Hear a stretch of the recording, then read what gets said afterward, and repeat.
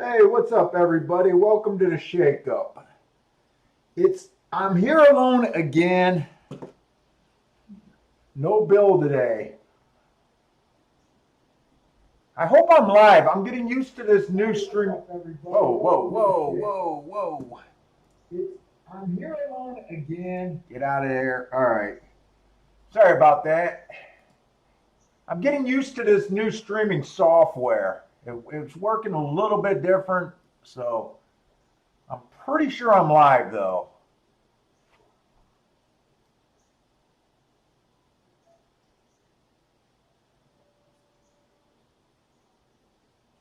Hey, what's up, Steve B? I didn't get what I had fixed. I'm working on different streaming software, so I'm kind of learning it.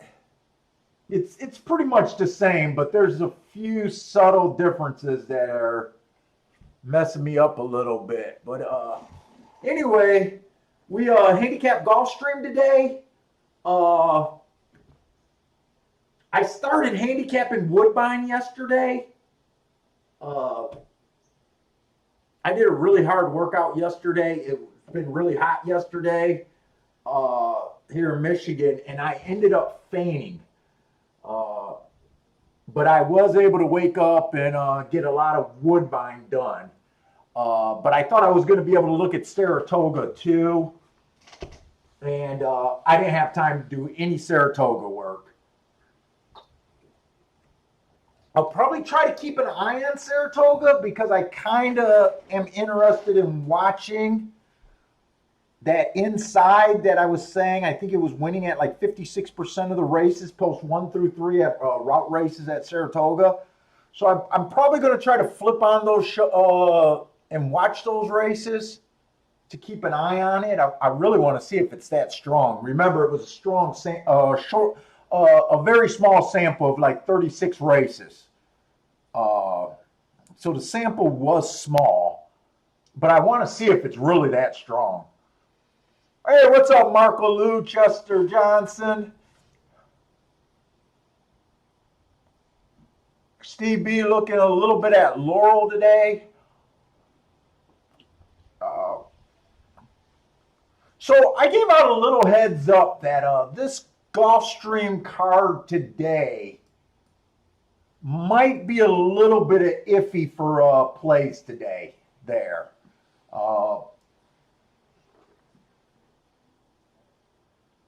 I don't like to really say if I like a card or not because we never know if we're going to spot something that might make all the difference in the world.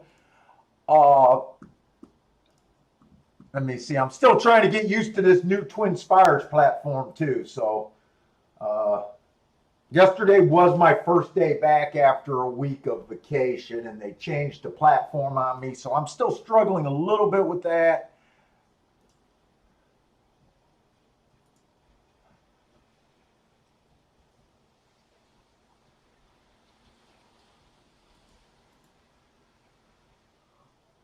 Oh shit, I can't pop out my chat on this one?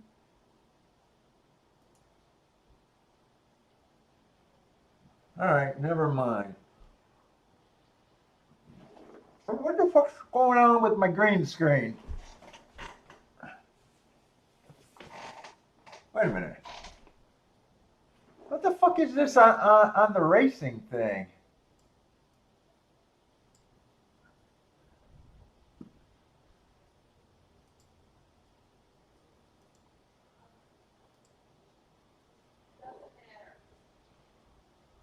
What do you mean it doesn't matter?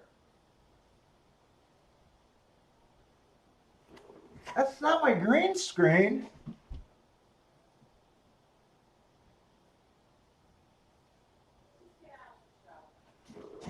Wait. What the fuck is that? All right. I don't know why my video is blocking out half of that guy's face.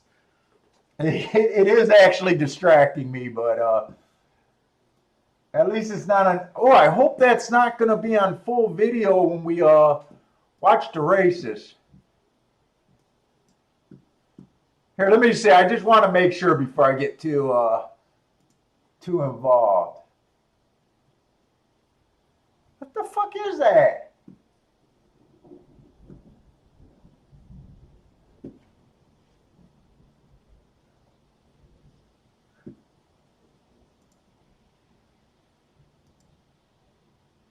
It's on both my screens too.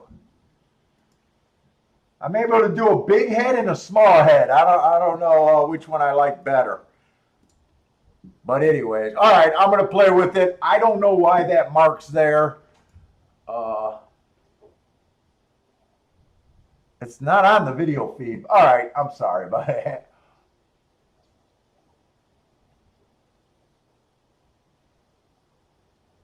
Went off the air Friday. Oh, you hit a nice 50. Oh, Steve, you hit a 51-1 at Saratoga. Nice hit. Hey, what's up, Frankie Tubbs? I hope you crushed them. I hope you I hope you were able to make a month. Make your month on that.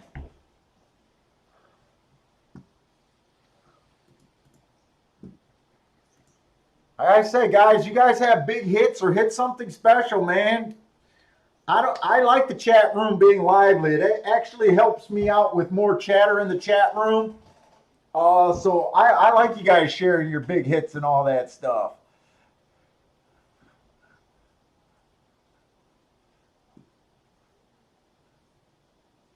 What's wrong with my audio? Hey, Chester, is something wrong with my audio? I just see someone, Chester's typing audio. Something was left open and I closed it. Let me know. I don't hear anything wrong with the audio right now. Let me know if it's fine or if you were just talking about when I first got that feedback. I can hear your audio's fine. Oh, you're okay. My wife says the audio's fine. So you're watching it on YouTube? Yeah. Does it make you horny? No. All right.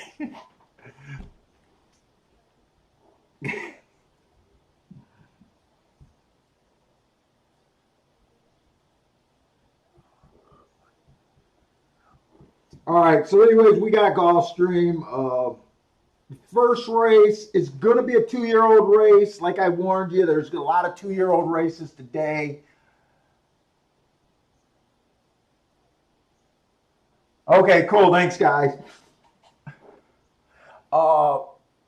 So today at Gulfstream, like I said, it might be a little iffy on plays, but let's just start this like let's just start like I don't even know that. So the first race is going to be a mile on the turf. These are going to be 2-year-olds, so I'm pretty sure most of these are going to be stretching out for the first time. Even though this is a 2-year-old race where most of the horses ran before, I just think with it being a mile, we're going to see a bunch of horses stretching out.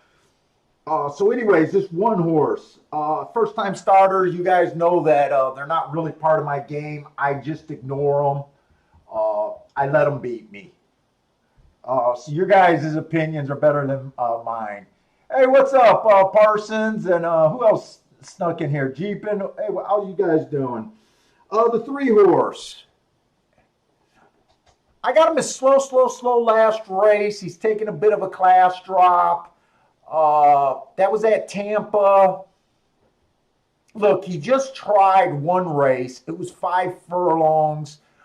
Because I'm not a fan of breeding in that, I don't even know if this horse, if that first race was just a 5 furlong, let's try him out. Let's get a race under him for a fitness factor. And now he's really bred for the turf and route races. I don't know that. That's not part of my game. From what I see on paper, he just has the standard excuse. This is the second time out. Don't hold the first race against him too bad. The 4-horse, first time starter, not part. So I got so far the first 3 horses I looked at, I can't even form an opinion. So this is pretty much almost siding to not that good of a race for me. The 5-horse is the big favorite, 4-5. Look, I think he went fast for the first two calls last race. At the 6 furlong mark, he went too fast to win. I really like that running line. His speed figure is probably the speed figure to beat here. I don't think he's okay. I think he's probably the horse to beat. 4 to 5, I don't think he's a great bet because pretty much everyone else is kind of in the unknown territory. Uh, but right now, he looks to be shaping up like he deserves to be chalk. The what is it? These numbers, these post position numbers are small. The 6 horse. Inside track last race, stalking closing day. This horse ran against the bias. He was stuck in the 7 hole. It says he ran a 4-5 wide on the turns. Probably all in all, that's not that bad of a race. If you upgrade him because he ran against the bias last race, he was average match strides with the slowest winner. I think that's a useful race. He did start his first 2 races at a lower level, but these horses are just trying to find their class. We don't know what any quality these horses are. His first time out was a useful race. It just looks like he chased a slower pace race that day. He didn't quite get in position at the top of the stretch, but he did finish second. I don't know. I think he's been running useful here. But probably not enough reason for me to jump into a race like this. The 7 horse bad rail last race. He was in the 7 hole, so no real excuse there. He was just slow. He did fit. He was nowhere in position at the top of the stretch, but he did still finish a second. There's room for improvement. He raced 1 time, but not enough to get me too excited still to jump into this race. The 8 horse probably ran the most races so far. None of them look that great to me. His speed figure's been going down. I don't like speed figures all that much, but I got to look at something here. His last 2 races, I just got him on a slow. So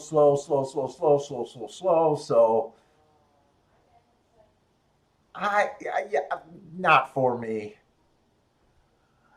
9 horse is another 1 horse. Ran 1 race before, automatically excused. It was at a lower level. He was on the slow side. And the 10's a first-time starter, not part of my game. This just looks like a race where I'm probably thinking the public's right, with the 5 being the favorite. I don't think he's a great bet, but I do, from what I see, he's done the most so far in his short career. I think the 6 deserves to be second choice, just from what he did in his career. But yeah, this is a race that's just not for me. Hey, what's up, Scott White? Oh, I'm sorry, Bender. When I was talking about it yesterday, I didn't see it until I was watching a little bit of the replay that you asked how I was going to format those bias reports. I didn't ignore you. I did not see it, honestly, until late yesterday. So the way, look, I'm not a technical guy. So right now, I'm thinking PDFs are probably the easiest thing for me to do. And from what I know, PDFs, everyone's able to read a PDF. I think you can automatically do it on on Macs, and I think Windows, all you need is Adobe, which I think everyone probably has already had to read a PDF and already have it. So, Well, is Kyla gonna tell somebody to come today? so I do everything on my Excel, or I don't even know if it's Excel, but I do everything on a spreadsheet. What I'm going to do,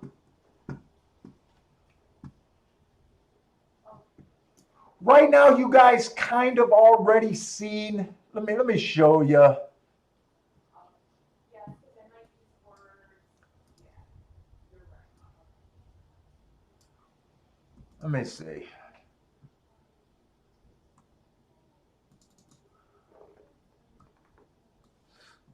So this is my Excel sheet, how I do it. All I had to do was put in days. Oh, you know what? That's not one that I kind of got up to date. Let's just show you a Woodbine one. So this is how I got it set up. Oh wait, let's just see the race before I do this. So I got no play here. Oh, not only were these horses stretching out, I guess I didn't realize, maybe I said it, but they were on the turf. That's another thing that adds a little bit of confusion in this race.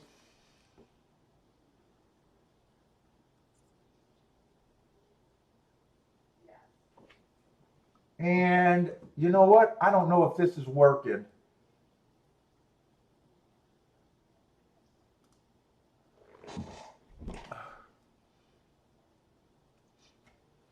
Wow, 8 gets the lead here. 23-2. They're actually going at a pretty decent clip.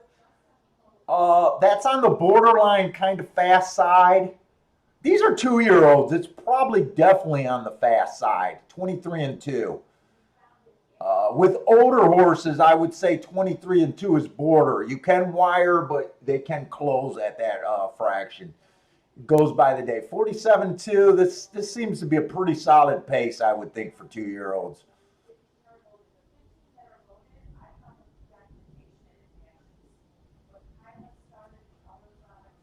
And looks like the 5 and the 6 are the 2 horses that are really getting interested here.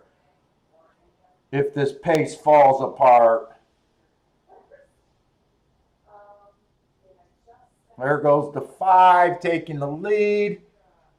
I think the 6 kind of flattened out, but he might be able to. There he goes. He changed leads, and I think he'll be able to get second, or he'll be close for second. So 5, 6, 8. So absolutely no surprises there. That's kind of what we came up with handicapping. I don't believe this exact. I'm going to guess that exacta was not really worth playing. Unless maybe if it was the only exacta you considered and was able to hammer it. But I generally don't just play one exacta.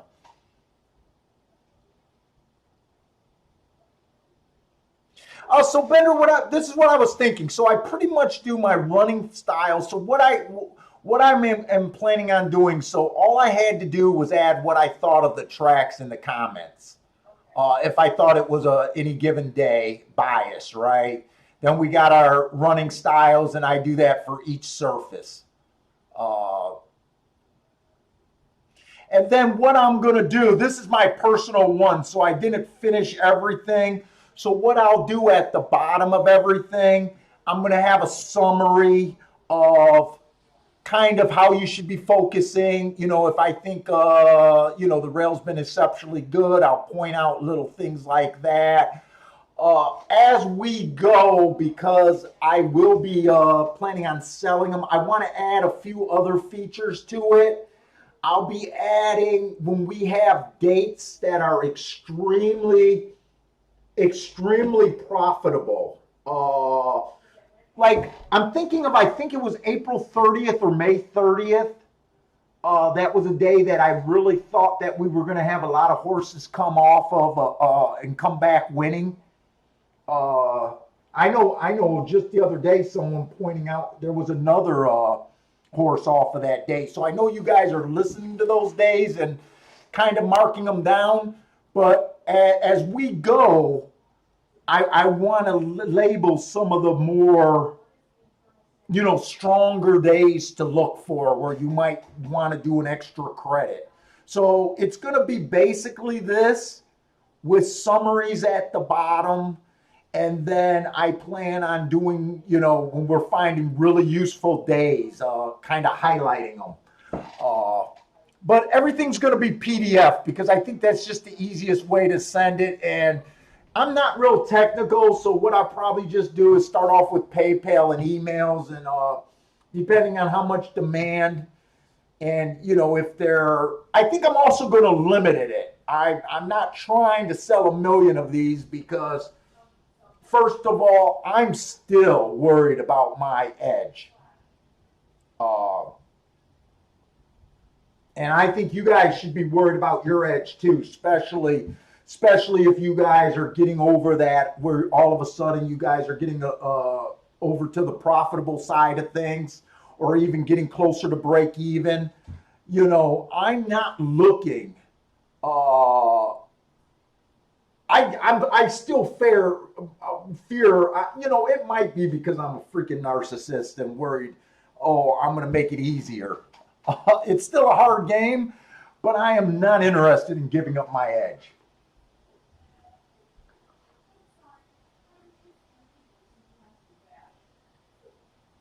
Yeah, like the April 30th. The April 30th's been gold.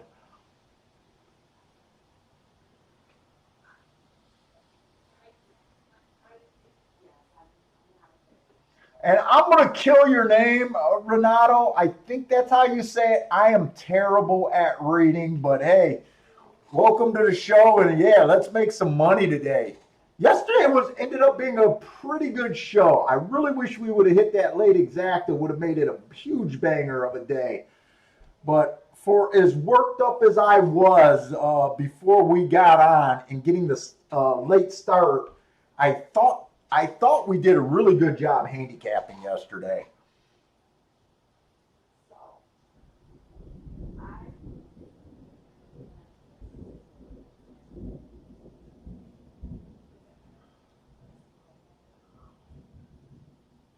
What's the distortion on the screen, Chester?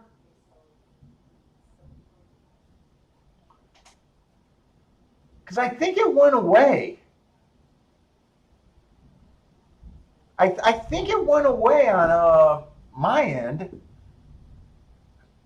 And if it's just that little, like almost looking like a green screen in the middle of the show, I'm probably just going to have to live with that today.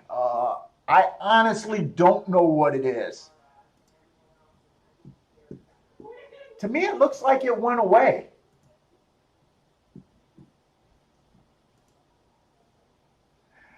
Hey, what's up, Louise?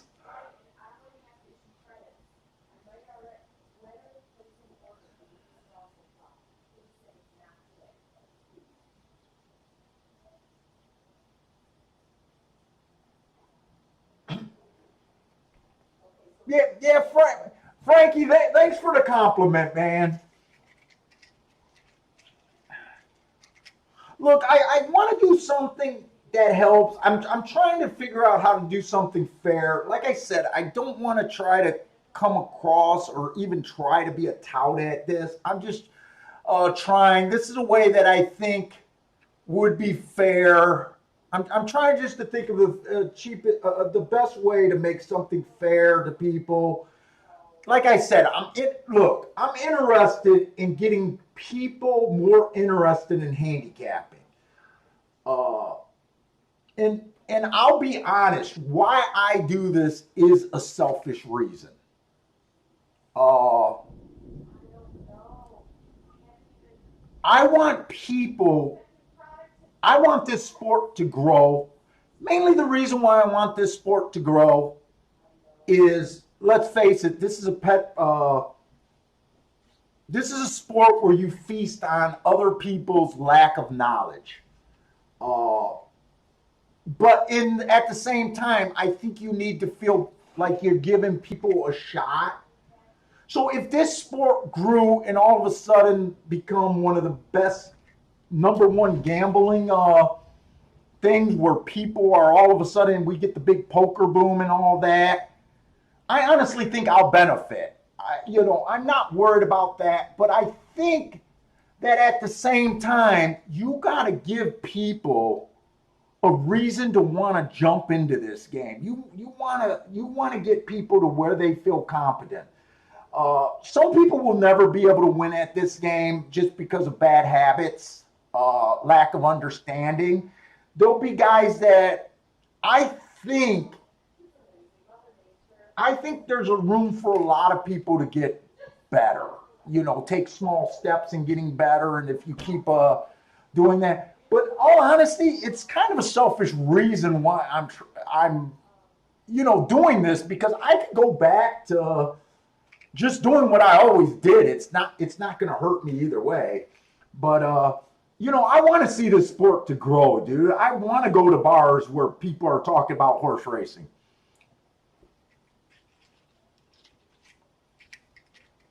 I want to compete with sports betting. I want guys to be betting is stupid. Horse racing is the place to go.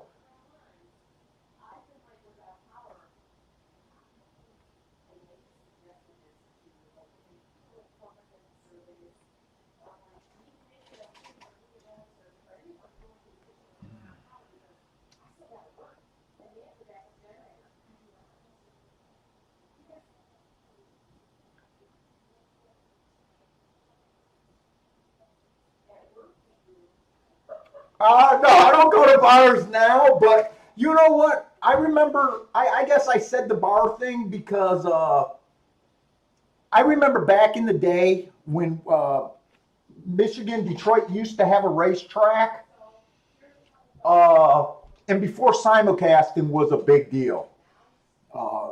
Before simulcasting was actually even around in America.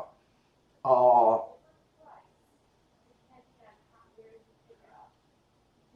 to me, those were the glory days of racing. Yes, I like the technology now. I like playing from home.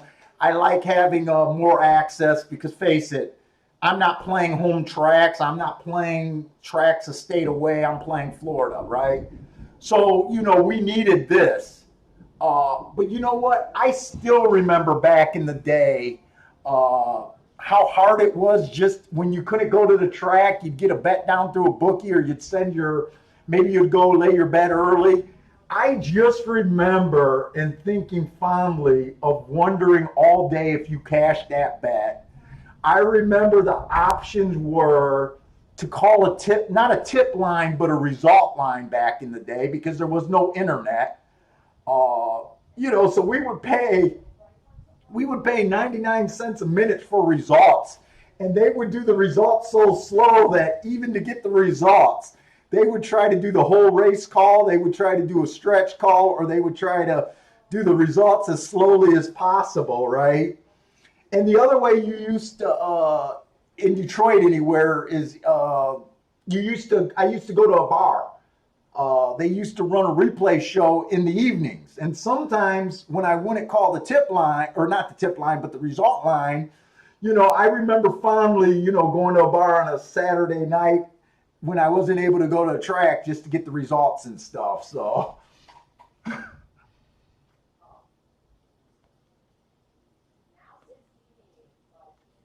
what's up, Zero? Joshua Kuhn.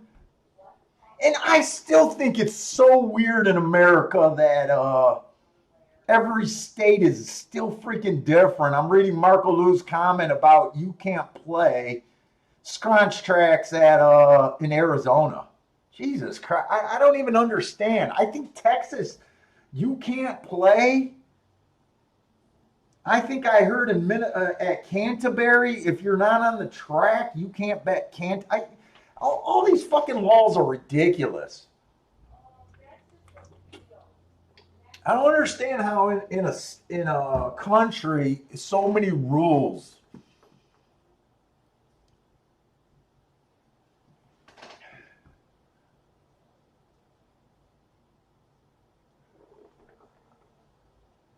Yeah, I used to love gambling back then. I used to like betting through a bookie every now and then.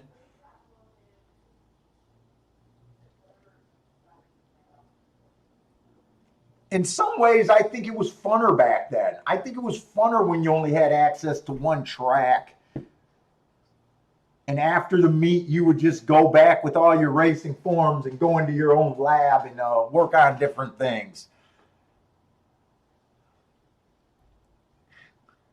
I wonder if that's how I fell that deep into handicapping. If I would have started now with tracks never ending or your racing season never ending, would your fascination have took me as deep into diving into handicapping as it did? Like back then, you like I told you guys the first year I ever won at the track, the what I came up with. That was all because I had a mandatory break. That I came up with some rules and handicapping factor. Maybe some of the newer guys that are playing today with racing never stopping, maybe they don't have time to hone their handicapping skills. They might act. You guys, you new players might actually be at a disadvantage by not having breaks in the seasons.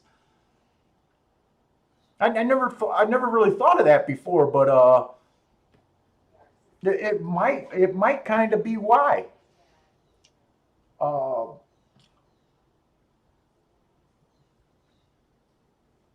Hey, what's up, Brian?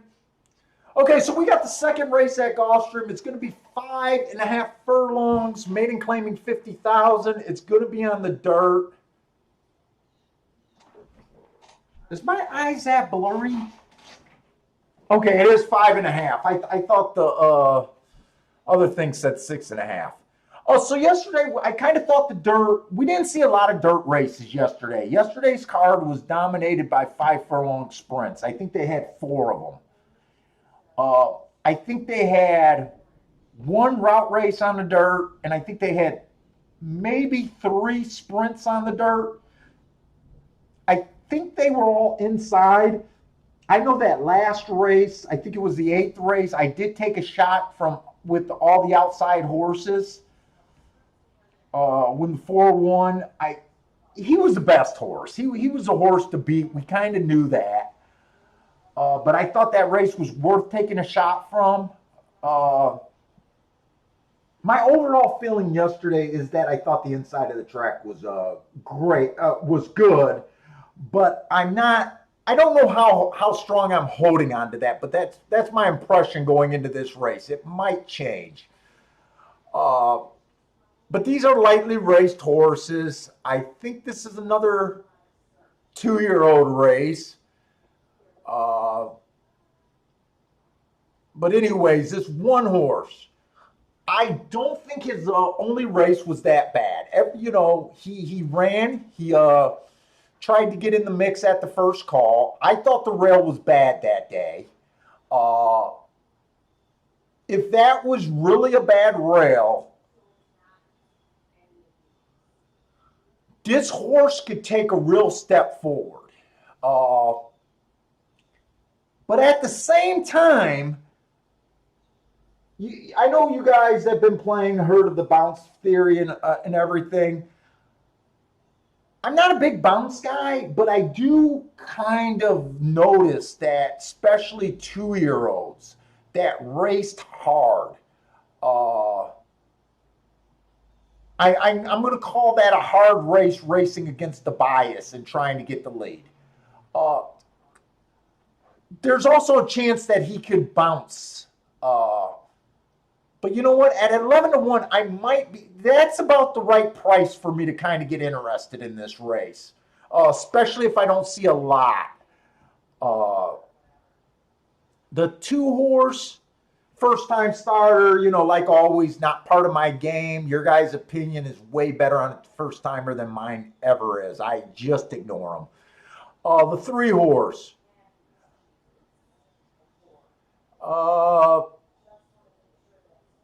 Dropping in class a bit. Only ran 1 race, so that's automatically kind of an excuse. He was slow.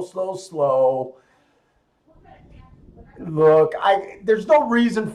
I can't throw him out because my opinion's just not strong enough, but there's no reason for me to want to jump on him. This is a dirt race, right? Yes. Okay, so the four horse, he ran his only two races on the dirt or on the turf so far. Now he's trying to dirt for the first time. Last race, last race was at a different track, C and L. I'm not even sure what track that is. Colonial Downs, maybe? So I don't have anything to rate that race. Two races back in June. Uh, that just looks like a solid first time out kind of race. He came out fast. He was in the mix for the first two calls. At the top of the stretch, he was 4x3, and he fell out of it a little bit. I don't think there's anything to be embarrassed about that race. I think that's a pretty solid race right there.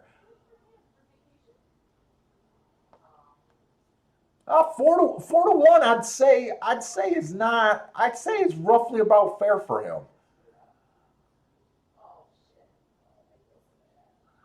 The five horse first time starter, same old thing for that.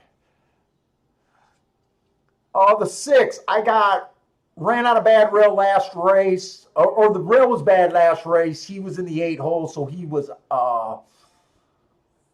off the inside, so that didn't affect him. He basically chased the slowest winner of the day. Uh, Not a bad race. The 7 horse is another first timer, and the 8 horse.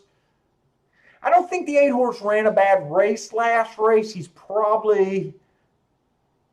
probably just don't care for him because he's on the outside and he's a little bit short of a price. I got that the outside of the track was good. He had the outside.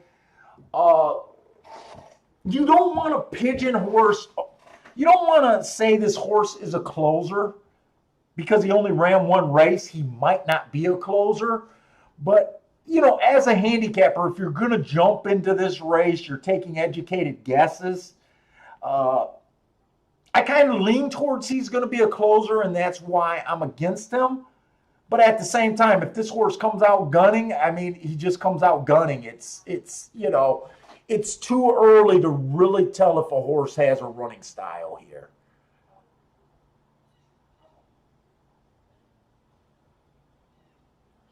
And honestly, I kind of agree with the board here. I don't think anyone should be that low.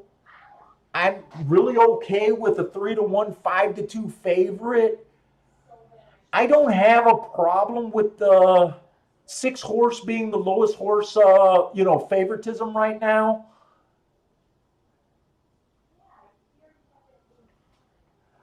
But I don't think there's that big a difference between, to me, him, the 4.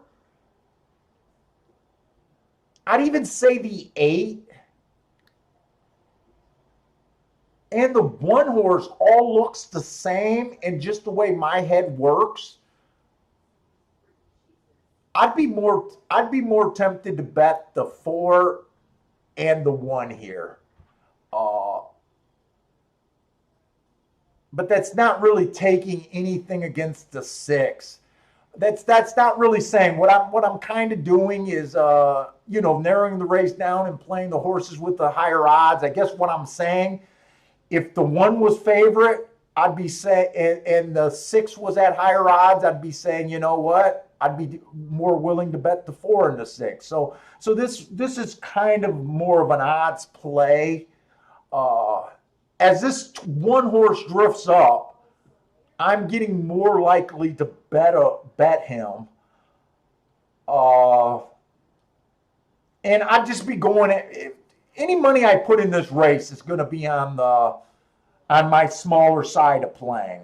This is not a race that I feel like there's any real particular edge. It's just an interesting race for me.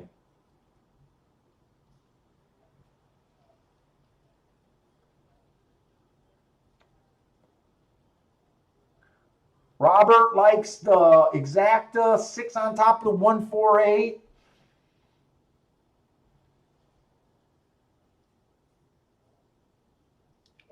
The first one I hear that was a 4 to 1.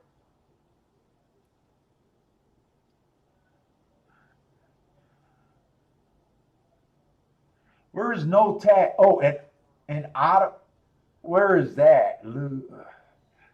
That must be in Canada. So I remember back in the day, Canada was actually the first track. I don't know if they were the first place in the country to get simulcasting, or not the country, but I don't. What I'm saying is, I think Canada got simulcasting before any place in America, but I'm not sure if that's true. But I am positive that Canada got simulcasting before Michigan. And I remember when that was finally opened up, that when DRC, Detroit Race Course, would close for the meet, they didn't have simulcasting, so they just shut the doors. There was nothing else going on there. That the horse players, including me, would go to Windsor, right across the border, and play there and play simulcast. And I remember there was no taxes on winning too. And I know guys that hit for a certain amount and that trying to sneak their money across the border, not having to declare it. Sometimes they would call up a wife or someone to come and take half of the money, so they wouldn't have to travel with too much. And Scott, I believe that is true. I believe that Turfway Park was the first track in America to get simulcasting. Because after I started going to Windsor, I then started to go on road trips to Turfway Park. That was the closest, and from what I believe, that was the first track in America to get simulcasting. And I used to go to Turfway Park. I used to travel there at least once a month, if not 2 times a month, up until Detroit got it. And I remember their basement, they turned the basement into their simulcasting room. And I remember when that was state of the art.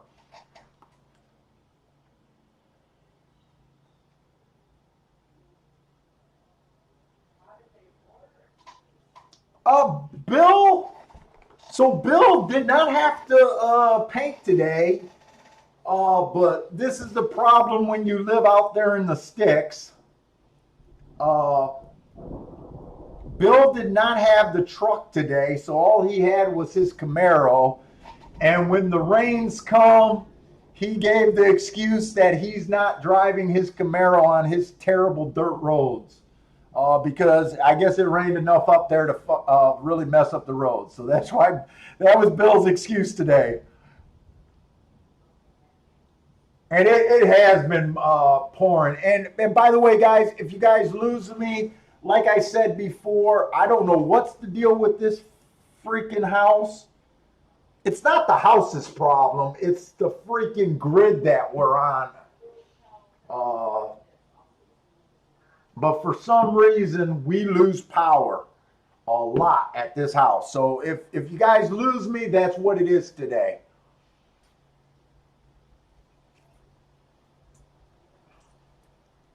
And I don't know why, because we damn sure pay enough in taxes over here. Oh, shit. I did want to bet this one in this full horse. I didn't realize, I thought I had a lot more time. Uh-oh. Am I in race 2? And because they changed shit. Am I in the right race? I don't think I'm going to get this in. How do I do a win bet?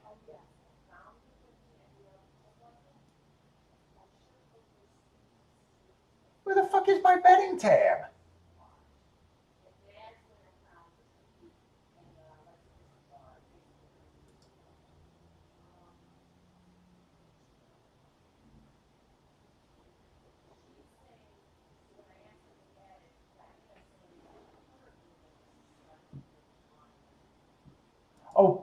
Oh, I gotta go to program.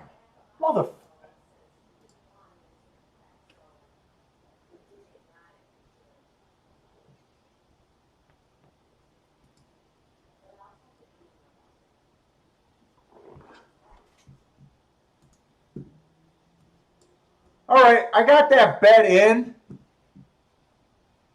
only because they're having trouble at the top of the gate. I am getting used to this twin spider, so I was in another thing and I couldn't find the thing to do a win bet there. But I did one of my smaller Dutches on the 1 and the 4.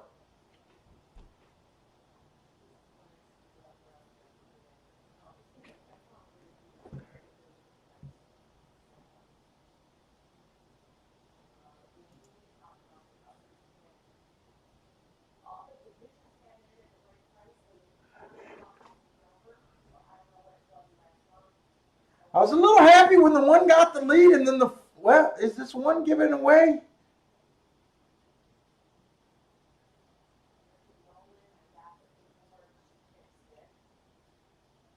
Yeah, 1's done. I think the 7's gone. I think the 6 is the only threat here.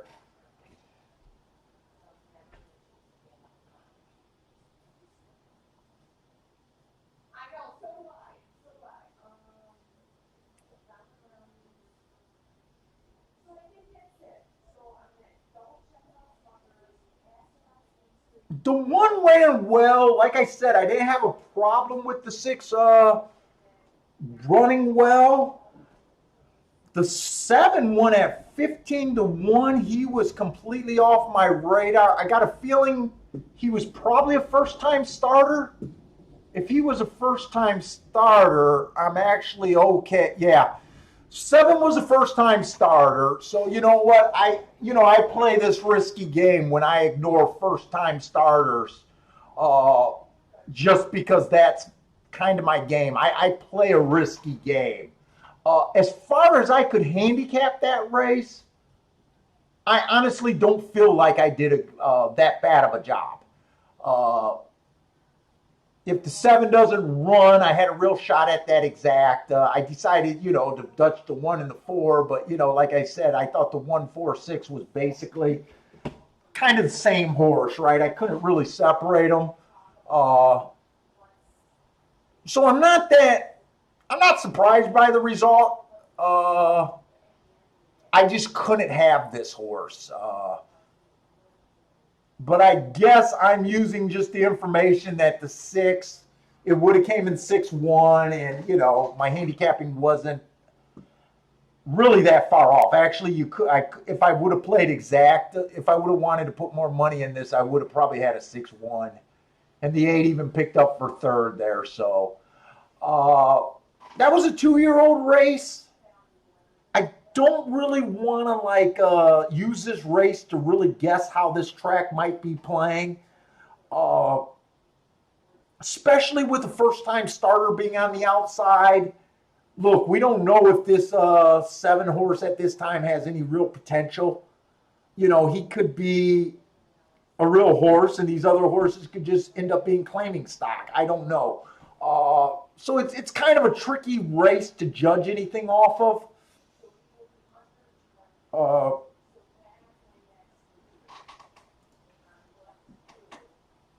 Let's see. Frankie Tubbs got a boom there. Nice hit.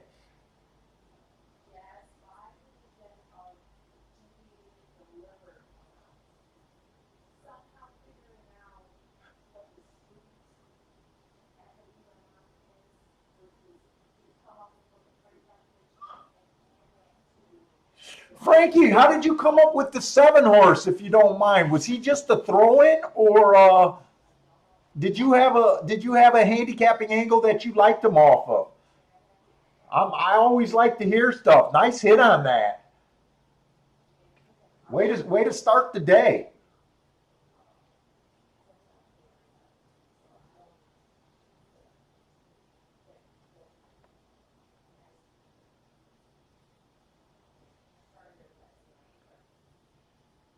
And I seen you took a shot with him twice on top, so I'm gonna say you had a reason that you liked him. When I first saw your 5, 6, 7 exacta box, that's what made me ask if he was just a throw-in. But then I watched your key bet, and you keyed the 6 and the 7 on top of the 3, 5 also. So I'm gonna guess you had an angle or something that you actually really liked there.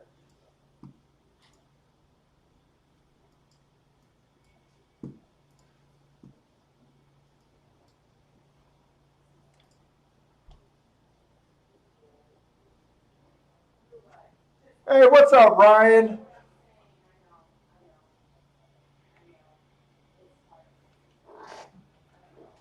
Well, she's sales, so they don't care. You know, I kind of like this one better right now. I don't know why. Different.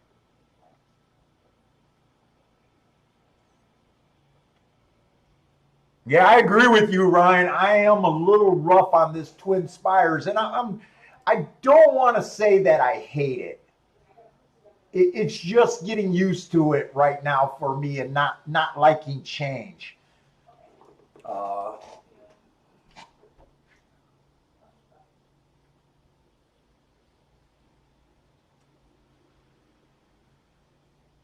Steve B got all 4 horses and no box.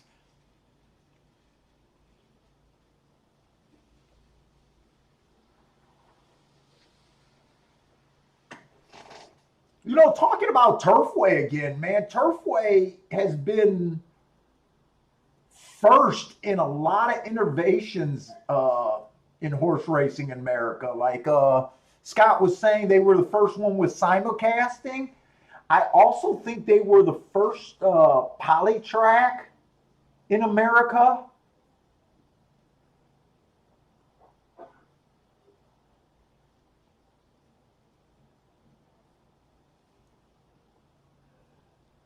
I guess when you're competing with Churchill Downs in Keeneland, you got to think outside of the box. I used to love I love Turfway.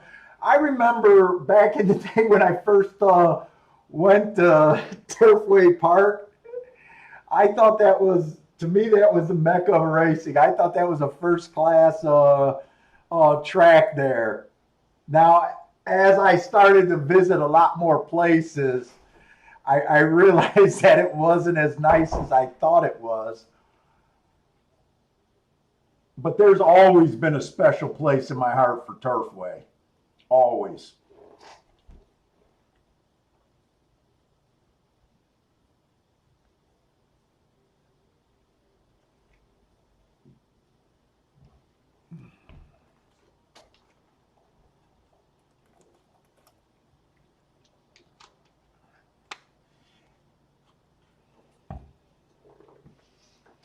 And in fact, I'm definitely going to make a visit out there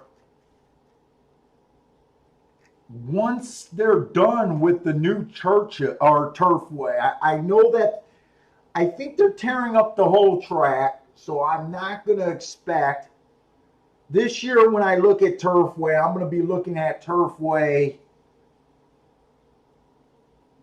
uh, a different way. I'm not. Turfway has been my automatic piggy bank for the last 20 plus years. Uh, I don't know if that's going to hold true. From what I hear, they're changing the whole surface, but they're still going to go poly. But I definitely want to make a trip out there. I think they're putting in a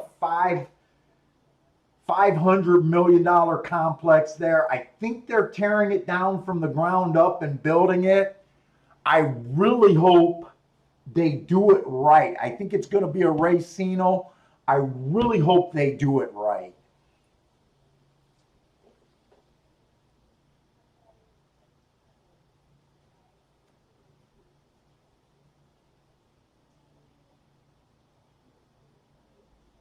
And when I say right, I want outdoor seating.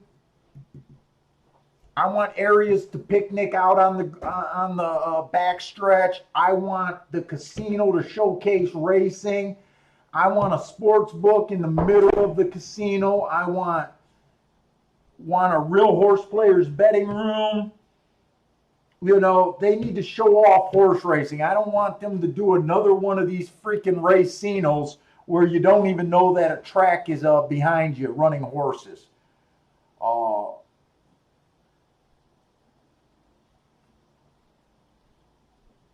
I hope they do it right. And Parsons just reminded me, so I did say something about the outdoor seating, and Parsons did bring up a good point. They do run in December, January. I think they end their season around March. So that track, they might, if they're probably gonna make that track like they're assuming that they're gonna have the same dates and no summer racing. I guess if that's the case, I would have to give them a pass on some of the things that I just said. You know, that was a really good point, Parsons. They might not be able to. But let's have big glass windows in the casino where you could see fucking racing outside. You know, racing's a beautiful sport whether you play it or not. Let's showcase it a little bit, right?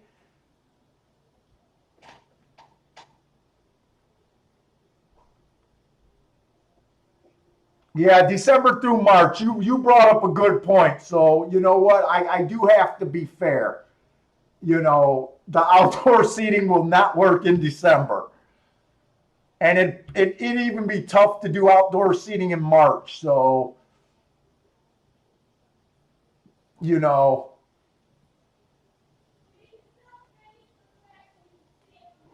yeah, my wife's screaming you should still have the windows in the track where you can see the racing outside from inside everywhere. And let's do simple things like announce the races so it's impossible to get shut out while you're in the freaking casino.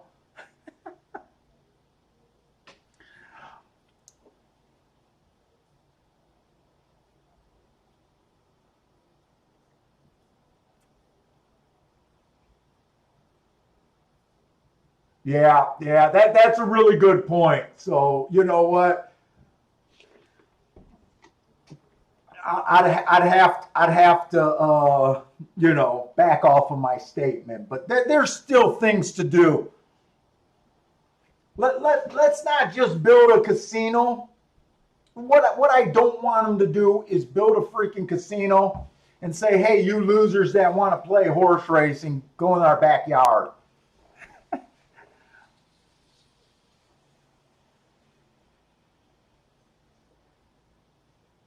Hey, Steve B, I think you're talking about Woodbine right there. So Woodbine was never set up right. Woodbine did the best they could with what they have. I really like the second floor, the glass windows, but that track was never set up really for picnics. And I know they got those tents off to the side, or they used to, where they could do outdoor lunches and entertain people. But they worked around that track. When they built the casino, they put the casino, I want to say, on the first floor. But the second floor does showcase their racing. And I can't fault Woodbine. Woodbine took an old building and you know, they did what they could. All the eating, I want to say, is upstairs on that second floor. It's kind of like Indiana Downs. Indiana Downs got the casino where you can't see racing, but what they do, they had all the dining upstairs in the racing section. So every time a casino player gets comped to go eat a meal, I like the fact that if they want to sit down and enjoy their meal, they can overlook and watch racing, and that might, you know, generate some plays there. You know, I can't be too hard on a lot of tracks. You guys kind of heard what I thought about Thistle Downs. No excuse for what they did. They sunk all the money in the casinos, and basically I felt like what they said is we remodeled the casino, we did the casino, and basically what they did, hey, you losers that want to go look at our product, go in the backyard. That's the impression I got there, and I was looking forward for more. I was disappointed with what they did, and they race right now in the summer. They should have outdoor seating They had outdoor seating, but I mean, the restaurant should have gave you an option for outdoor seating, a place where you want to bring your family. Uh,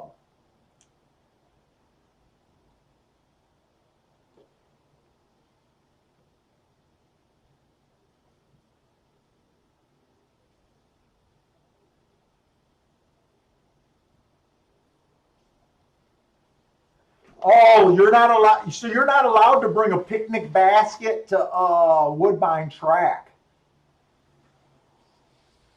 Yeah, you know what I'm saying about Woodbine. They were never really set up. Their grandstand, they got that glass seating, which is nice in the winter. You know, they got a small grandstand. They don't have a giant grandstand, and I think a lot of tracks. I would not argue with any new track design saying they're going to limit the stadium seating. Uh, I don't think horse racing has enough events to really justify big bleacher areas like they used to do. Uh, if I was to build a track, I wouldn't invest heavy, in outdoor seating like that. The stadium seating, I would be more open air dining, whether it's a deli or something out there where you can nice and enjoy yourself. Woodbine does have that little outdoor seating area deeper in the backstretch, but it's limited. It's small. But yeah, they were never set up to really picnic. It must just be a rule thing, like you said. They're not allowed to bring food. The They made that track where they never expected, kind of, in my opinion, too much action out there picnicking. The track is really close to the gate, to the rail. There's not a lot of room there. But I do love Woodbine Track. I love Woodbine. I've never been to Monmouth. I never been to Monmouth.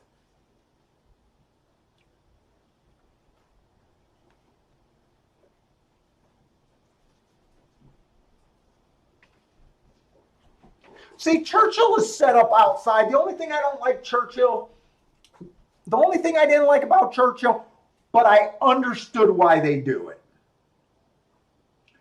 The rail at Churchill has all these bars for individual, like, almost boxes. And I know they did that for their big days where they could charge people. But on a regular day, you're just walking around all these like, rails, like, it's not just free walking and everything. It's not really a complaint because I understood why they do it. They have 2 events a year. If they got the Breeders' Cup, they have 3 real events a year where they do fill that place. So I do understand why they got all these, like, I don't know, post rail box. It looks funny on an empty day, but I do understand why they have that there.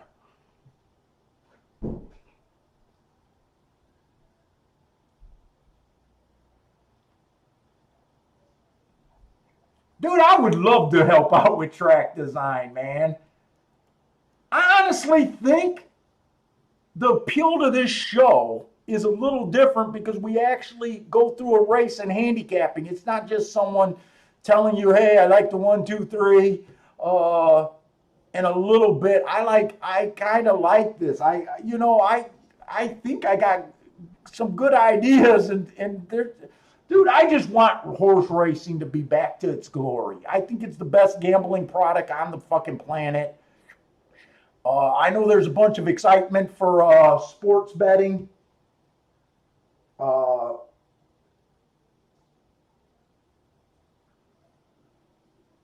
but I really think sports bettors could be converted to horse players. I really do. Uh, I really do. They just don't get the value. The advantage that sports betting got over horse players is you can go a lot longer with without being exposed. Every game you bet that's not a parlay, there's only three freaking results. You win, you lose, or you push. And every high school kid that played any sport thinks that he can figure out an edge because they played JV basketball or JV football. You know what I'm saying? They have an advantage. And when the goal is just to pick 55% winners, it seems like an easy thing to do, but with the value out there, it's really hard to do. With a little bit more studying, I think that once players learn how to handicap, this is a much better product.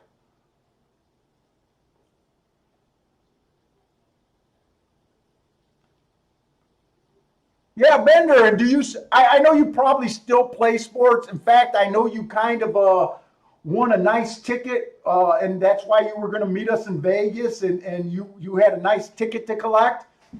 But I think you probably understand. You probably found out that horse race. I'm not saying you need to abandon sports betting. There's still, there's still opportunities there. I just think overall, and horse racing, there's a lot of problems. I follow guys on Twitter that are always complaining about the horse players product and stuff. And, but half of the time that I follow this guy and he's always complaining, but he's complaining about shit that you shouldn't be doing. You know what? You see a 3-horse field, it's not horse racing's fault. That track, that race yesterday got rained off. It's not horse racing's fault. It's not the product fault. What's the fault is the gamblers who want to play in a 3-horse race where the highest horse's odds is 5-2. Those are bets that as a gambler you're supposed to know to avoid.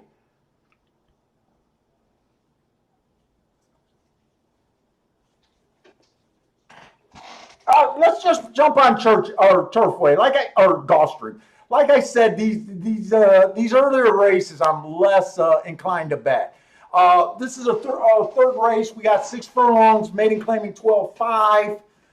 It is a sprint. We just seen another dirt. The outside horse won it, but I kind of said, we can't read the track off of that. This one horse, dropping in class, average, slow.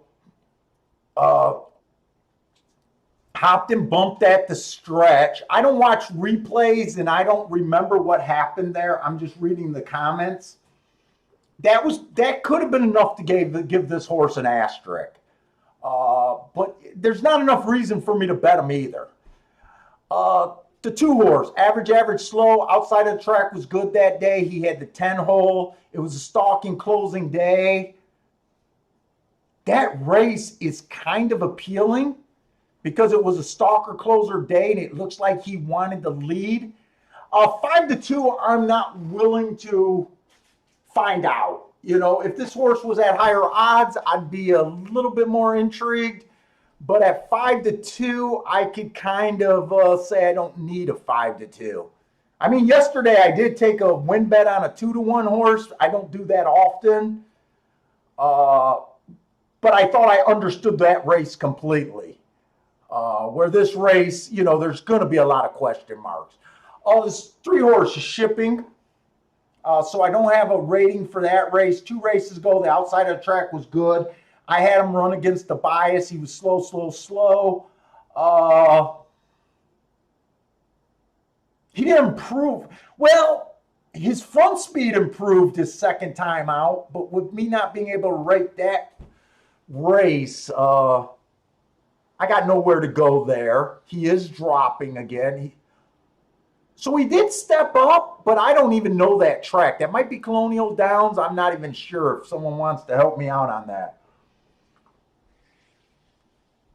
The 4-horse, average. Matt Strides with the slowest winner, slow. Wow, wait a minute. I was thinking this was a 2-year-old race. This is a 3-year-old and up race, which technically I should like. but it almost feels with so many lightly ran horses, it almost feels like a 2-year-old race to me. Technically, I like these low-level maiden claiming 3-year-old races, but this one just feels more like a 2-year-old race for me, just because of the lack of running lines. The 5-horse coming off a year layoff, never showed any interest, never been close. The closest he's been was 11 lengths to any call or 10 lengths to any call. Yeah, there's no reason for me to think he's going to improve today. 6, average slow, and the 7 and 8 are all first-time starters. I guess going back through, I can understand why they're betting the 2. But let's just put it out there. This is not a race for me.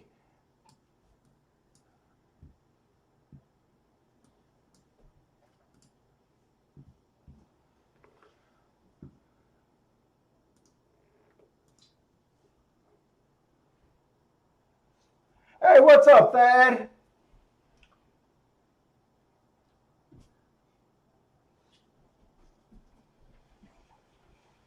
Oh, Spencer, so you're into horses, and you're doing research for sports. So it sounds like you're a pretty solid sports bettor then.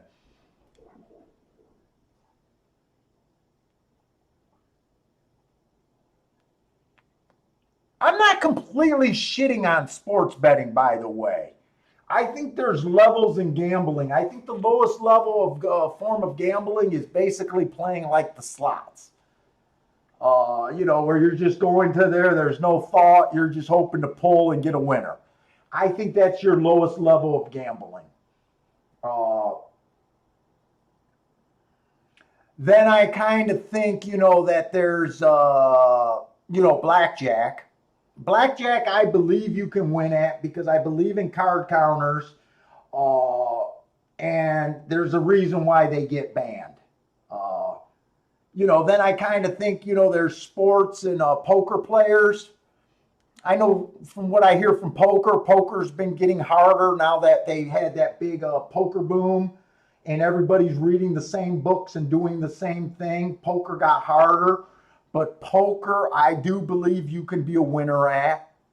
So I think that's a higher level. I think sports bettors, horse players, and poker players all fit in the same category. They believe that there's edges in the game. I think it's reasonable to think that you can win at those games.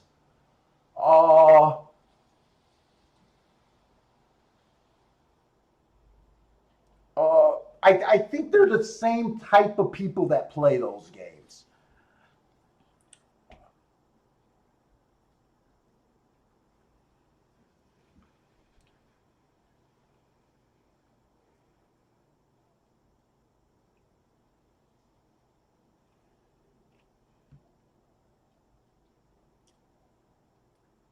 And I think slot players are just lost.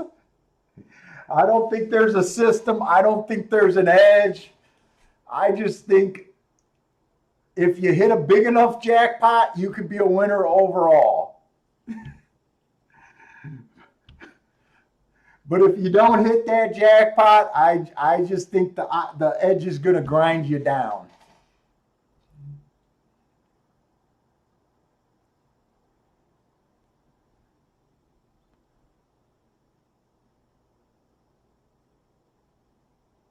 Okay, so the 2 didn't break at all. 2 was the horse that I kind of thought should be the favorite.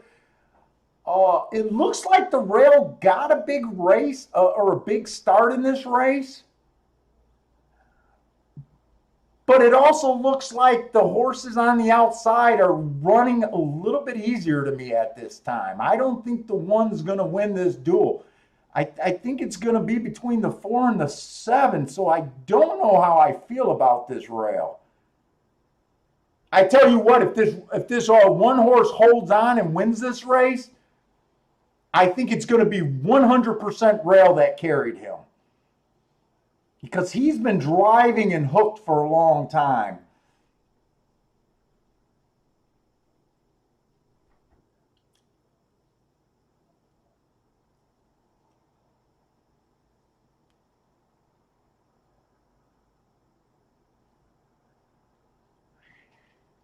And I'm going to put it out there. These weren't the best two races to kind of judge this track.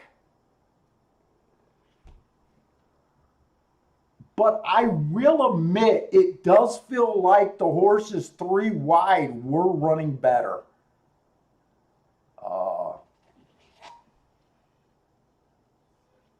Who was the 4? Who was the 4 here?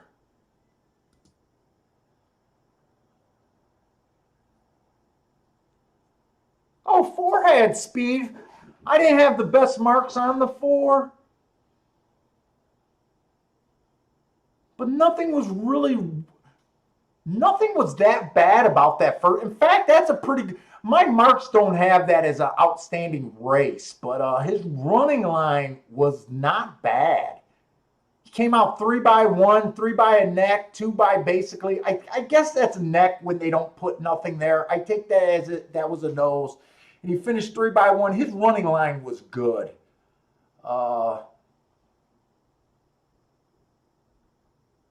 These are just lightly raced horses. Like I said, it wasn't that good of a betting race. I got no problem with this 4 winning.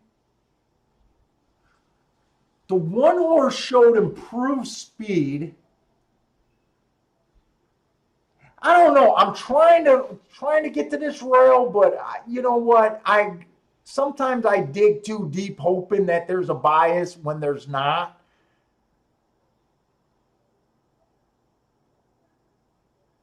Seven was a first-time starter. 8 was a first-time starter. We're just going to hold our opinion on what we think this track might be. It's tough.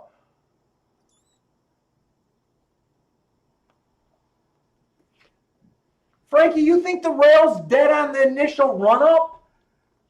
I don't know if that's true because the one has had the lead in both the races. It might be dead, it might be heavy, and those horses might have been running hard to get the lead. It's really hard to judge with this quality and so many unknowns in a race and not being able to. Look, when you want to judge biases, you want to really judge it on races where you get a lot of running line. And let's just put it this way. When we have biases, we have super strong biases where that's all that matters. I don't believe I see a super strong bias where that's all that matters, right? I'm not even trying to act like that's what we're even trying to consider right now. I'm trying to determine if it's a subtle, where there's a little edge there. And that's when it's harder. Even if there's a little edge, we can take advantage of it. But with these types of horses, we can't even tell if it's even a little. Right now, it kind of looks like there's nothing there.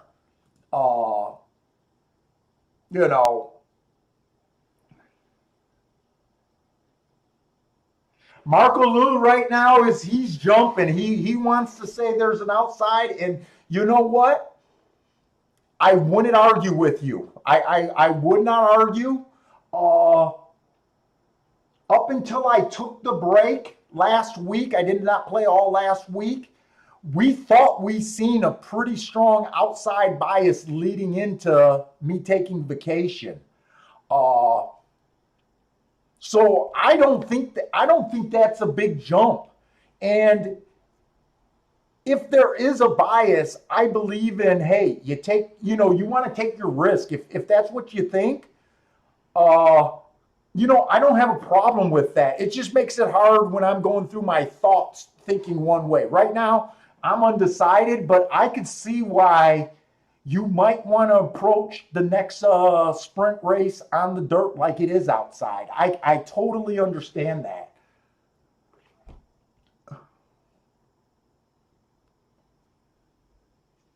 Yeah, Frankie, it's kind of what I'm saying. They keep getting the lead, but there's no, but they could be working harder to get that lead, right? And that's what's killing them.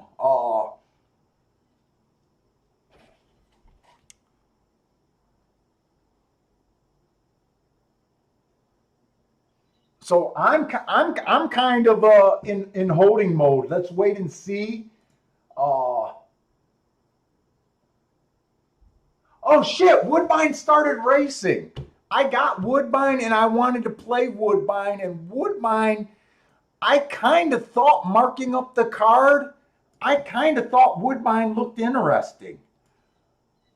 Uh, we missed the first race. I don't know who won. I just flipped it there. I don't even have Woodbine on. I don't know who won. I just want to go see the results for the first race there. Race 1. Okay, results. They got a result buttons. Okay, so the first race at Woodbine, it came in 216. We didn't miss anything. A $3 horse won the race. That was a 2 horse. 216 is what it came. Okay, 2 was 8 to 5 morning lines. I did have hearts on them.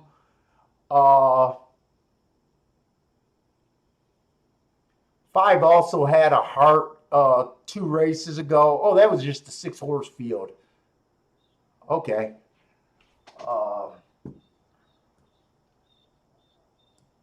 Let me grab Woodbine's running styles.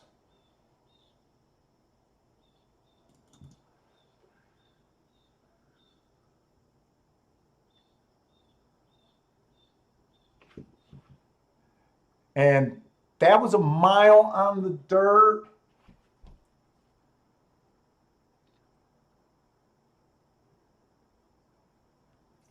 And the next race is going to be 6 or 5 furlongs on the dirt. Let's just see if these races are going off at the same time. All right, Woodbine is scheduled to go off in 21 minutes. Gulfstream is 18 minutes, so great. They're going to be on top of each other. So I'll probably gloss over both races to see which one might be the one that we want to spend more time on. I wanted to keep an eye on Saratoga. I don't have any Saratoga done. I just thought that the inside of the track was really good yesterday, especially on the route races. The video unavailable for Saratoga. All right. I guess I'll start with, let's just see which track we want to start with.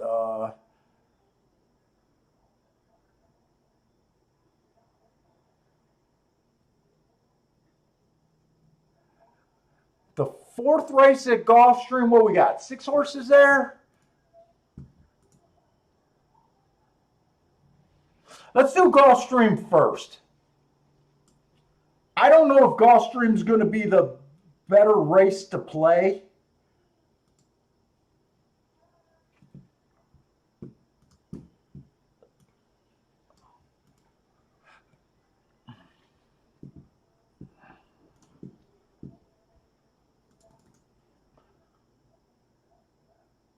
Let's start with Gulfstream and then jump over to Woodbine. Maybe we should be able to find something, hopefully. And since we haven't seen that many turf route races in a while, I have not played last week. I did not play yesterday. I don't think there was a single turf route. We did really good on the turf sprints, but the tracks played completely different there. I'm just going to go over the profile of what's been working there. You can win from anywhere on the track there. Post 1 through 3 is winning 36% of the races. 4 through 6 is winning 36% of the races. And 7 on out is winning 29% of the races. So for the meet, there has been no advantage post position wise. You can find some biased days post position wise, but for the most part, they're pretty even. They're wiring at 24%. This is out of 518 races, so we got a big sample. Wiring 24%, they're stalking 47%, and they're closing 29%. So there's almost no difference in edge between wiring and closing. The biggest edge is betting stalkers, horses that can lay 1 to 4 lengths off the lead.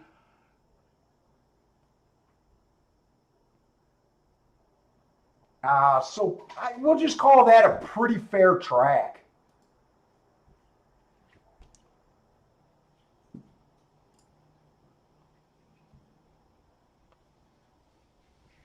Hey, what's up, Jeff?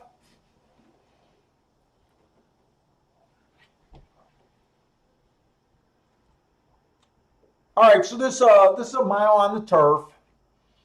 We got claiming 45,000. This one horse, average last race. He's been showing speed. 2 races ago, he was the fastest winner for the first 2 calls and was average at the 6 furlong mark. 3 races ago, inside of the track was good.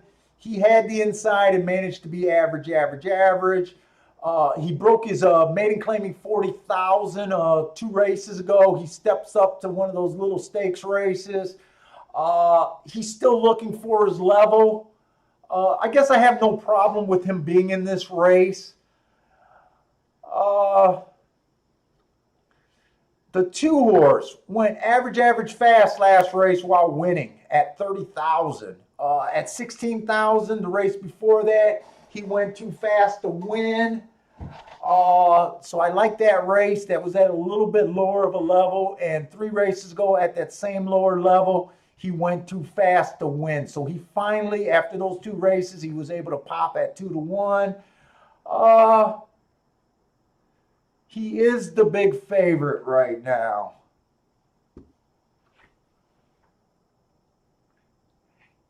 And he's able to go to the lead and he's able to stalk.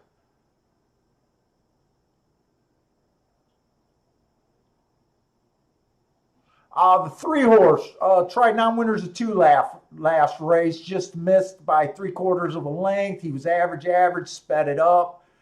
Not a bad race so far. All of these horses are coming off of pretty decent last races. 2 races ago, rail was bad. He got an asterisk for running against a bad rail. He improved his very next race, speed figure and finish wise.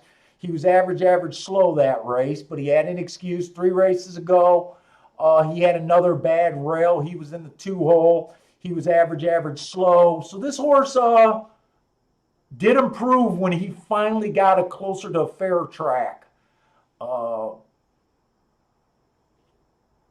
So far, I don't see anything wrong with anyone so far. 4 horse ran in a grade 3 Florida Oaks last race, so this is a drop down. He was average slow that day. This race got tough. I never know what to do with these horses. And I didn't get to look up his fairground races.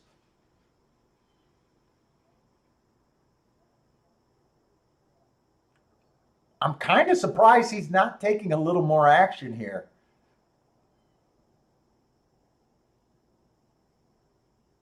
I got a feeling this horse is going to take more action.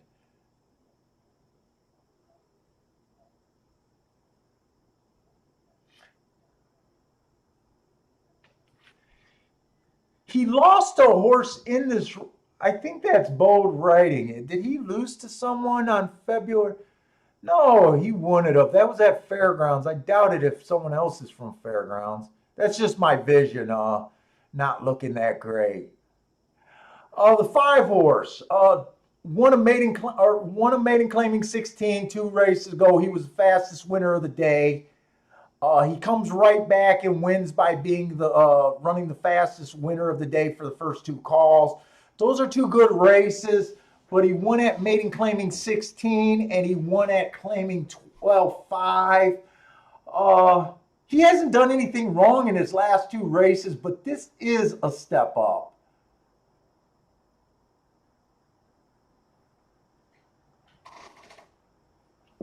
This is a step up for him.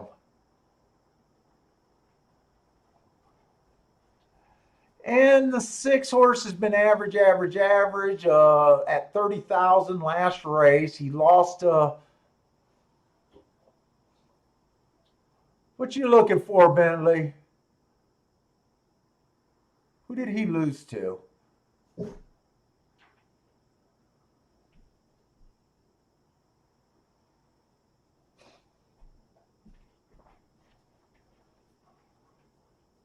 He lost to the 2 horse before.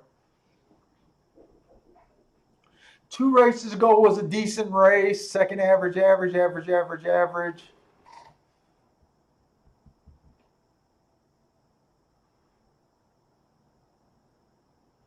Let's see, the 5.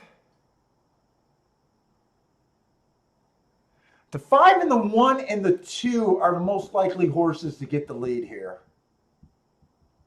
Of those 3, I think the 2 has more options to rate off if he doesn't get the lead right away. I think the 5's only shot is the gun here. And I think the 1's best shot is the gun here. But honestly, I don't have a real opinion of this race.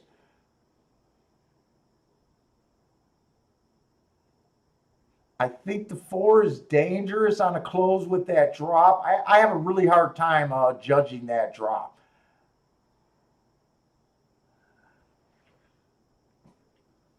I think I'm going to go to race 2 at Woodbine because I don't have a strong opinion in this race. My strongest opinion is I'm a bit against the 5 and the 6. I kind of think the 2 should be the chalk. I think the 4 should probably be second choice. That's really, I'm kind of agreeing with the odds board here. I don't see a real edge in betting right here. I don't really see a.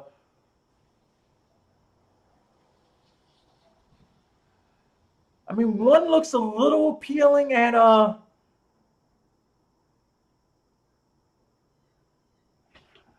guess the horses that are a little tempting is the 1 if you think he can get a lead over the 2 and the 5 at 6-1. I'm a little tempted at that, and I'm a little tempted on this 3 horse.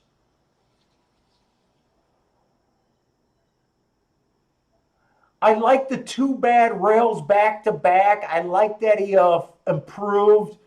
The big question with him, did he improve because he got off the, because it wasn't a bad rail? Or did he improve because he went to pretty much a lower level at non-winners of 2 lifetime?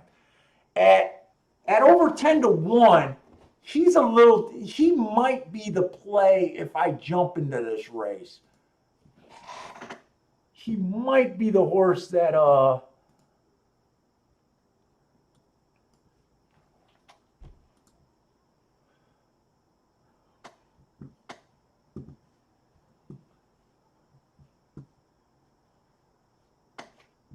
yeah, 12-1 is kind of worth finding out. Is kind of how I feel like that.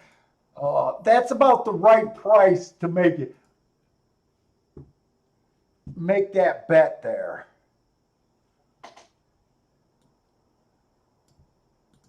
And Woodbine on the dirt, Post 1 through 3 is winning 42% of the races out of 204 races. So we got a solid sample there. 4 through 6 is winning 33% of the races, and they're winning from the outside 25% of the races. So I think there's a small edge on the inside of the track.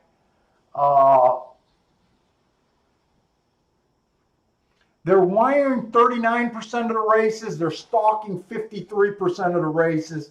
They're only coming from 5 lengths out or farther 8% of the time.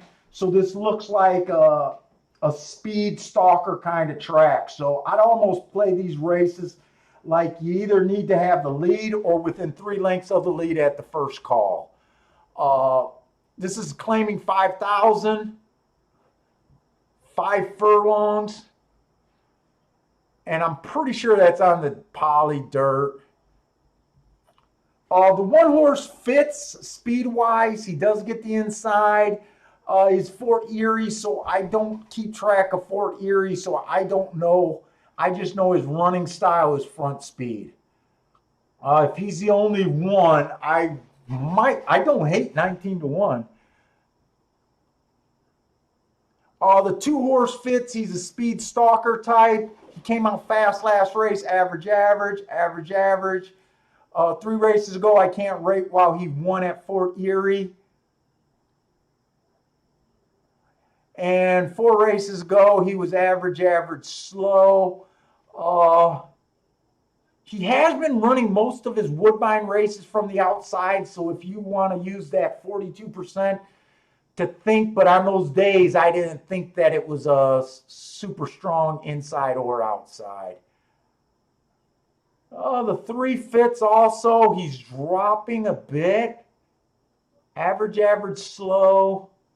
Average, slow. Average, slow.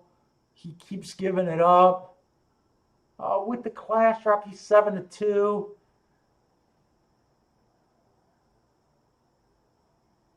Four's the favorite. Last race was slow. Looks like he chased a slow-paced race. Oh, that's absolutely what he did. He was 6 by 1 3/4 off the lead. That means that first call went 23-3. To me, he chased a pace that you couldn't close into.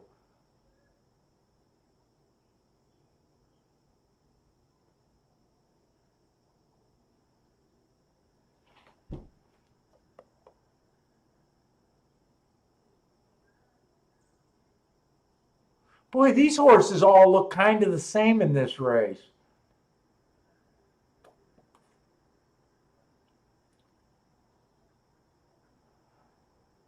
The 5 horse, average. Match strides with the slowest winner, slow. Got in position at the top of the stretch 2 races ago.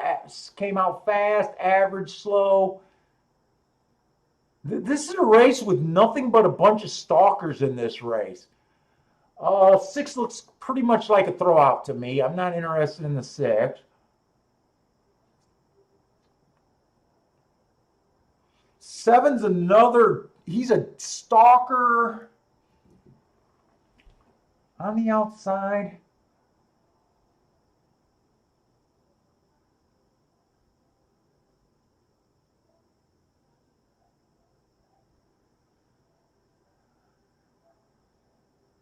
I'm a little intrigued by this race.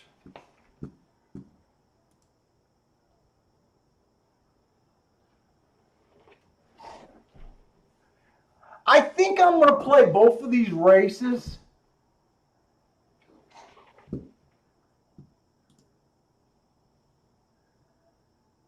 Let's see, I'm on Woodbine right now, so let me go to this race.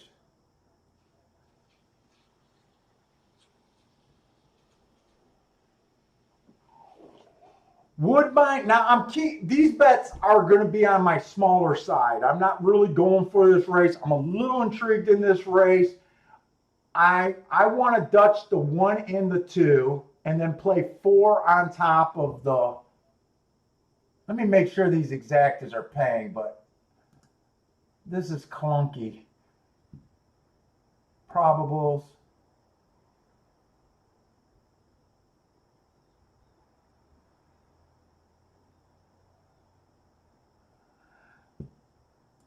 Woodbine, I'm going to just take a small shot, the 1 and 2 to win.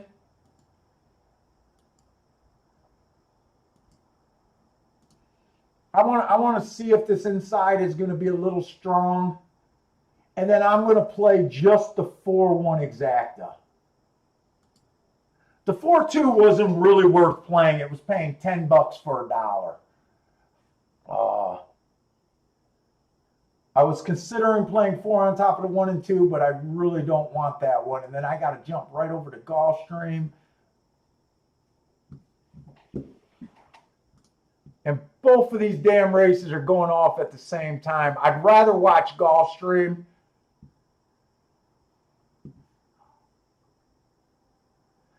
I'm doing this bet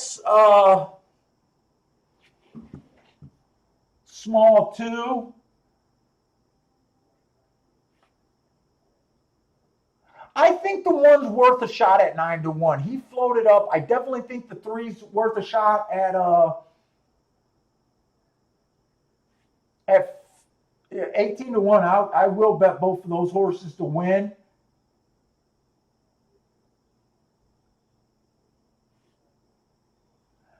And then I was thinking about doing a 2 on top of the 1 and 3. But when I looked at the exacta payoffs, they're paying $9 to the 1, $20 for the 3.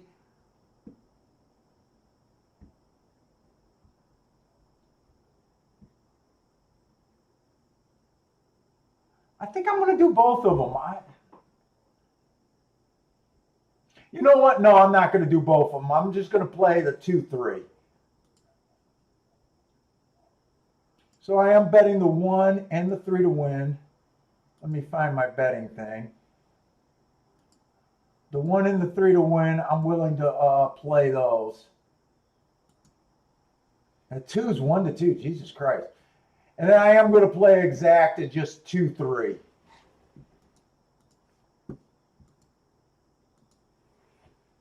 Okay.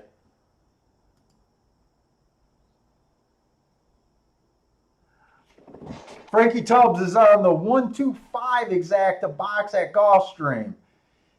And another ticket 5 on top of the 1-3. Ryan is saying that the 1 horse is going to have a real good shot at Woodbine. I hope you're right about that.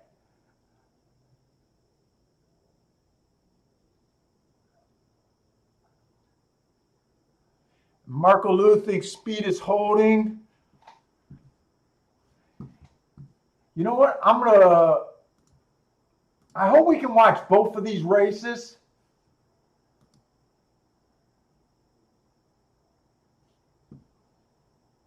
Woodbine's getting in the gate, so we're going to try to watch Woodbine. And what did I do at Woodbine? I dutched the 1 and the 4 to win. I played the 1 and the 1 and the 2 to win, and 4 on top of the 1 only.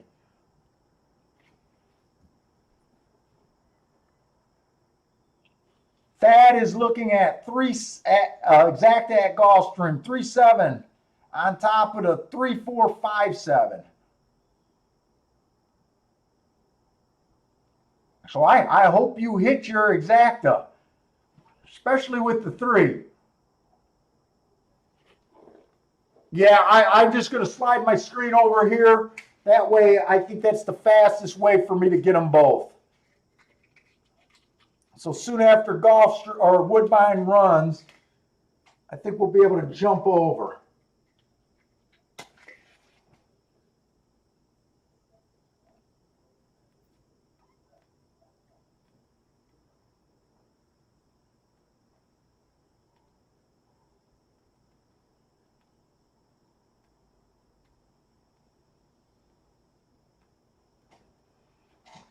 I'm excited with this one. Come on, Boris.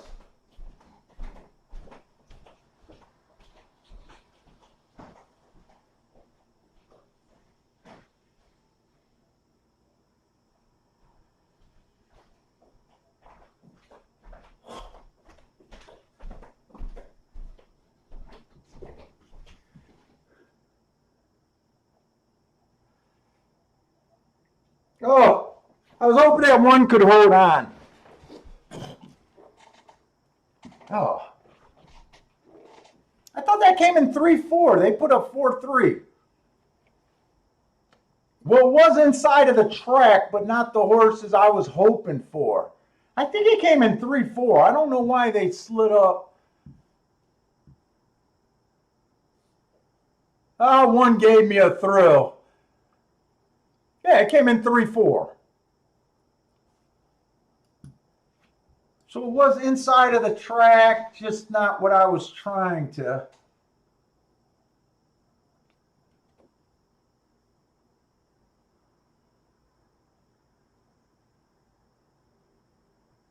Jeffrey Bourne is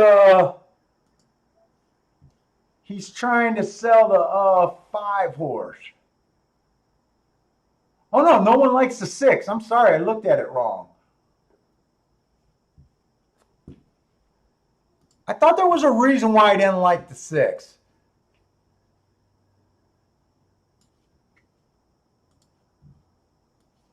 Let me look more at your 6.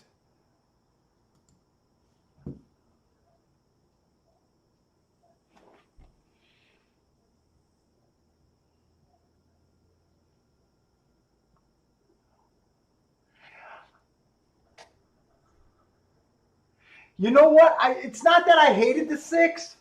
I just think that the 2 beat the 6 pretty soundly. Not that that means anything. I wasn't that worried about post positions. I know you're talking about post positions. On the turf, it's pretty even.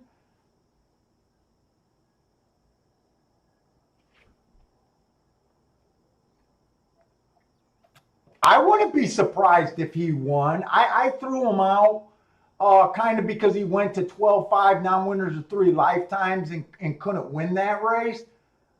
But this is a race where I kind of just held my nose and said that I thought the 5 and the 6 had the least likely chance to win.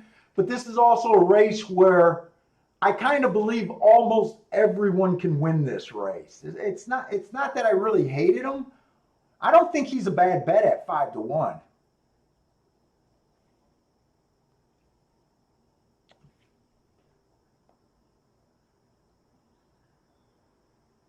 And the 1 gets the lead. I kind of thought that the 1 might got the lead because I thought the 2 had the option to rate. And the 5 didn't go with the 1, so I'm really happy about this. I hope we get a slow first quarter.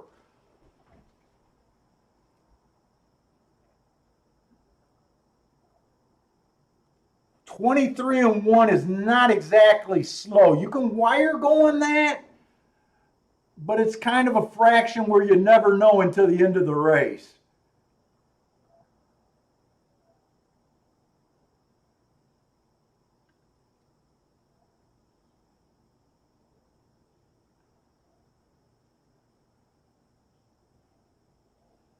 Oh, 45-4. If that's a real fraction, I don't think we can win this race with the 1.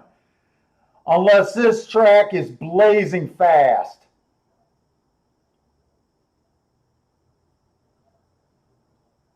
$45-4?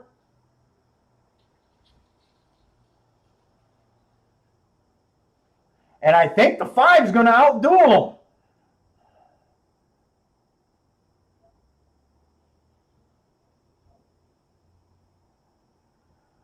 I think the 2 got this race measured.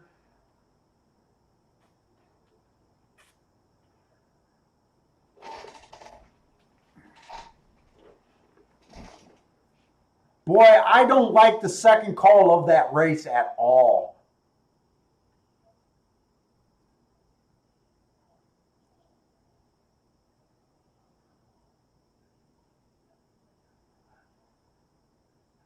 I'm going to believe that fractions because I think Gulfstream usually when they think the clock malfunctioned, they take the other fractions off.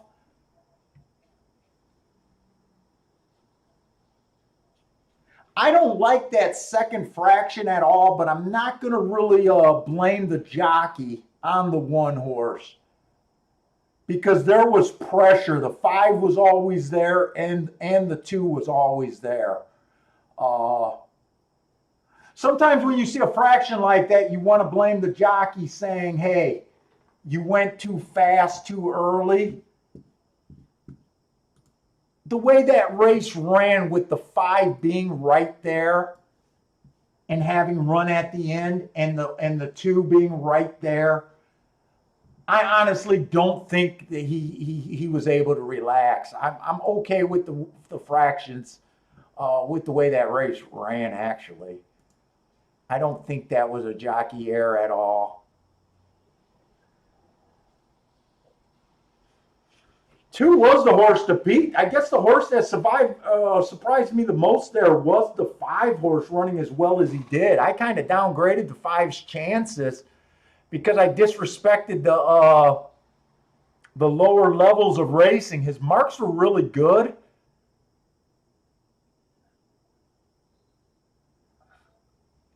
The 2 had the best marks.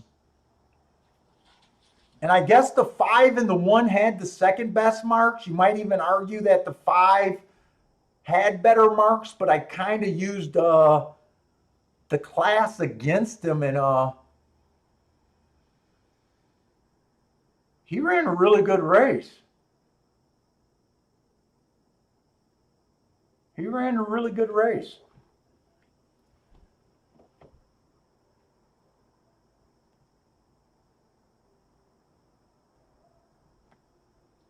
And we're not off to a good start. We've made a few little bets, but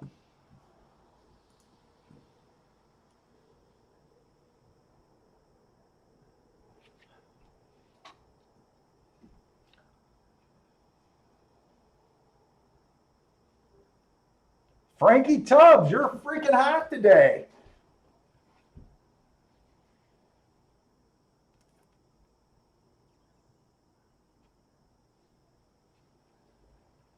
Yeah, there's times when we want to blame the jockey saying you went too damn fast.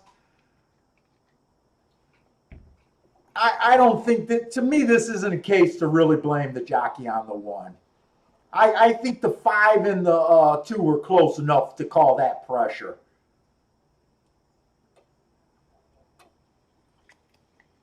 He just wasn't good enough. They did stalk that race. I guess speed held up pretty good.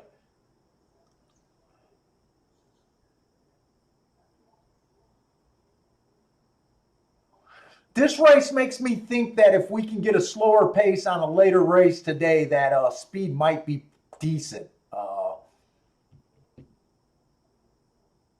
we'll have to see. Oh, Garth, you're interested in that first race at Arlington, or the first synthetic race of the day at Arlington. I am watching that. Yesterday, it did not work. The chalk was in the 8 hole. He won. An inside horse did get it second, but I think he was 9-2. So it didn't work yesterday.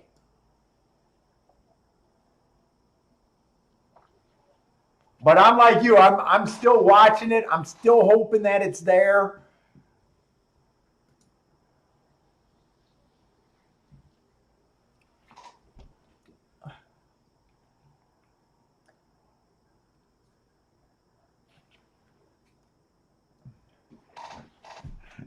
That's it. Is Arlington your favorite, or are you talking about that stupid little bet is your favorite?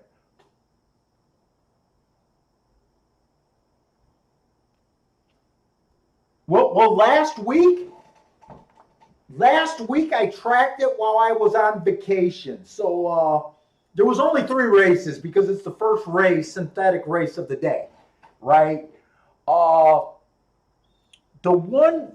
The first race, it technically worked, but I wouldn't recommend you playing it because the winner was the 2 horse at 20 cents on the dollar, which he might have won from anywhere, right? But the value wasn't there. The next day, it didn't work. I don't know the orders of the day that it worked, but the other time, it did not work. And then the other time it worked. You didn't hit the exacta, but it would have got you 11-1 shot. So you would have hit the win ticket.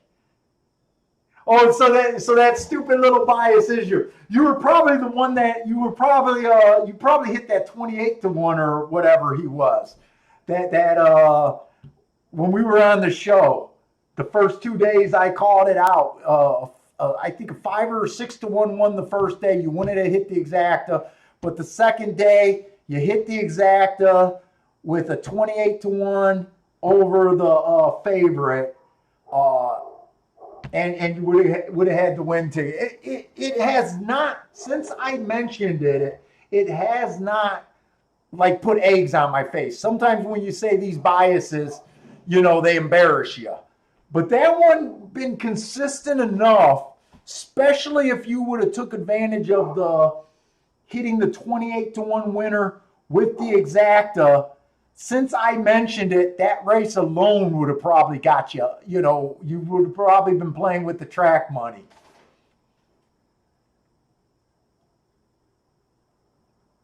And like I said, if you came back and hit that 11-1, let's see if you did the exactas on $1 bet, and the win bets on $2 bets, even last week. Hopefully you had enough sense not to play it when there was a 20 cents on the dollar, because if he won, I would think even the exactas would have been garbage. So let's just say you left that off. You played on the day where it lost. It would only cost you $6 in the exacta, $10 total, $6 in the exactas, and let's just say 2 of the horses were playable. So you would have lost $10 that day. Then the third day you would have bet another $10. You would have hit the 11-1 horse. You would have got $24, maybe $25 back. It would have been a big hit, but it would have been broke even or even made a few cents on a small wager. It was worth chasing, right? Well, yeah, if you started off on that 28-1, you'd be still carrying through with that.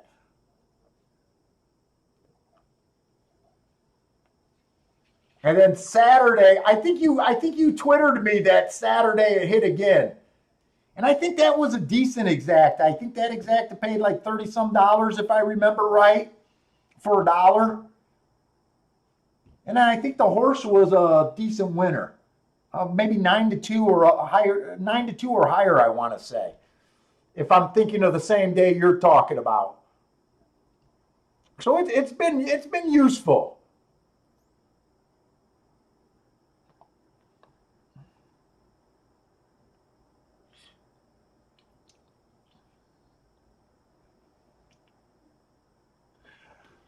I'll just do the 5th race at Gulfstream. It's probably not going to be playable unless we get decent odds on the only horse. Well, okay, so this 5th race is going to be maiden special weight, 5.5 furlongs on the dirt.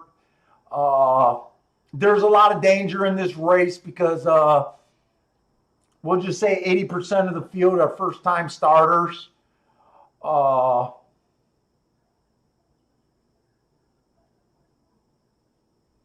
I was going to say that I was a little bit interested in the 5 just glancing at the form. That might not be true.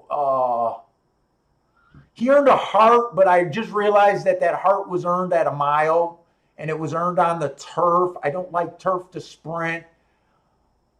He did earn a heart average slow, but the next race he came back slow. That might have been a bounce. Maybe he can only run to the first call. At 7-2, I'm probably not. If that was a 6 furlong race, I probably would be a little bit more interested. But since I noticed that it was a mile, maybe I'm not interested. The other horse that I can play, the 2 ran good enough. He came out fast at the first call.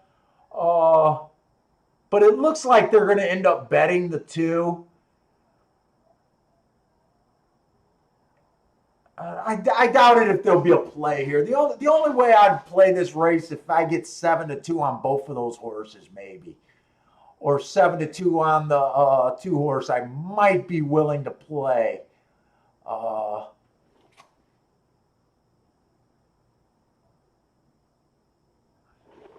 Other than that, I got nothing there, so I might as well just slow down and look at Woodbine. Hopefully Woodbine is a decent looking race.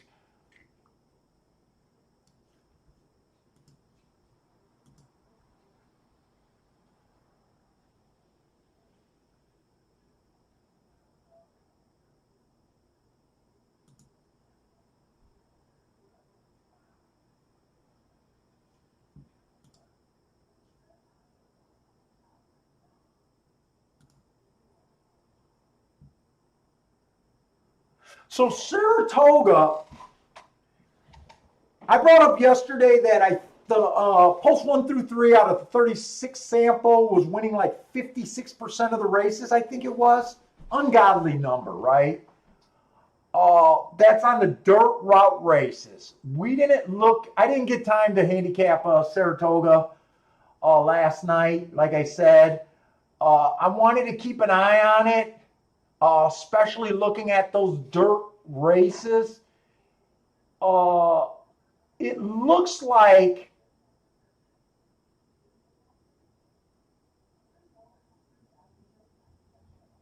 was the first race. Okay, so they got some races on the turf today that they took off. I'm not sure if the first race was taken off the turf. But if the first race was ran on the dirt, I just want to point out that the 3-horse did win at 11 or paid $11.80. That's fitting that bias. But the honest truth is, I'm not sure if that was one of the races that was taken off the turf. So if it was on the dirt, it's almost like, you could claim that, hey, that bias might be, strong. But if it was on the turf, everything I said is kind of,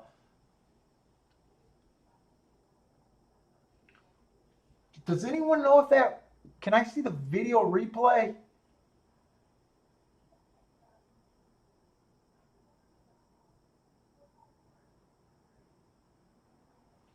Okay, so that first race, I'm watching the replay. It does look like it was on the turf.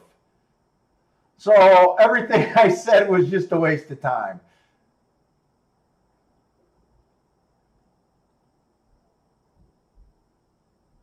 I don't want to be claiming bias calls when they're not there.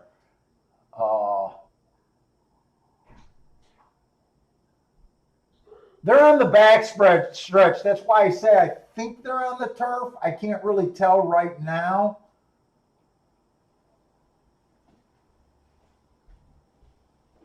Yeah, they were definitely on the turf. Okay, they were definitely on the turf.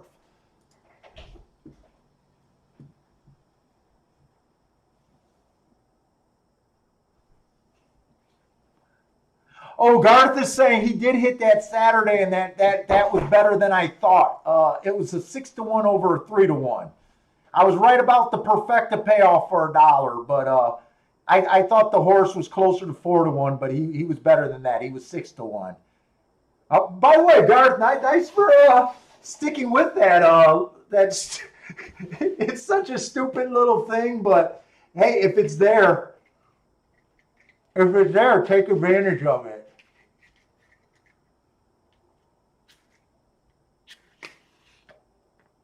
And let me ask you a question. Are you handicapping the race before you do it, or are you doing it at blind? And then I want to ask the next question. If you are doing it blind, are you doing it for like a little play bet for yourself, or are you actually sending it? That's interesting.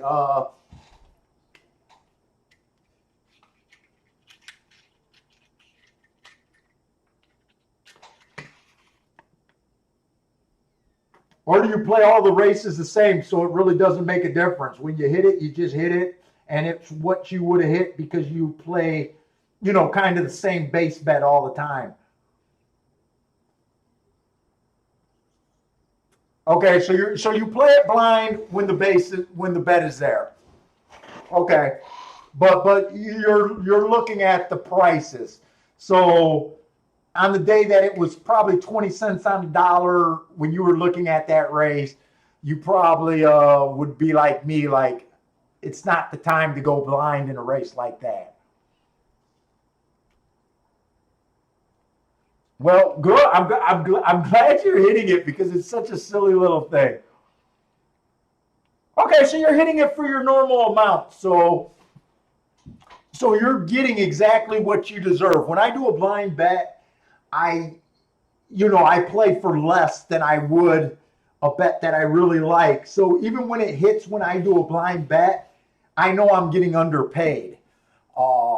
But if you kind of stick with the same base bet all the time, you're getting full value, right? So when you hit it, it's better for you than if I were to do it blind. Although you love hitting them. Yeah, Dutch the two biggest prices and box the three inside. That's exactly what it is. The only time you don't Dutch the two biggest prices if two of the horses are 2-1 and the other one is 10-1. Then I'm like, I'll probably just do the 10-1 and not do the Dutch. And I've caught it blind when I Dutched all three. I remember one day I had all three of the horses were over 10-1. I remember hitting the exact, I don't quite remember what it played. I don't even remember how many years ago I spotted this. It wasn't last year, I can definitely tell you that. But I remember that race, I hit the exacta and I Dutched all three of them because all three of them were acceptable where I could bet all three of them and make money.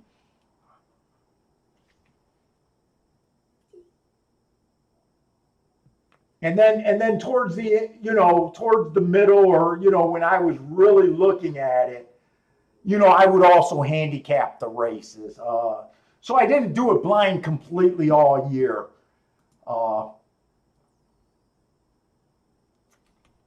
Some of them I got paid how I was supposed to get paid.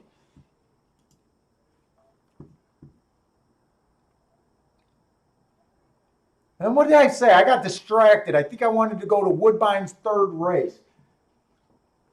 I actually like this card at Woodbine. I told you guys before, Woodbine used to be my Gulfstream probably 6 years ago.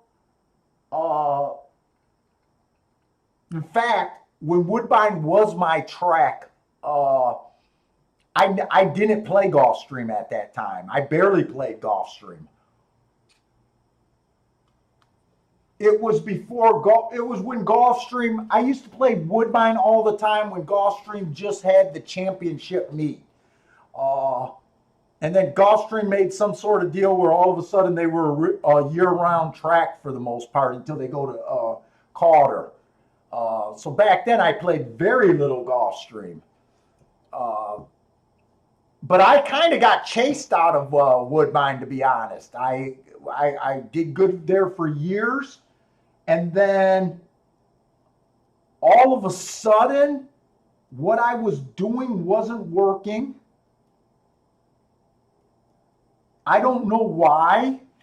I was struggling, and I found places that was working. I never stopped keeping notes on Woodbine. Last year, I might have made maybe 30 bets at Woodbine altogether. This is the first year that I'm kind of looking at Woodbine a little bit more. But I guess I'm saying all that because even when I'm attacking Woodbine, so my play bets are going to be a little bit less. When I go for Woodbine, it's going to be a little bit less. I got to protect myself somehow.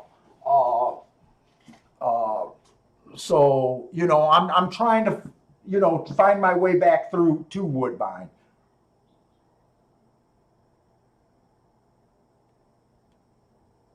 Yeah, Jeff, that's true. When you asked me about Woodbine earlier, it was when they were just starting and we were starting cold again. I usually don't dive into something until a month or at least a month, if not 2 months into the season.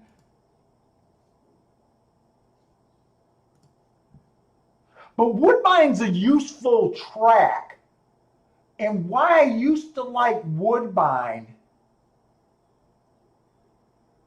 Oh, Woodbine's been running a lot longer. Wait, no, I'm looking at Gulfstream. Where's my Woodbine stuff?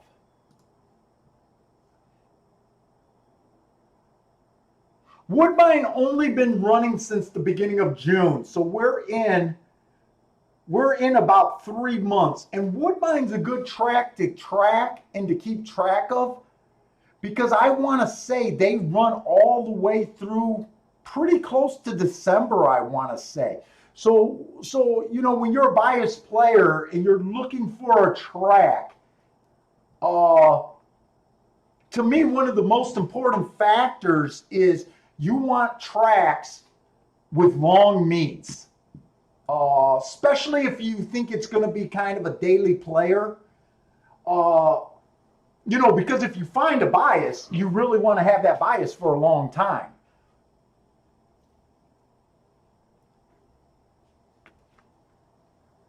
It's nice to have these biases at Saratoga, especially if you're able to jump into them fast and you're able to take advantage of them. But it's always sad because it's such a short meet.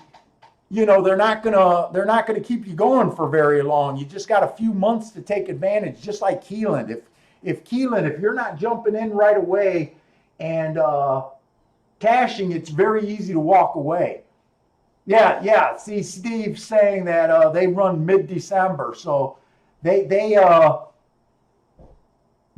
run a long meet. I mean, we still got all of September, October, and November. If I could get my head right there, we got a lot of time. It's definitely worth keeping an eye out on these long meets.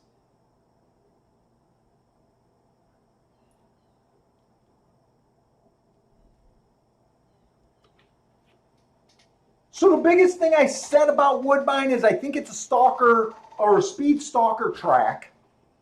And I kind of think that the inside has a little bit of an edge. I don't know how strong, but I think there's a little edge there. Last race we missed. We missed it. I took a couple, the 2 wasn't really a long shot. I did take a long shot on the rail, but the 3 horse and the 4 horse hit the exacta. So, I mean, it fit the track profile, what I'm looking for. I just didn't have it. Oh,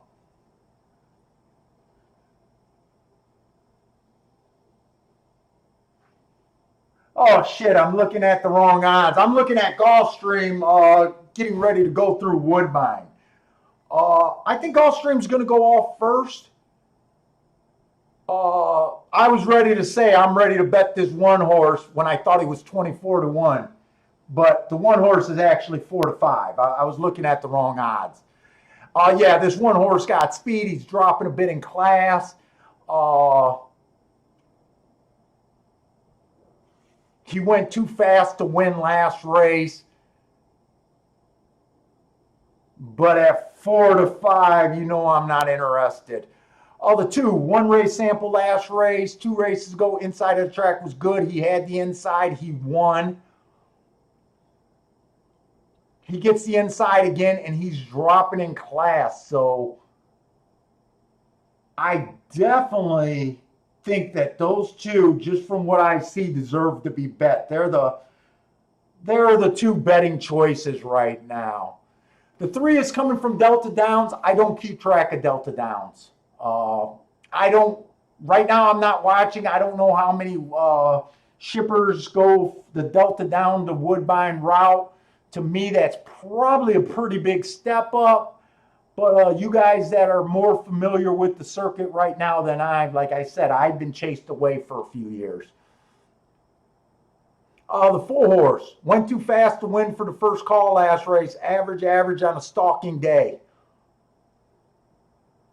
2 races ago, the rail was bad. He had the 2-hole. So far, I don't see nothing wrong with the 1, the 2, or the 4.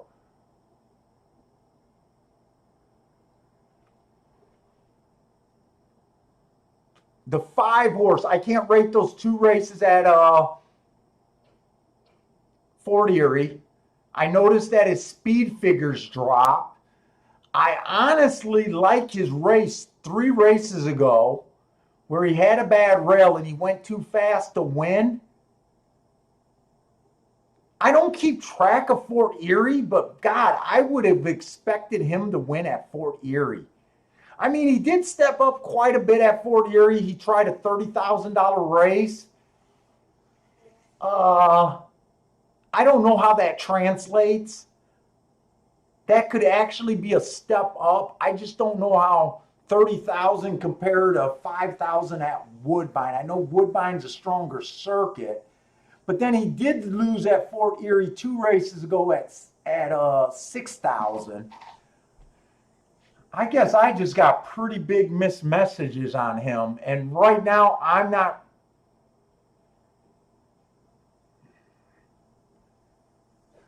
Man, 14-1, he's a little appealing.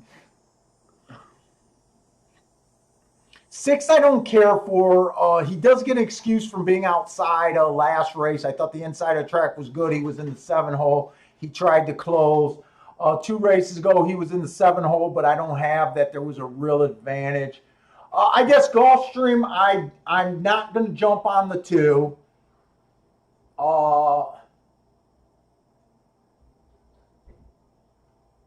The 5 at 13-1 floated up quite a bit. You know what? I'm going to try to get over to Gulfstream.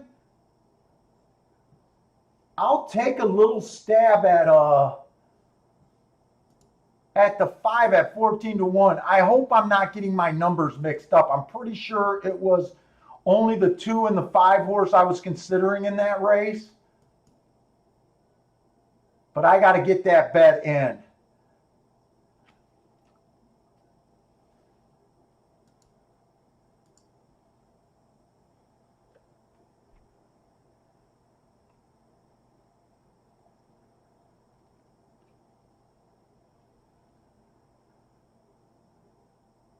I'm going to leave Woodbine alone. They're both going in the gate at the same time. I kind of think that the 1 and 2 deserves to be bet how they're being bet. The 4-horse, I think now these numbers are getting jumbled. I think the 4-horse was the only long shot that I considered there. I'm going to try to do both of these races.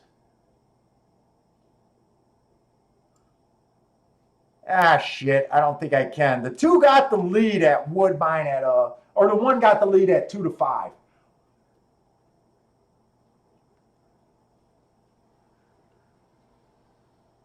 I just care more about Gulfstream. I know Gulfstream is the track that if I have a big payday, it's more likely to be at Gulfstream. So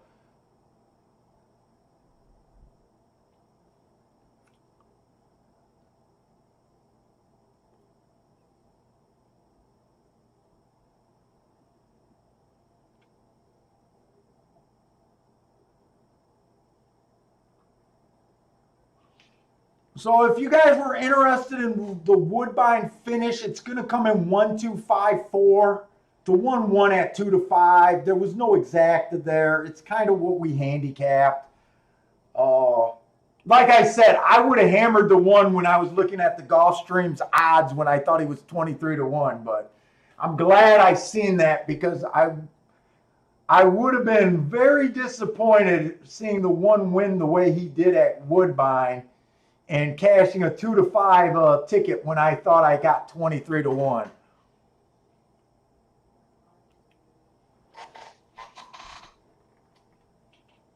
In Gulfstream, there was no surprise there. I took a flyer on the 5-horse, but the 2 was the real horse that, you know, I said at 3-1, 7-2, I might be interested in. He won. He won like an even money should, but I couldn't make that play there.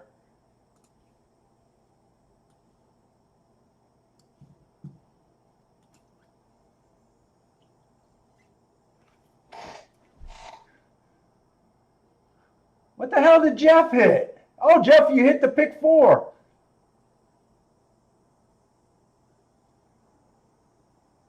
Was that at Gulfstream? That must have been at Gulfstream, huh?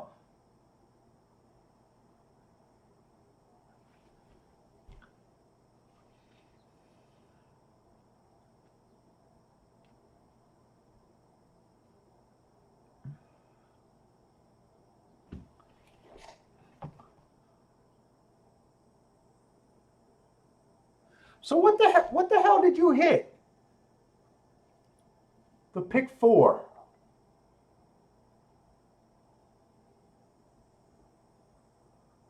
Pick 4 starts in the second race? Oh, I'm looking at the wrong track. 205.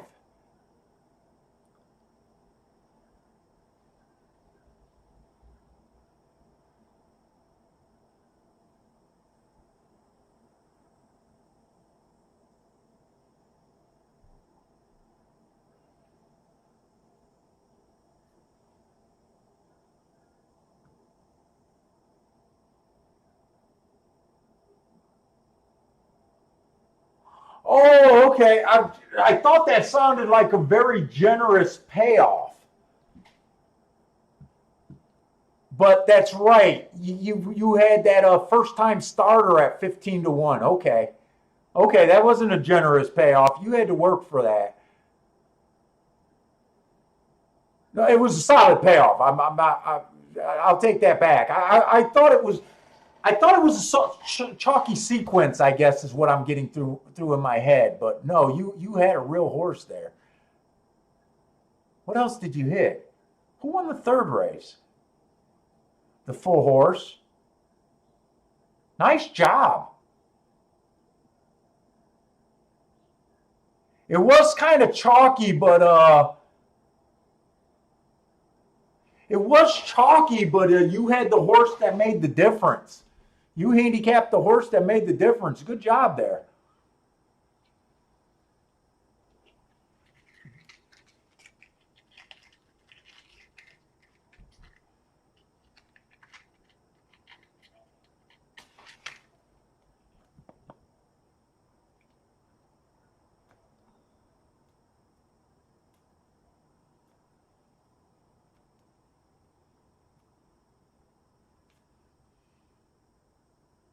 Yeah, no. When I first, I just thought, oh, there was nothing at Gulfstream. How the hell did he get that kind of a payoff? But that's why I went back to see, because I was like, oh, that was a generous payoff. If it was all chalk, but no, you like I said, you hit the horse that mattered. The 15-1 was your multiplier there. You probably didn't want that to come out the way it did. Unless you were singled, unless you were a skinny ticket. Good job. You're having a day, because you hit the exacta too, didn't you? You hit the exacta with that 15-1.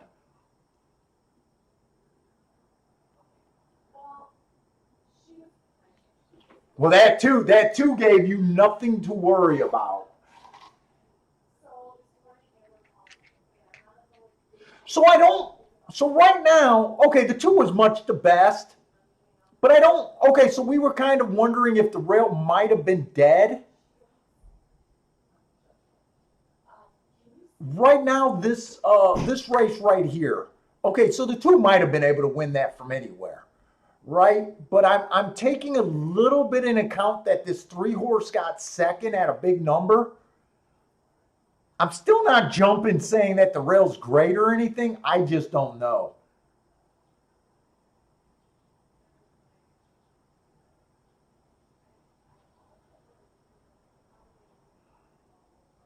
Oh no, I'll take that too. I'd take that pick 4.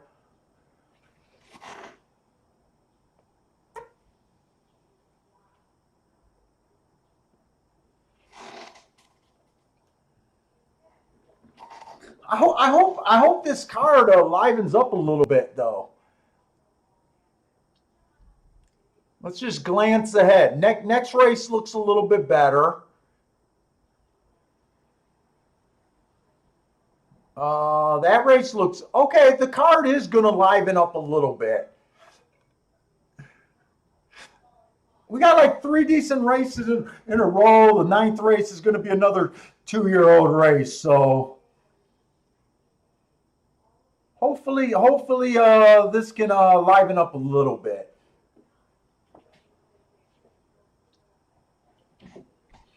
I really wish I had a strong opinion about the track right now. I honestly don't.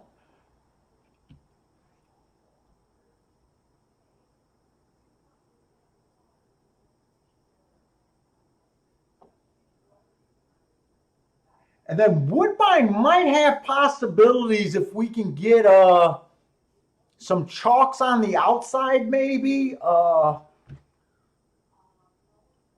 We kind of thought the last race, the 1 and 2 were the 2 best horses. We also thought that the rail, those 2 horses might have been able to do that without the inside of the track. But I'm kind of hoping there'll be later potential at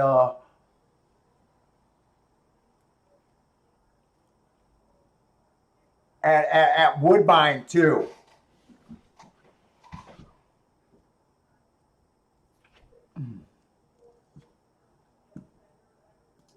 I like my big screen. Boom. Oh, we want some doubles, man.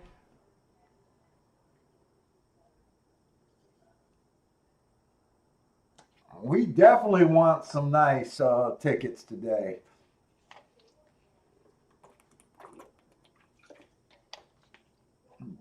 So I'm mostly excited about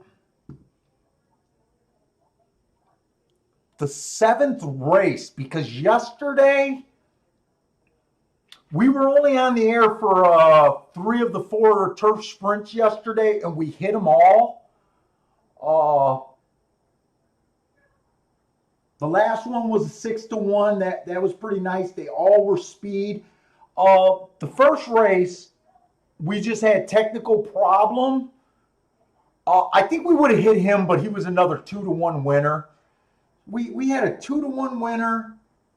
If we count that one, we had a 2-1 winner with the 10 horse. I think we hit a double or exacta in the other race that ended up being pretty good.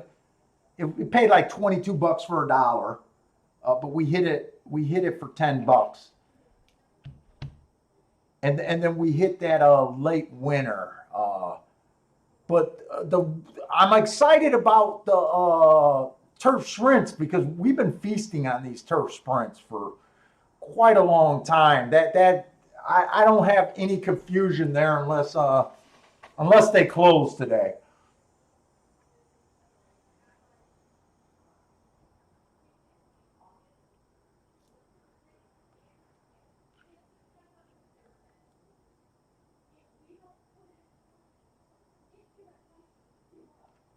Oh, Frankie Tubbs had a pick 3.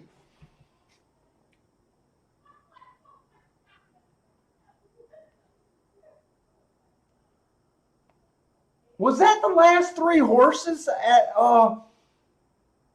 did that pay $60 for $1 or $60 for 50 cents? If that pick 3 paid $60 and you're talking about the 2 finishing it, boy, I think that was a generous pick 3 you hit. You had an even money. If I'm assuming you hit that, who won this race? The 2 horse won the 4th race. And a 5-2.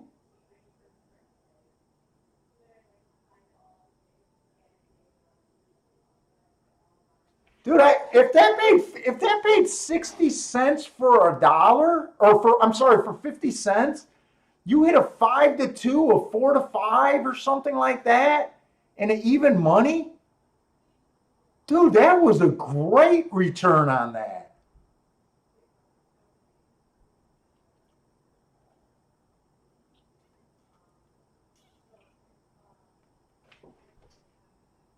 Oh, your three did well. Oh, okay. Okay. That makes sense. That makes more sense. Okay, because I was like, holy shit. Dude, I'm not even criticizing that pick three. I was like, that's a brilliant pick three to get 60 bucks off of that. Okay, you hit a $5 place ticket. Okay, that makes sense too. I was ready to say, holy shit, man. I wish I would have been involved in a pick three that paid 60 cents with those or 60 bucks with those horses.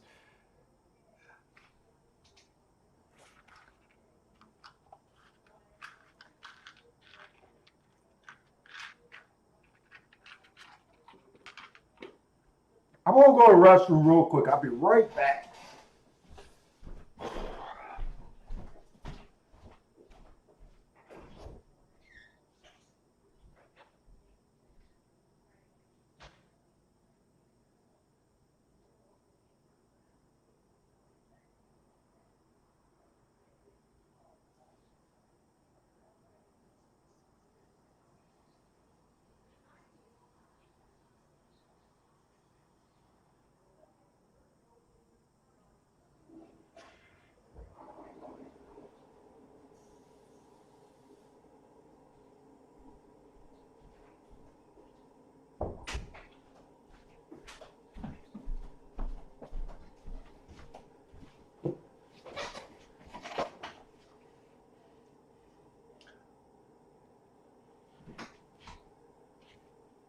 All right, let's get started at Gulfstream because this might feel like a double race, hopefully.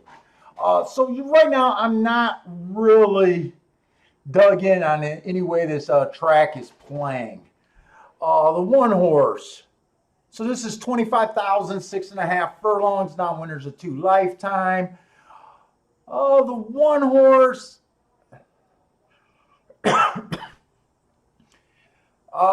His last two races were at that track that I'm still not sure what it is. I don't have those. 3 races ago at Gulfstream, he won. He matched strides. He was the slowest winner at the first call, average at the second call, and he was fast at the 6 furlong mark. Oh, that was actually at Tampa, not at Gulfstream. That's when he broke his maiden. Uh, I don't know. I'm not either liking him or hating him, really. The two horse, slow, average, match strides with the slowest winner. I got that the outside of the track was good that day. I gave him an asterisk. Uh, that looks like a pretty good race to me. 2 races back, he came out average, second, average, going a mile. I don't think there's anything wrong with that race. And 3 races ago, he earned 2 hearts. He went too fast to win. He hasn't came back and won since that race, but he's been useful hitting the board. So nothing. He hasn't really done anything wrong. He's just been getting beat by 1 or 2 horses in a race. He looks like he has fairly good form. And he's either 8 to 5. That looks like 8 to 5. Maybe it's 3 to 5, but either way, I'm not that crazy about that price.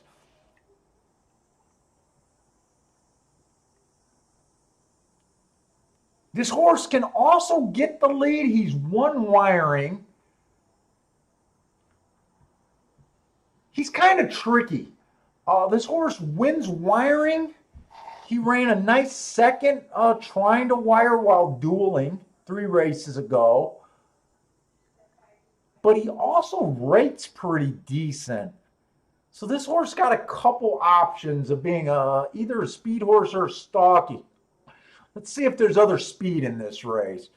Oh, the 3 horse. Bad rail last race. He had the 10 hole, so that shouldn't have affected him there. He was average, average, slow. I don't see a real excuse there. Uh, the other races, he was over there at Houston. Uh, I don't know if I keep track of Houston, but I didn't look it up either way.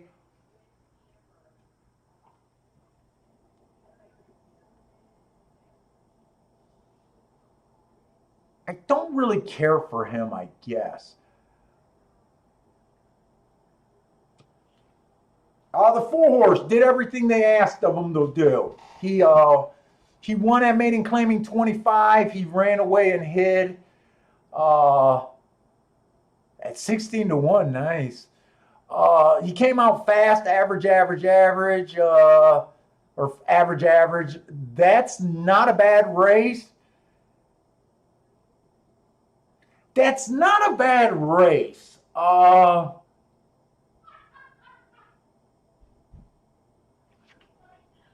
don't understand the layoff. I don't know if I trust him off that layoff. He's tricky. He's really tricky. He's done everything he could. He won that race like he could have even done it at a higher level. The layoff makes him tricky. I don't look at workouts. I guess I'm just glancing at workouts to see he has been working out.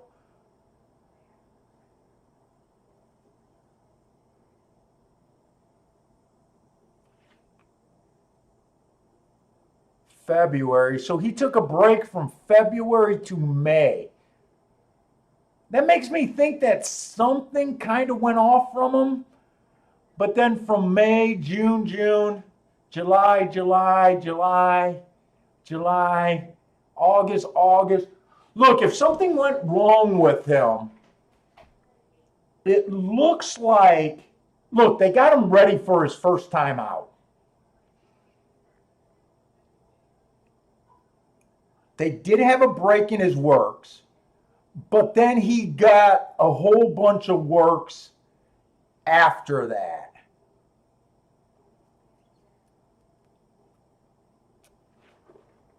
I can't say I got him as a throwout or I want to bet him. I kind of want to bet him, to be honest. Let's keep going. The 5-horse, average, slow last race. I don't really have a real excuse other than he went up to 50,000. That was probably too big of a step up there. 2 races ago, he broke his maiden at the Basement, so that really makes me believe that next race was too big of a step out. Outside of the track was good. He was on the outside. He kind of rode where the track was playing.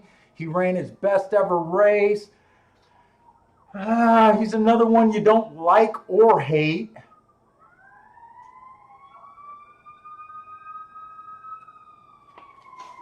We got sirens.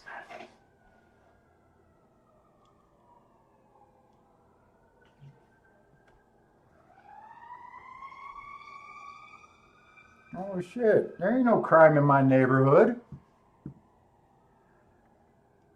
There ain't no crime. The 6-horse. Outside of track was good last race, so I gave him, he had the rail. I gave him an asterisk for running against the bias. He was slow, average, slow. I don't think that's a bad race at all. He was kind of close to the lead. He ran against the bias. He still ran a nice speed figure of 81. 2 races ago, he was on the fast side. Couldn't win at 50,000. I don't think there's no shame in that race. 3 races ago, he broke his maiden. I just didn't go to January because that's 8 months ago. He showed some talent there. I think this horse is a bit intriguing, this 6-horse. 7 average, went too fast to win at a mile, low speed figure. 2 races ago, slow, match strides with the slowest winner. Look, this looks like a router. He has ran some decent 6 furlong race. Wait a minute, this is a versatile horse.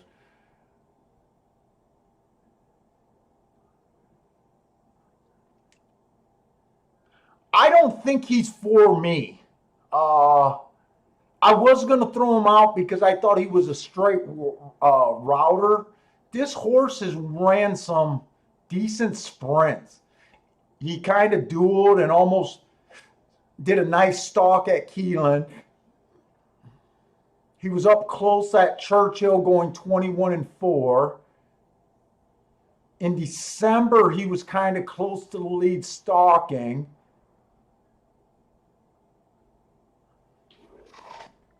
I think he's more of a sprinter, to be honest.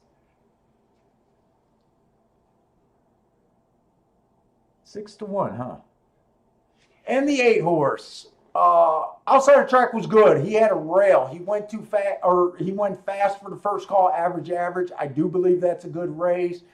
2 races back, rail was bad. He had the 7 hole. He was average. Matt Strides with the slowest winner, just missed by a head. Nothing wrong with that race. 3 races ago, he was average, slow. He was steady and shuffled early. There's an excuse. I think the 8 has a lot of upside here.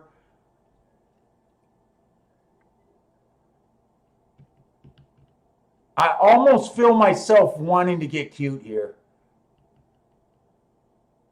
I'm going to look ahead to the double in the 7th race. I want to see if I feel like I could find 1 or 2 horses and go wider in the 6th race than the 7th race. You know, on the turf, we've been liking speed.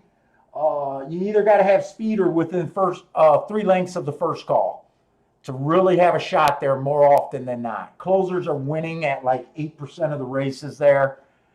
If you bet closers, they got to be over 10-1.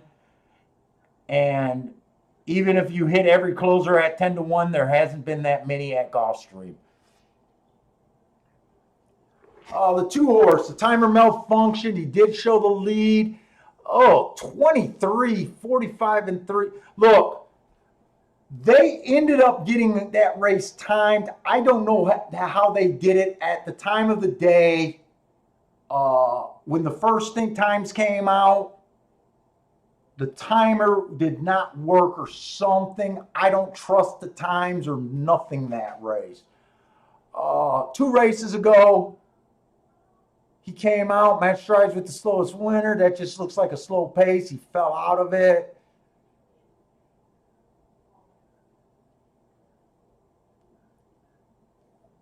I don't think I like him. Trev, I think, is going to be out. That's supposed to be a turf race. Do I got the scratches right next race? The 1 and the 3 is out. Okay, the 3's out. I just didn't mark it. Let's just do that for the scratch so we don't keep looking at them. Is that the 4 horse? The 4 horse. 1 race sample last race, but he looked like a deep stalker. 2 races ago, he was 4 lengths back. He's 4 lengths back every race. That's just out of range. I'm going to be against him. The 5, 1 race sample last race. So I can't rate last race, but 21 and 2, 43 and 4 is legit fractions. This horse is undefeated. He's undefeated on the turf. He's been running at low levels. He's kind of stepping up again. But God's honest truth, this horse has done nothing wrong. His fractions of both races, even last race or 2 races ago where the inside of the track was good, he had the inside, he was average, Matt Strides with the slowest winner. There's no harm in that. Usually on the turf or, turf sprints at Gulfstream, I'm making samples with only 2 or 3 races. So I'm not worried about that. He looks fast. 6 horse, I don't like his last race.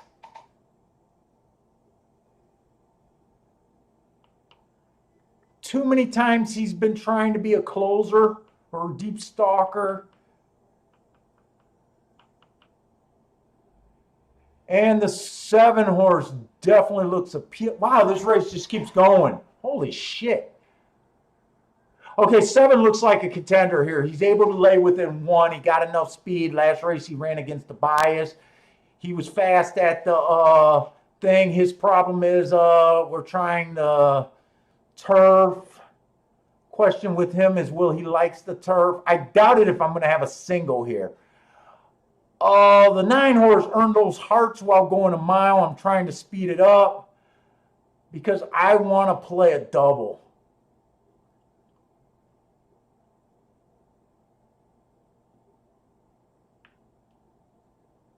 And I wish I had the morning lines.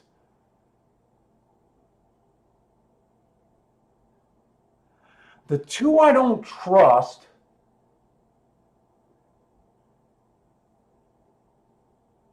I like the 5. I like the 7.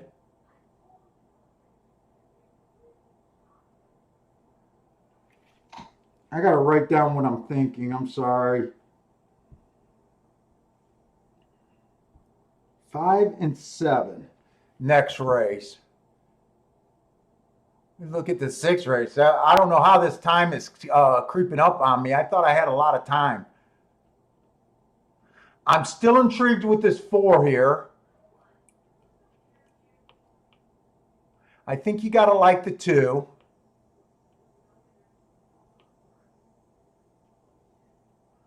I'm intrigued with the 5. I'm going wider here. 2, 4, 5, and wait a minute. I'm saying the wrong numbers. Fuck, I'm panicking. I'm panicking. I want to use a 2. I want to use the 4.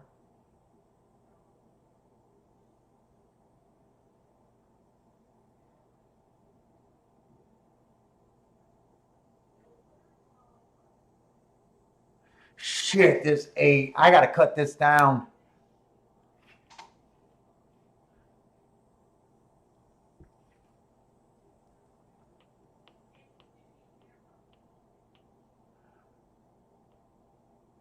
Seven, I said I didn't trust.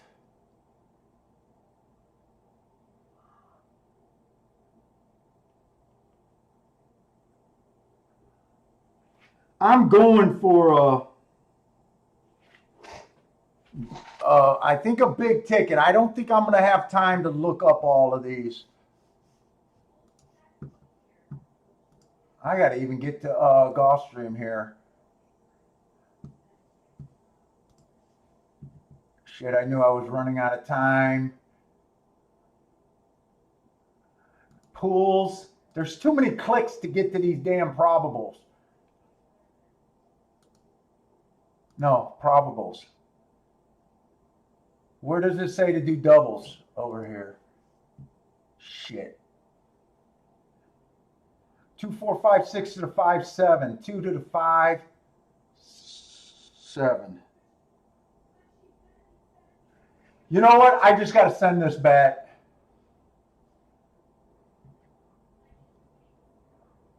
I'm going 2, 4, 5, 6 to the 5, 7.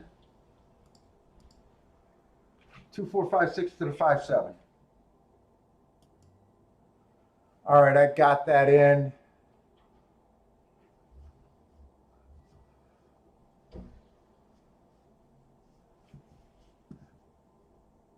I was going to do a win bet on this 5, but I don't think I'm going to do it. I'm just going to play the doubles.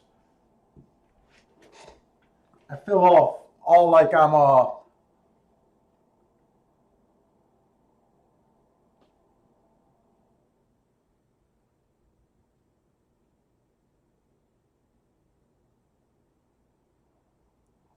shit, my 5 and 7 are embarrassing me.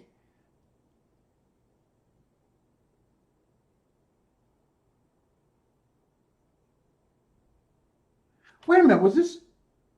Wait, did I play 5, 7 or 5, 6? 2, 4, 5, 6. Okay.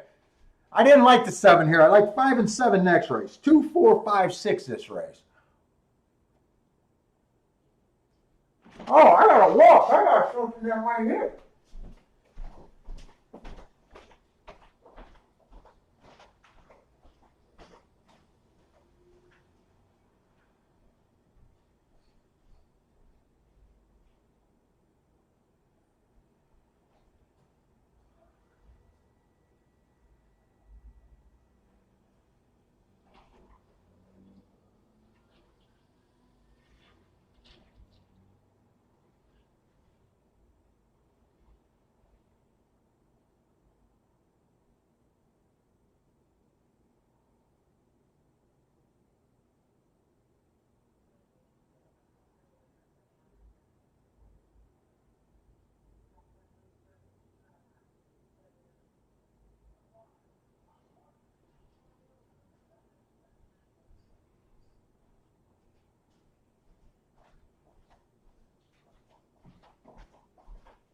Eh.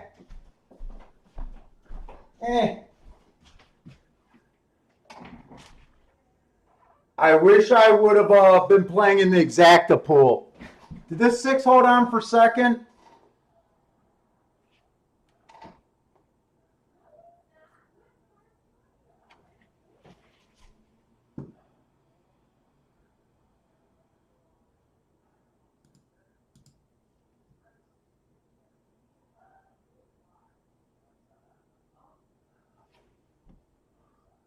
Son of a bitch. I wish I was playing in the Exacta pool. I think that Exacta is paying 43 bucks for a dollar. I just ran out of time. I was thinking doubles, but man.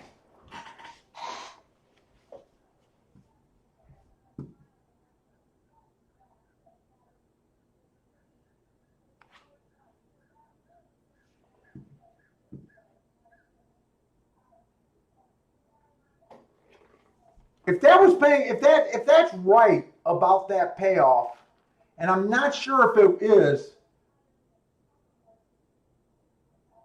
Yeah, two 6 is paying. Oh,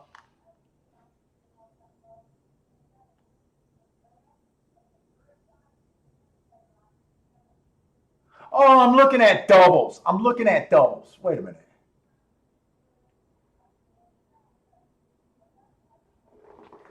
They might not show it to me. I was looking at doubles, 2-6. I was thinking,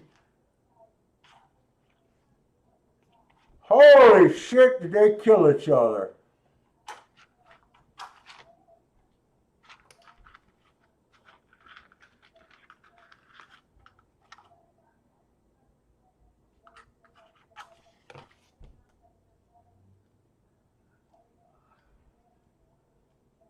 That looks like it's the 5's fault. There's no change here, is there?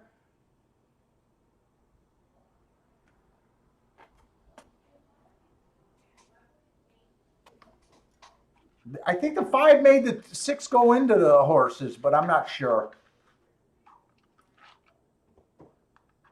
Oh, 2-6 was only paying $14. Okay, I'm okay.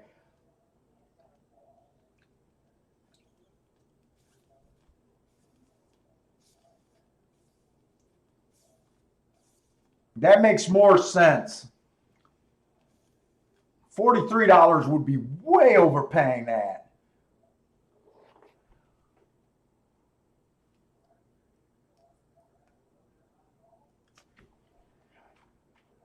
Marco is saying that the objection is, oh, no objection on the 2. Okay. Yeah, I think the 2 was clear. I think they're just looking at the start. And you know what? I'm watching this again. I don't think the 5 calls that. When I first seen it, I thought the 5 calls the 6 to go over. But it's very hard for them to disqualify horses at the start. They usually don't.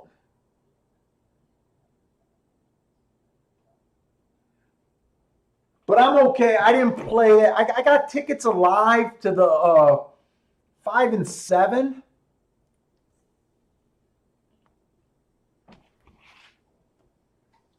If I was sure about the inside of the track and didn't have that thought that it might not be, that the inside might not be good, I probably wouldn't have went as wide this race. I thought the 2 deserved to be the favorite here. I've seen a little bit on the 6 and the 5. I was intrigued with the 4. I definitely would have used the 4 still. I probably would have just, if I thought the inside of the track was good, I probably would have just used the 2 and 4 in the win spot. And probably wouldn't have went as wide as I did, but we'll see. I hope these doubles are paying enough to bail me out.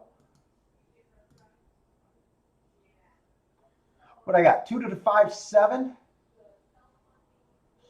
Oh, I ran out of time. I didn't really get to check these doubles. 2 to the 5 is not going to bail me out. I will take a loss if I hit the 2-5 double. That's only paying $7 for a dollar. If it comes in 2-7, I'll be all right. That's paying 28 for a buck. So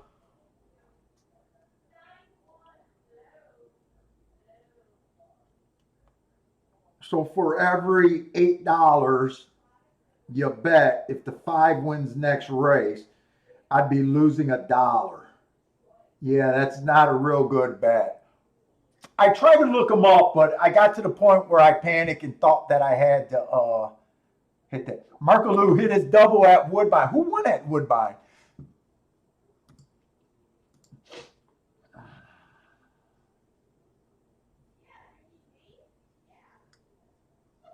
Who just won there?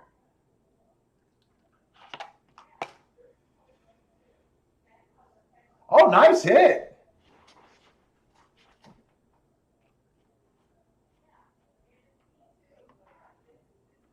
I'm going to guess that was a sprint race just by looking at the fractions.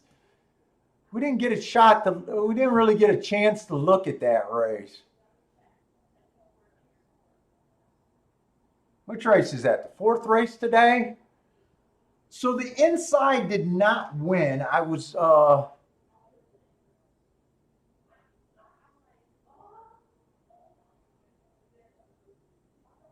that no, I'm in the wrong race.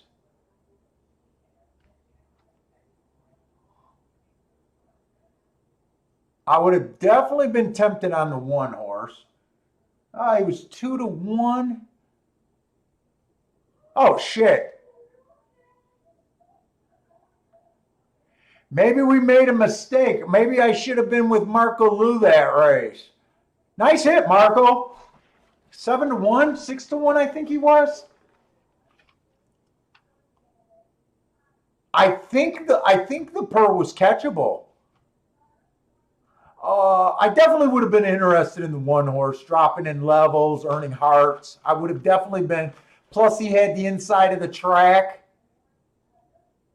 But I think we also would have probably been interested with the 6 with a long shot chance with a heart at the first call, last race, and a triangle the race before.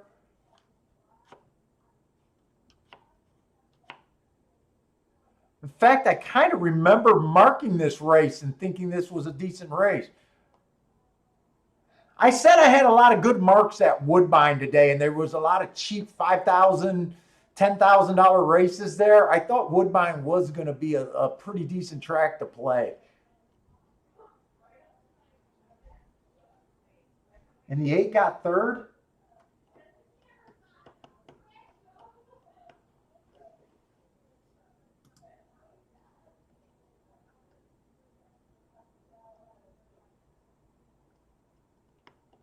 Yeah, I can see you. I would have really respected that 1 horse also. The only thing that would have made me kind of think that the 1 was it's really hard to say what exactly you were going to do if we had enough time. But I do notice that the 1 ran most of his career on the turf, and that this was a dirt. I definitely would have used the 1, especially with the class drop and the hearts. But looking at that race, it might have left some room into saying, hey, the 6 did earn a heart while on that while running on the poly. But I don't think with the marks, I don't think it's a big stretch to say there was a good chance that we could have hit that race. The 1 also ran his worst race last race, speed figure wise, but he still ran good enough. He ran 2nd, so. That's what I really like. I like that a lot of you guys understand the markings that I do on these horses. It makes it difficult for me to come up here and just redboard every race saying, oh yeah, I think there was a way that we had it. You guys kind of know what we're looking for. You guys understand my marks and what my best marks are. So if I didn't have these forms marked up, and I wouldn't be like, oh yeah, I'd be thinking it in my head, but I wouldn't be, kind of like, oh yeah, I think there was a way that we could have hit that. I honestly believe that that was a good race, and I'm kind of look. I wanted to play the double at Gulfstream. I feel Gulfstream is a better track, longer history track. Uh, you know,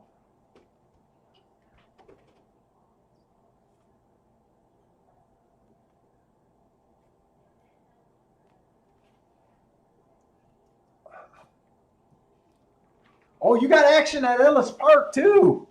Ellis Park was another track that I considered playing, but yesterday at the end of the show, I was really interested. I think we tried to play a little bit of Ellis Park the last couple Fridays.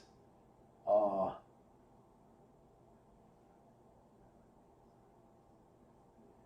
and it didn't really work out that great for us. But I'm still, I think Ellis is just coming off the break.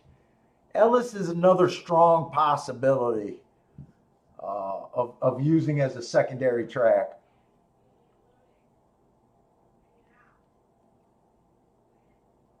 Oh, the chat room's doing pretty good. We had a 15-1 winner guy in the chat room. We had some pick threes.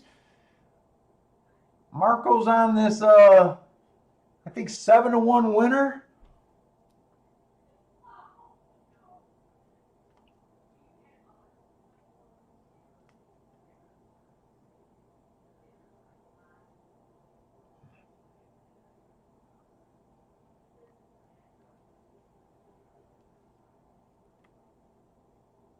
Oh, Ellis only has a few days left. You know what, Parsons? You and I last season we played Ellis quite a bit. This meet we barely touched Ellis. We haven't even been playing that on our personal play, or at least you and me combined. You might be looking at it a little bit more than I have, but last year I remember quite a few days you and me were both Ellis was a big factor last year in our handicapping. Not so much this year.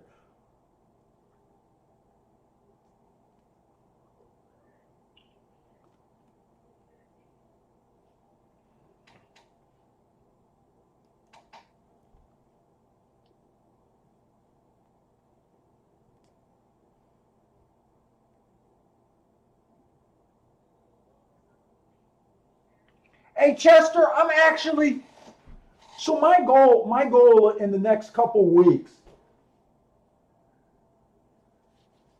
I do want to make a whole bunch of standalone videos, that I make not live. I want to cover some. I definitely am going to do a bias video. I also want to do just a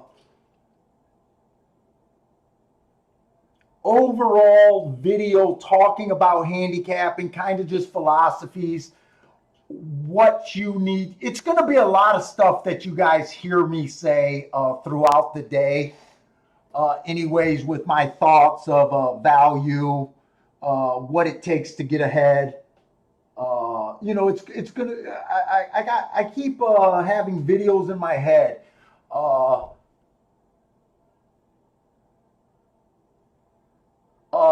You know what? I think that video would be good because I still get a lot of questions about my marks. I think that's a good idea of one to make.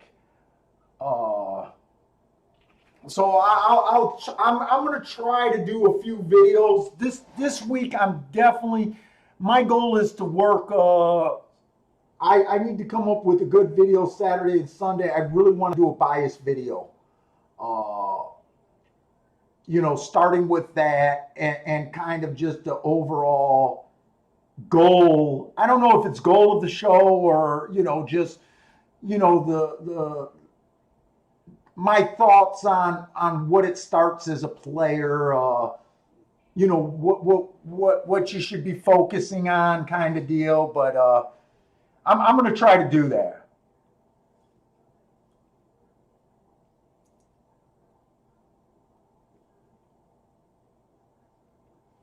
Zero saying he would like a video on the process from start to finish. I kind of think that's covered in the live stream, what my thought process is. I think what would be helpful if I came out and just started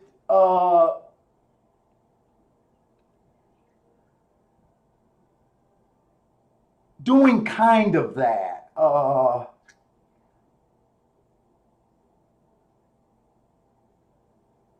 I'm kind of trying to get my thoughts together. I'm not good at oh, you'd like to see the markup process?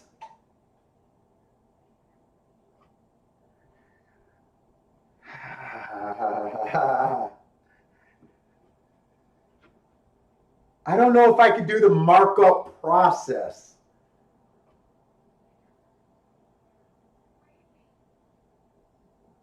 The markup process is actually, to me, the process is simple. I don't want to give away how I make my database and what I do exactly.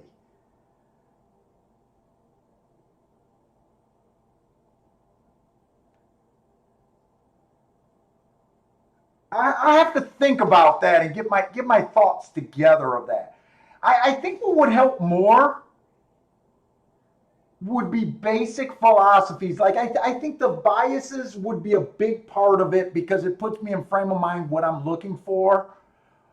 You know, most days I think I got some videos that might help out. I think I got some videos that might help out. I think I got some videos that maybe we'll go over some pace handicapping and that sort of things. But my overall process, look, I think my process is pretty simple.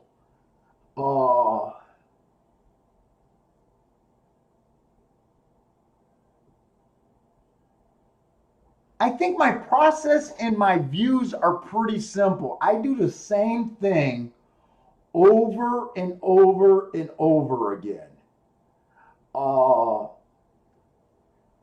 I think one of the big handicapping process is what players got to focus on.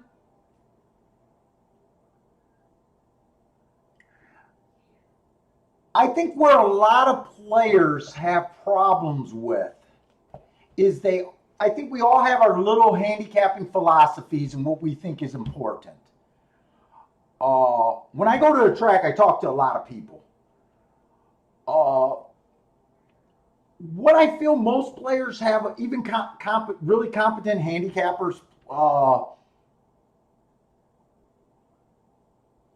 one of their problems is they have a big grab bag of things.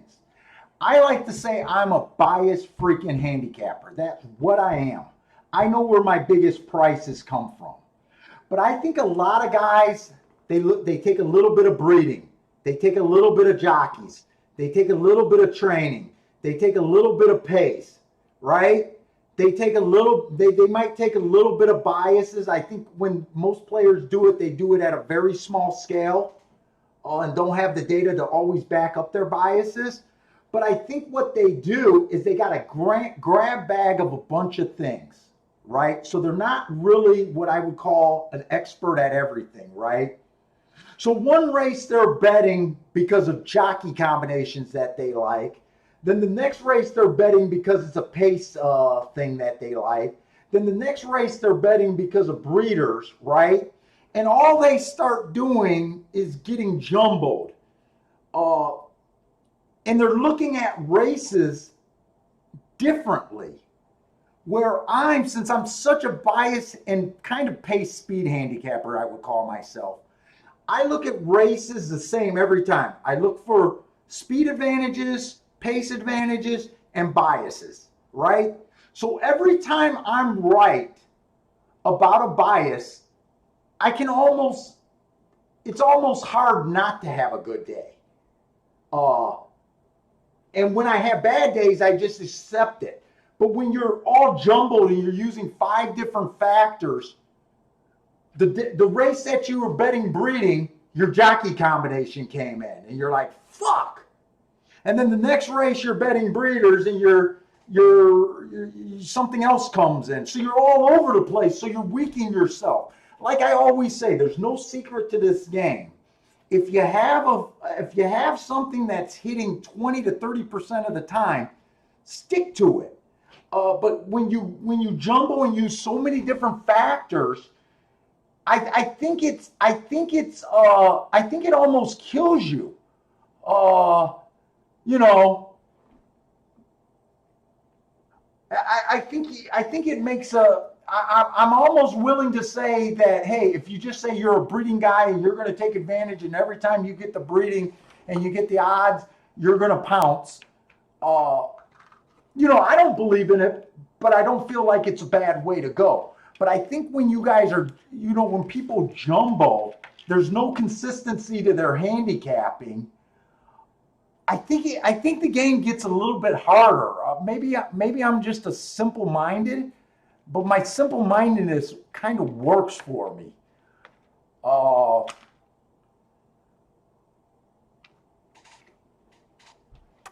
Yeah, and I know as a beginner, you guys read a chapter and you want to try this and try that. I think what you're going to do, and I think what most guys do, or if you're a speed player all the time,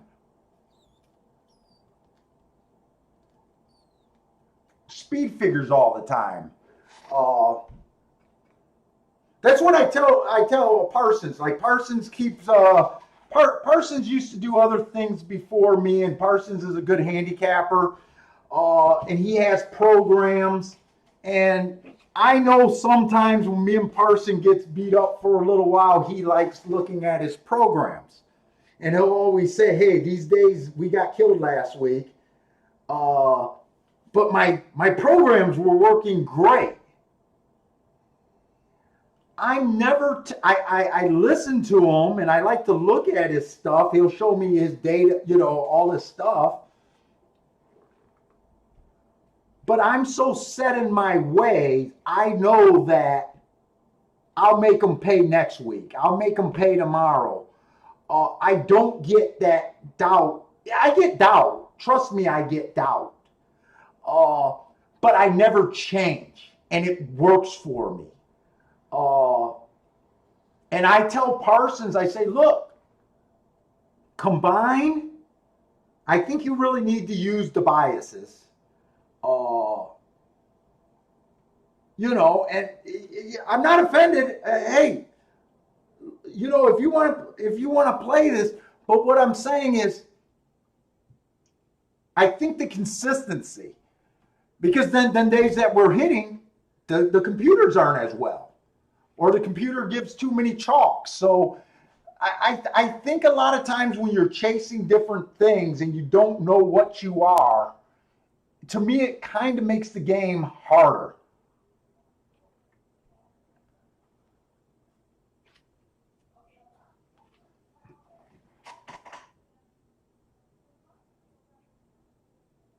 Javon, yeah, you're absolutely right. So if you hit 20% of the time, let's just go on your low end. After 10 bets, you bet $20. If you just, I Dutch a lot. You guys know that I like Dutching. I play this game like hand grenades.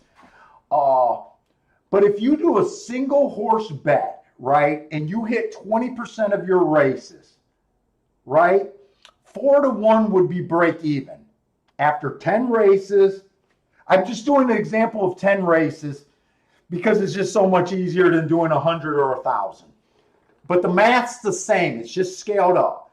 So if you bet an angle 10 times and you bet one horse in the race, 4-1 is your break-even point.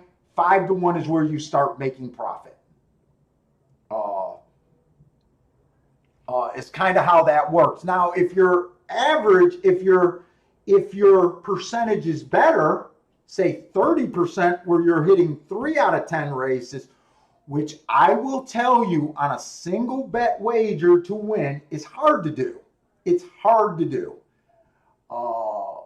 I don't think I went months hitting 30%. I went months hitting a little bit over 30%. But it's hard to do in the long run. So if you hit 30% of your races, then your acceptable odds are lower. All of a sudden, 4-1 is, if you can hit 30% of your races at 4-1, you would have bet $20, you would have got 30 back. You're making big.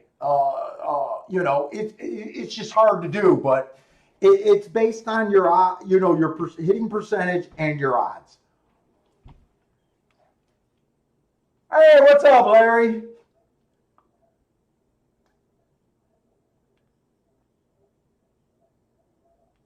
Oh, you guys are watching the Arlington special.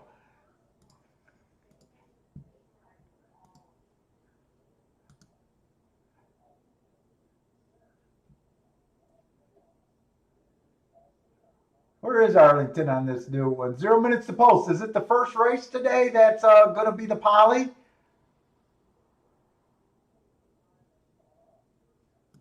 Why aren't they giving me video?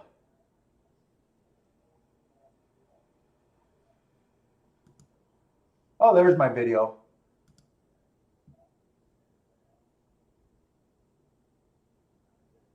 Okay.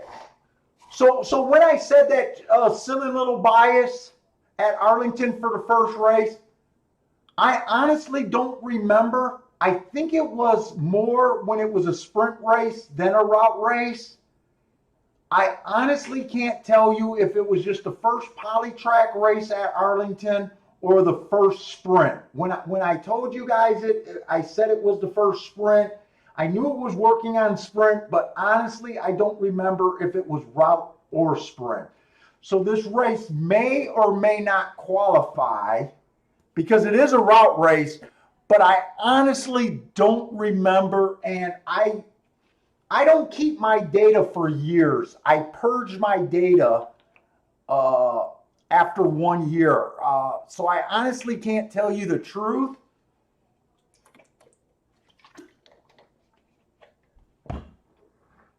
But I'm going to watch it for the first poly route race, and I'm going to watch it for the first poly sprint race.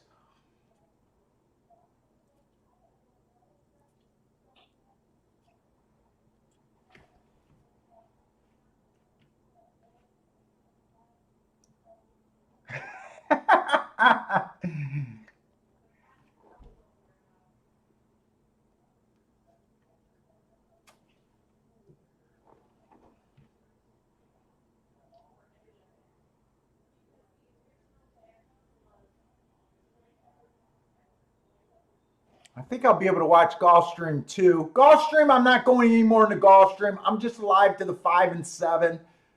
You know what? Maybe I need to look at Gulfstream real quick just to make sure. Where's my Gulfstream form? Where did I pull my form?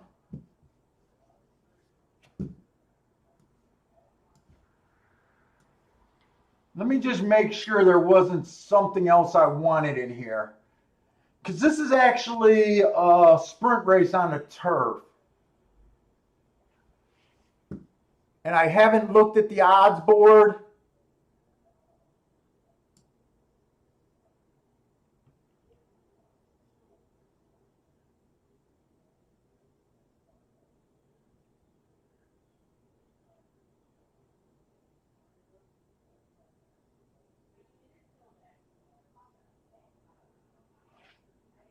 Well, it looks like it's gonna work, but it was kind of chalky. It was the exact in the try. I want to look at the first race on. I think it was the first poly track race, but it could have been the sprint. So I'm gonna want to hold out and watch another sprint too. I want to look real quick to see if I missed anything. So I'm alive to the 5. Two's one of the horses that scare me. If you remember the 2, at 6-1, 7-1, I'm almost a little interested. I'd probably back up my bet with the 2 horse if I wasn't in for a losing double with the 5. The 2 is I think the only horse in this race that actually scared me. But I don't trust the timer, so I'm not really sure there. But I'm not doing anything. I'm just going to let it ride and let it be what it is.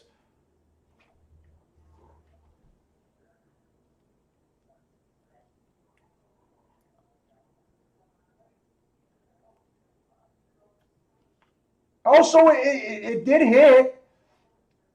I don't know, man. You guys keep hitting that bet. If you're saying, did that pay 25 for $2 or 25 bucks for $1? If that's $1, that's fucking good. Actually, even if it's for $2, at least it didn't hurt you.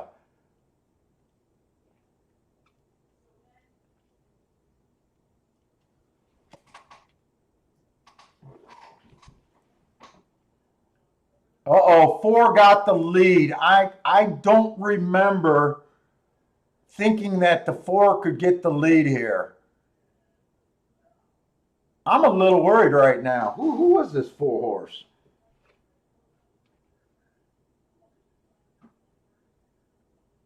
I don't remember thinking that the 4 could get the lead.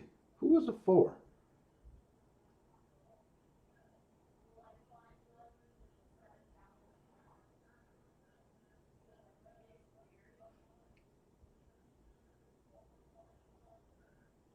Who the fuck is this 4 getting the lead?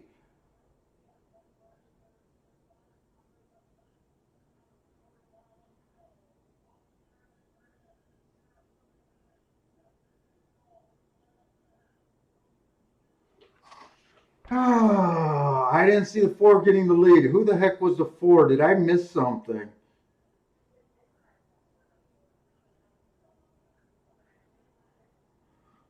Can't blame that on the track. Let's see. The 3 was scratched.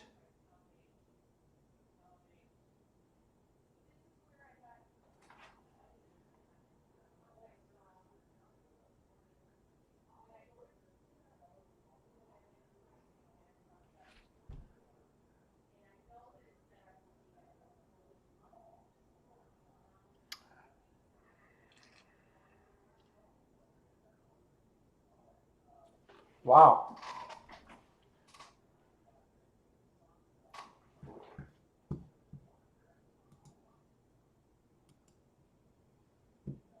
Did anyone see the fractions that race?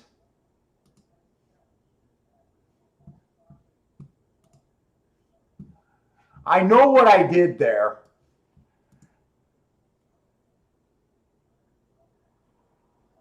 So this is a 4 horse that won that race. I guess way back this horse had front speed. I looked at his last 1, 2, 3, 4, 5 races and seen him get 4 lengths behind. He was tricky.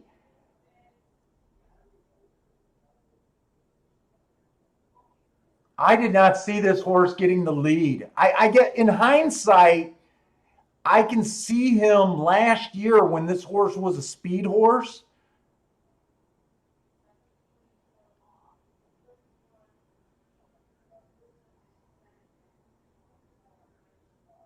He's been racing at this level. The 2 was stepping up.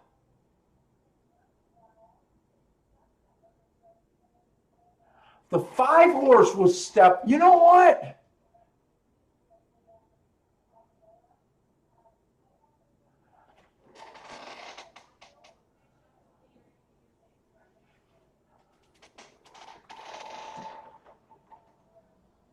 I don't think I did this great this race. Not because I lost this race.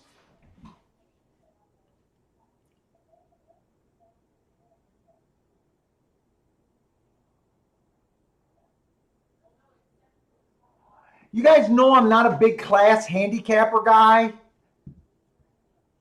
I like the 7. The 7 ran well. I thought it was going to be a Raider, so I didn't expect the 7 to get the lead. Uh, but we do see him running a lot of races in 12 and 10K and working his way back up.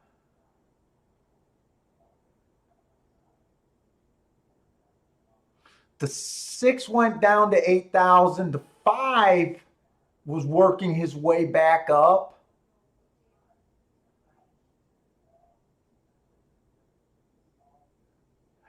The only way I think I can put that 4 horse on the lead, which there's no way I would have really did before the race. The 4 is the only horse that ran at a higher level and consistently been running at this level. So my thought right now is he kind of got the lead because he had built-in class advantage. I guess that's what's going on in my head right now. I mean, he ran to how the bias was playing. Just me looking at these last 5 or 6 races, I had a hard time putting him on the lead, and that's why I ignored him. And I was really excited about this race because they ran how I expected them to run. Whoever got the lead was going to be dangerous. God, he was tricky. He was tricky for me to put on the lead. He was tricky.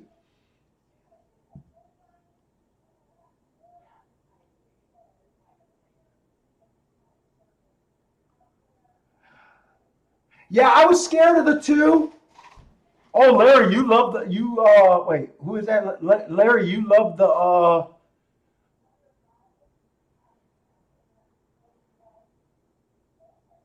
Parsons hit a pick 3. Nice.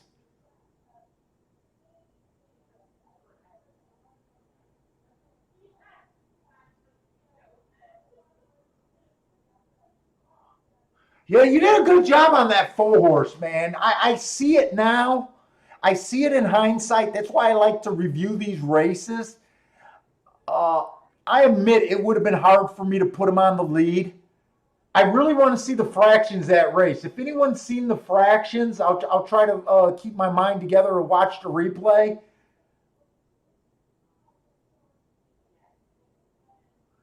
But it makes sense to me with the horses stepping up. The race makes sense to me after the race. That's all I ask is being a horse player, is that a race makes sense during your review. I wouldn't have.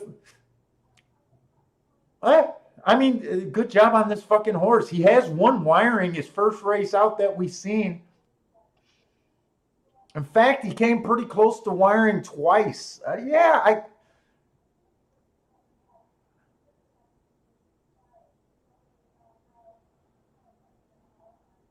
huh.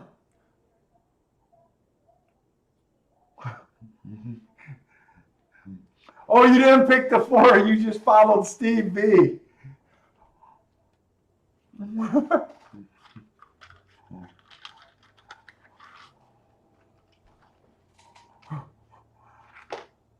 Hear that, Steve? Larry's giving you credit for the 4. Nice hit, guys.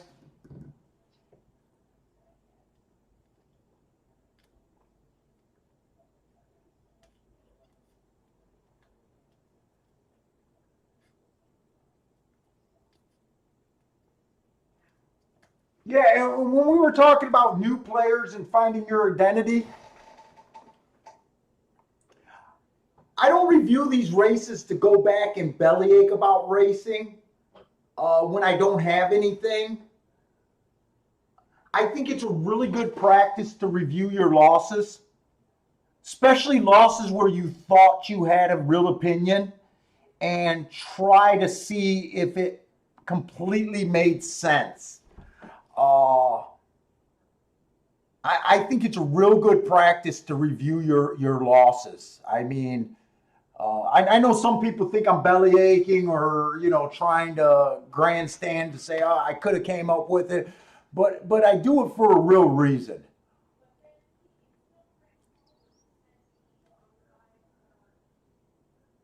Man, and he got the lead easy.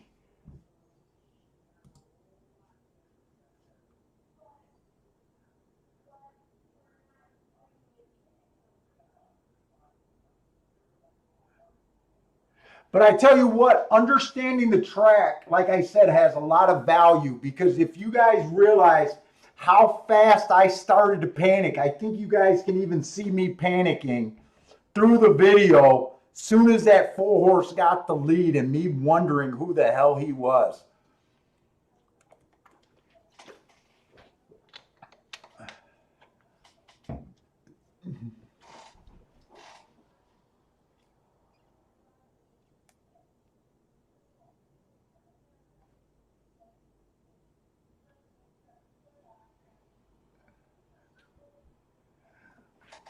Steve B says he does the reviews all the time. Jeff tries to look at a lot of and reviews a lot of races. I honestly believe it does make you a better handicapper. I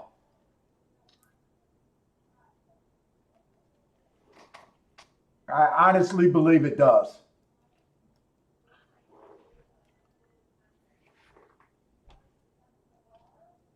And you guys know that when I pull the charts out late in the day, now reviewing races that you don't have a strong opinion on, I don't think you get as much out of them a lot of times. You know, reviewing a 2-year-old race, or you know, where you knew you didn't have a lot of real strong opinion. There's still value, but I think it's more important to do on a race like this last race that we just seen. And another thing that's nice about it, so you guys know that I'm always trying to protect my headspace, what I'm thinking. I don't mind being wrong, because we expect to be wrong at least 75% of the time. I don't mind being wrong. But I want the races to make sense, and I can still take, like even that race I was completely wrong about, but I look at what I was right about. Speed was deadly. We think the track is favoring speed, you know, and that's the kind of stuff that can keep my head right. I'm just glad I seen that you could have put the 4 on the lead. He made sense. If we never seen him on the lead, it would have just been one of those things, even though I would have still said, you know, the track ran how we expected.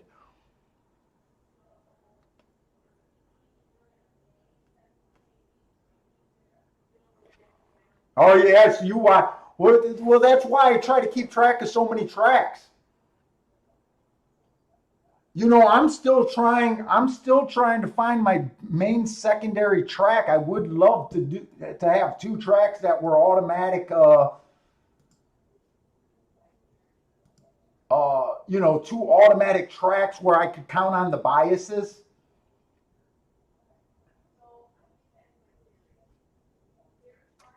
Let's see, it might just be better if I look at equine base for what I wanted to do.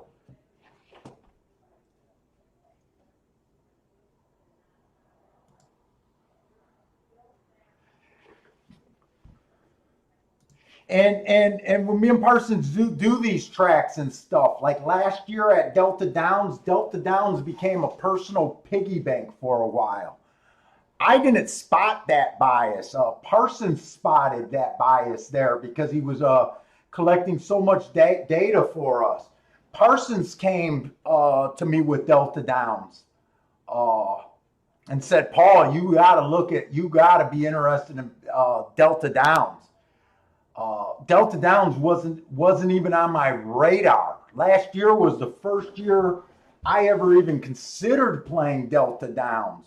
And I don't know, for about a month and a half, maybe 2 months time, it was literally a piggy bank for us. So even looking at results,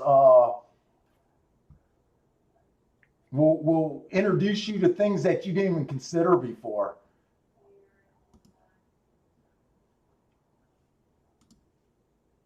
I'm looking up the results for Saratoga. I was hoping to be able to look at a lot more Saratoga races.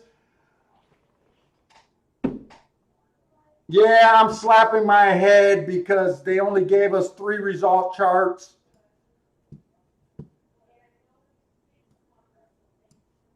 This is what I'm talking about, a feeling that there's real value in the bias reports and what I do. If you guys remember yesterday, I kept talking about Saratoga on the dirt. So the first race, this is today, right? Yeah, the 28th. So it was the route races on the dirt that I was talking about, post 1 through 3. So the second race, it paid off. The 1 and 2, I don't look at the numbers. The 3-4 horse won it, but they were in the 1 and 2 post position. He was a useful horse at almost 5-1. And that's all for the charts, but I was hoping to be able to handicap a little bit of Saratoga today.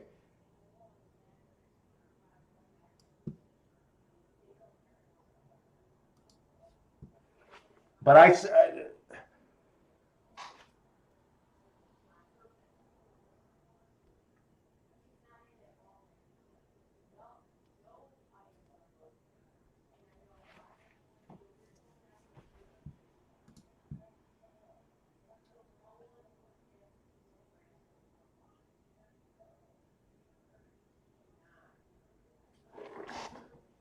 Hey Jeff, you know, at one time I used to consider myself a trip handicapper. I used to take trip notes. In fact, this is not my first time trying to do anything on the internet. Years ago, I must have been in my 20s. I built a website called Trip Notes Handicapping. And I wasn't a technical person, and it was a bit harder back then. I'm also not a person at that time that had any resources to pay for help. But I started out with a plan of selling trip notes at a circuit. It didn't go very well because I didn't know how to really do a website and get it noticed. Getting noticed is the hard thing to do. You know, if you're not top of the search order, you know, if you're on page 5, you know, and there's 25 search results, you know, people aren't thumbing through far enough to find you. So I gave up on that. But I used to keep, when I used to follow less circuits, I used to do heavy in trip notes. And then it just became more into biases after that.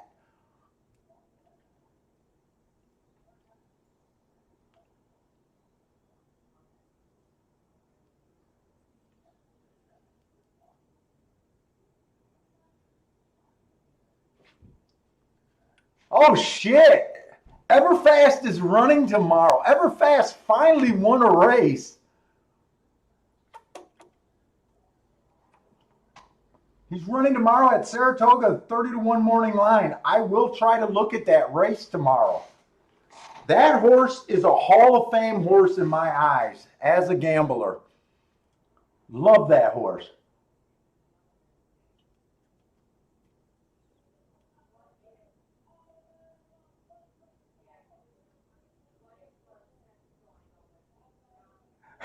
Hey, thanks, Jeff. You know what? When I first used to, I'm gonna admit how big of a douchebag I am.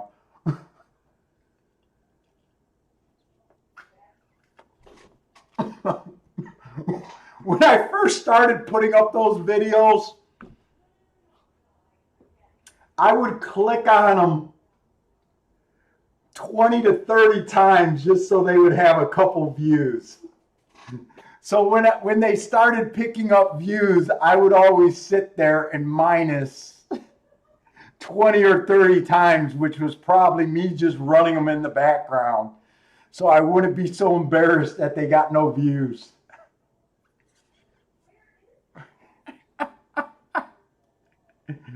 Paul's Confessions. I don't do that anymore, by the way, but I used to be like, I got to get some views.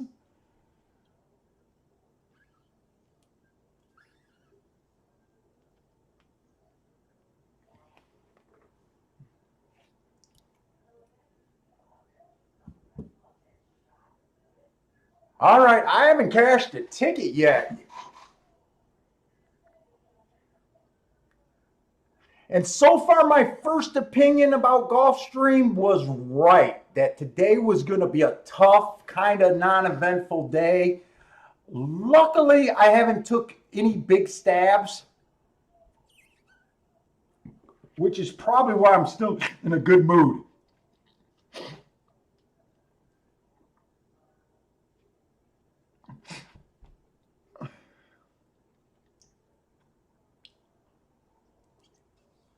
Oh, good luck on that pick six.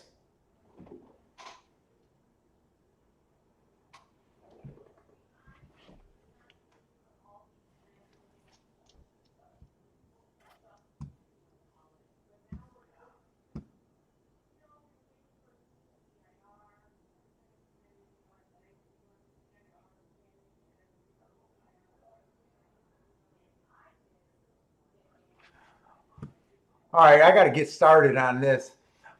We got the eighth race, 6 furlongs, claiming 25,000 on the dirt.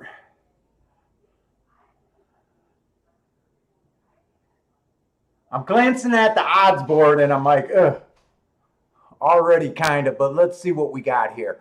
The one horse, average last race. 2 races ago, he matched strides with the slowest winner, average. That's not a bad race. 2 races ago, he went fast. He 1 tick slower than the fastest winner at the first 2 calls, then went too fast at the 6 furlong mark. That is a mile race. It looks like he's more of a solid stalker, maybe even a closer at I'll say a stalker at a sprint. The 3 horse outside the track was good last race. He ran against the bias. He had the 2-hole. He tried to flash a little bit of speed. I'm a sucker for that kind of a race. 2 races back. It was a early stalking day. He tried to close. I gave him an asterisk because I thought he was at a disadvantage for being a closer. I usually don't put the asterisk for that. But I did there. I don't know what I was thinking at the time I marked this. And 3 races ago, he was slow, average. I'm still looking for a horse with front speed. The 4 horse, slow last race, earned a huge -1 speed figure. 2 races ago, inside of the track was good. He was on the outside. I gave him an asterisk. Average. I like that. 3 races ago, he basically was the fastest winner of the day. Oh, man. I guess for you to like him, wow, 8-1 is almost the price that says that. I was hoping to kind of avoid this race.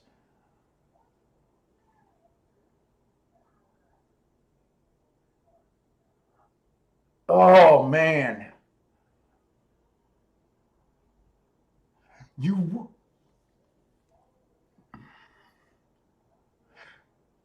I think this horse is a contender if you can forgive his last race.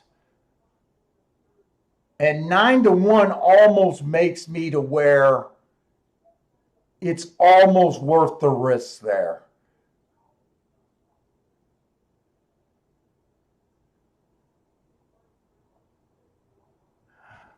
The 5 horse, slow, average, and then he was fast at the 6 furlong mark. That was at a mile. I hate route to sprint. 2 races ago, it was another mile race. It was a speed favoring day. He tried to be a closer. He actually closed pretty decent. I gave him an asterisk there. 3 races ago, he matched strides with the slowest winner, average. I don't think this. I'm still looking for speed. Right now, 4 looks like the lone speed. The biggest question on him is that last race. Okay, I mismarked the 6 horse. I didn't catch this till now. The 6 has not ran since last year. It just so happened that he ran on the same days, and I marked him using this year's stuff. I'm just going to ignore him because he ran last year. This is a 6 furlong race, right? It doesn't even feel like a 6 furlong race. And then the 7 horse. 7 horse last 2 races were at a lower level. Outside of the track was good last race. He had the outside. He went basically 1 tick slower than the fastest winner. I think that's a good race. I don't completely trust him. He's been running good. He had to drop to the bottom.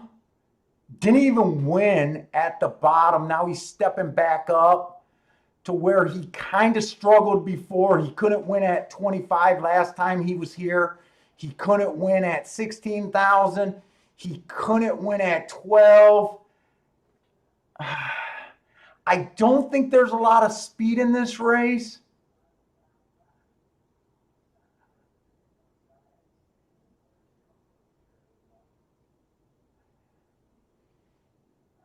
I see a scenario where if this 4 is right, 4 might have a big edge here. I'm worried about his health. A -1 speed figure. It said he was checked. Looked like he was checked out of the race.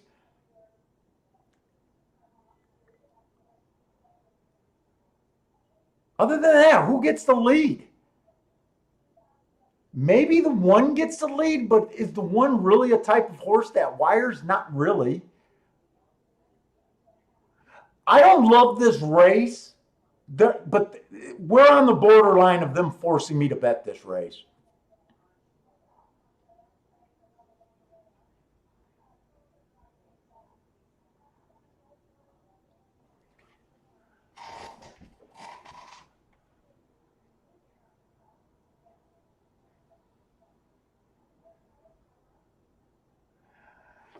David's saying outside bias. Where does he think the outside bias is at?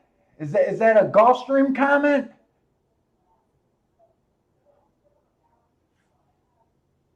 I got to leave this on Gulfstream. They're almost forcing me to take the shot at 8-1 on this 4. I don't love anyone in this race. I would say I'm almost willing to do a 4-7 Dutch. But that's, if I do a Dutch, that's almost like a saver. I probably won't Dutch. I'm probably just think I'm going to take this 4 at 5-1 or higher. I think 5-1 is the cutoff for me on this 4.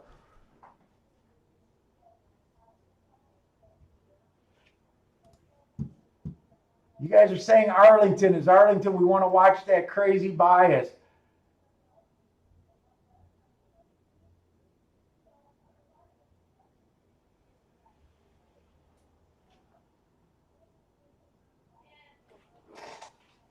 I want to slide the screen over.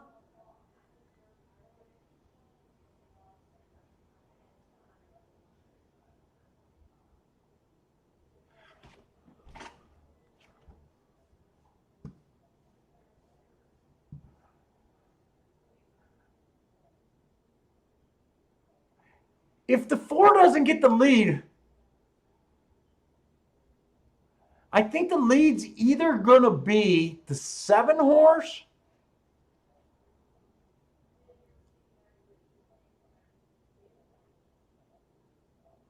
which I question.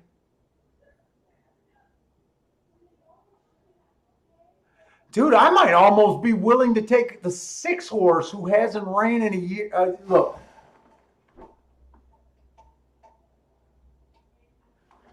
I'm switching this screen because I want to keep this, but I want to watch this race. I'm waiting till the last minute to slick my bet. I could probably put my bet. I don't think this horse is going to be below 6-1. All right, so this is a first dirt sprint. So it did work on the route race. It sounds like some of you guys are interested to see if it might work on this sprint race. I just want to see the odds here. Okay, so if it works, it'll be a 1, 2, 3 exacta box. I probably wouldn't Dutch. I'd probably just take the 3 horse to win instead of doing the Dutch.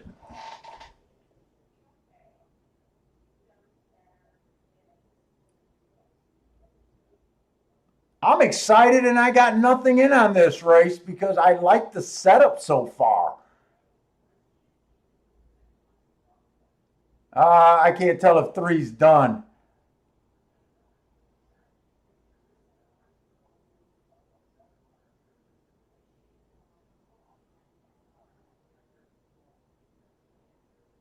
I don't think this 3's done. I think there's a real chance to hit a 1, 3, 3, 1 exacta maybe. Come on with this 3. Let's do it for the guys that are believing in this bias. Come on, bring the 1 and 2. Bring the 1 and 2 for the guys. I don't think we got to worry about that race. Nice hit, guys. Nice. Dude, I almost felt ashamed when I told you guys about that bias, but it's fucking fun.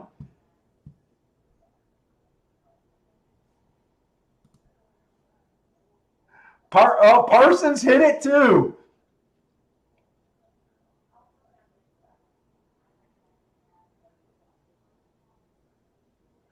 Steve B at Gulfstream is thinking 4 and 7 might fight for the lead and the 5 to close them out. I'm a sucker for early speed. Who is the 5 here? Oh, I'm a sucker for early speed. I'll tell you what I'm not a sucker for. Route horse is going, he doesn't look bad. I just don't like that.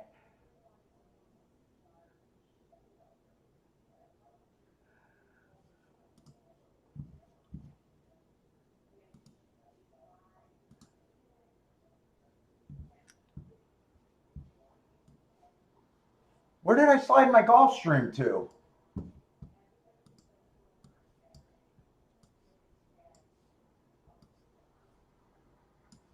There it is.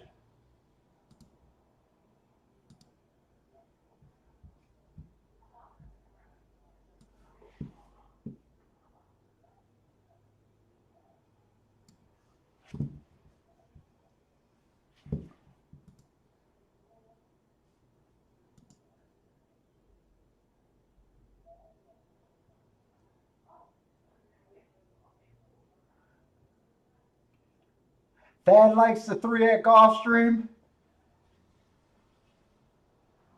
Cappy hit it again. Nice.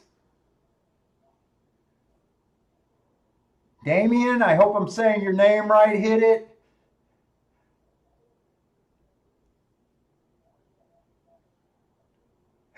Steve B knew I would not like the route to sprint.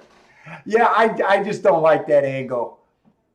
I'm not saying it doesn't work. To me, it's not it doesn't work sometimes. It's just, to me, it's not. I never found that to be a real profitable angle.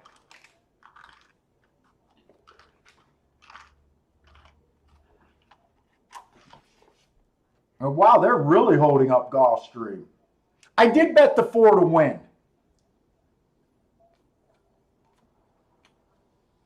I didn't go crazy. I'm thinking about betting a little bit on the 7.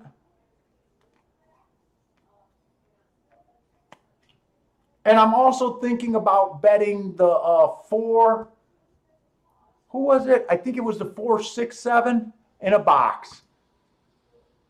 I don't want, but I honestly don't want to go this heavy in this race. So far, the only bet I do have is the 4 to win. Is the only thing that I played so far. And did I close out my betting window? Oh, there it is.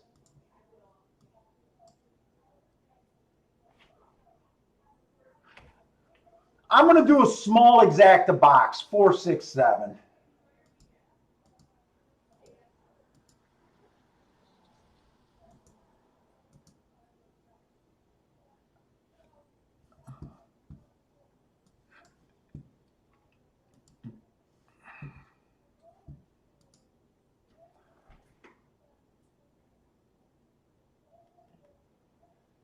Yeah, for a $10 bet, well, actually, it could have been an $8 bet because I wanted a Dutch. I said that I thought with the odds on the 1 and the 2 horse to just play the 3 horse.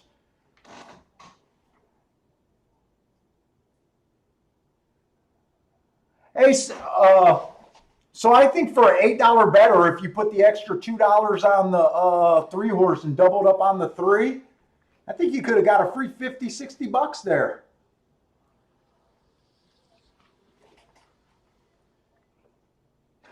Oh, Spencer, you going to a cigar shop? I like full-bodied cigars. I love Drew Estate. If you're looking to spend, it depends on how much you're really looking to spend. Okay, my 4's dead. The 4 showed 0 freaking speed. I don't know if he missed the break. Right now, not seeing the break, it looked like he missed the break and rushing up. 7 looks like he might be in deep water with this 5 already on his flank in the lower class level. I don't think the 4 is going to continue this move. So I was kind of right about not getting fooled by this. Is this 4 going to run? Come on with this 4-6. Oh, shit, the 5 horse broke down. I don't like to see this. Come on, 6, finish this out. I only played a $5 exacta. I did that $5 exacta box late. I said I was only going to play it for a little bit, which I did. But I got a nice win bet on the 4 horse. I did not see the 4 horse winning that way. I think I'm going to end up with a banger day on a small exacta bet and a nice win wager.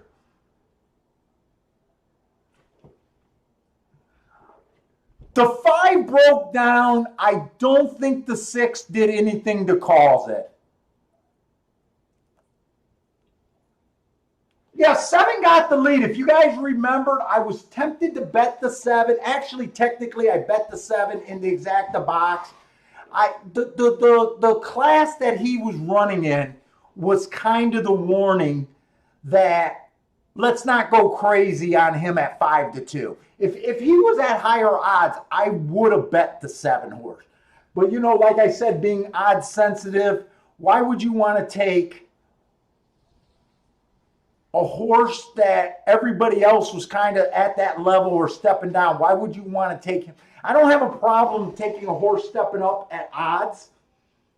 But luckily he was at 5-2, and that kept me where I wasn't going to Dutch my win bet. Oh, I'm sorry. So it depends on your taste. So I like more full body of a cigar. I don't know, since you're asking what cigars are good, I take it you're probably not, you know, a pretty regular cigar smoker. If you were willing to go like a $20 stick, I don't know what you're looking for. I'm going to start with just my favorite cigar. It's from Drew Estate. It's a Liga Privada. That's what I get when I go to weddings. That's what I get when I sell a house. A celebration cigar. That's my high-end cigar. I like them better than real Cubans. I like them better than everything. That's a Liga Privada. Now, if that's a little more than you want to spend, I usually spend, say, between $8 to $12 for daily. I don't smoke daily. I generally only smoke 2 cigars a week, and I save them for when I'm on a show. Is what I've been doing. When I'm on vacation, I've actually smoked almost every day this week because I buy a bunch when I'm on vacation, especially when I'm up north. But Drew Estate, Undercrown is part of Drew Estate. I really like the blue wrapper. It's called Undercrown. They got a blue wrapper, they got a red wrapper, and I think they got a white wrapper. The white would be not as heavy of a cigar, not as strong. The red, I think, is more medium, and the dark blue label is the stronger. And I don't know if you can see the label right here, but that's the blue Undercrown label. So I really like them. That's my kind of daily go-to. I also like La Roma de Cuba El Jefe. It has a lady on the wrapper, but you can pick them out. They got a nice red, like a fabric band around the tip of them. I like the El Jefes. That's a good cigar for about $10, somewhere around there. CAO.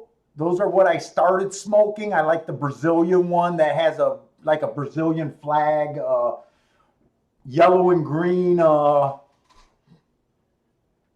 ring, the little ring on it. I like those. I also like the MX2.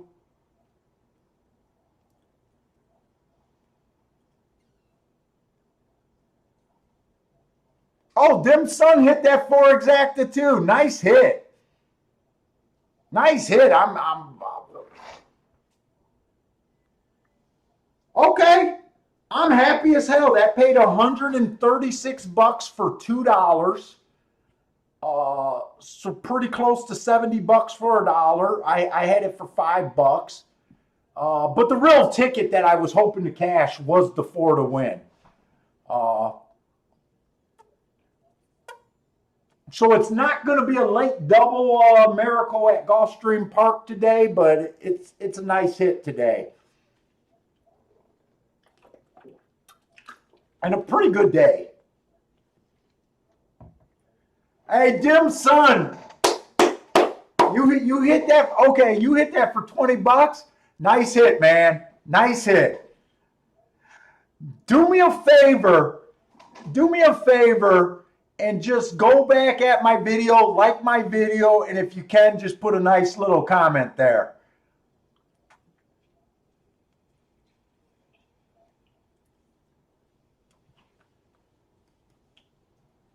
But congratulations on that hit.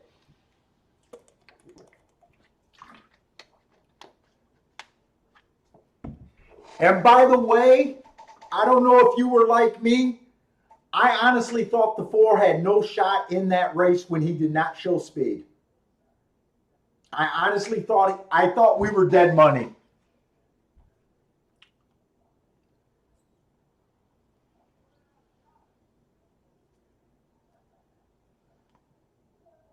Marco Lou is talking about a 137-14 double at Woodbine. Good luck.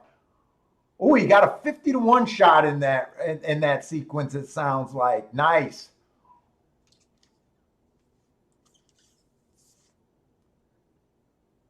Yeah, Dave, and I see Javon saying Davidoff cigars are good. I usually don't get, I have smoked Davidoff. They're good. They're smooth. I think they're a lighter body. or at least the ones that I had. But I think the real reason I don't get Davidoffs very often, I think they're on the pricier side. I think they're like $15 for a stick, maybe more. But Davidoffs are a good cigar. My cousin gets Davidoffs and Cubans. Or actually, my wife's cousin. I just call him my cousin.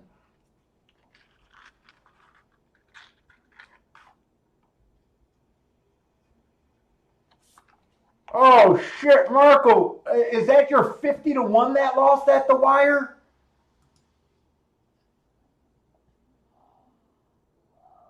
Oh, that was your 7 horse. That was your 7 horse. Okay. I was ready to be sad for you if that was the fifth. I know you said you had a 50 to 1 in there. I was gonna be sad. I was gonna be sad. Sad for you. More sad for you. Put it that way.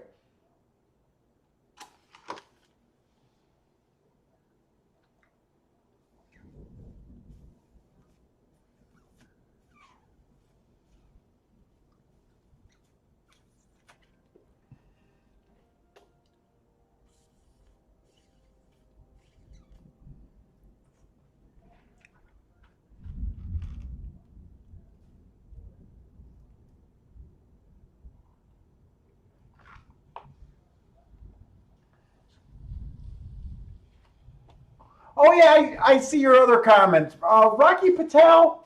I have smoked Rocky Patel. I guess when I tried Rocky Patels, they didn't really stand out one way or another. I don't try a bunch of new brands like I used to.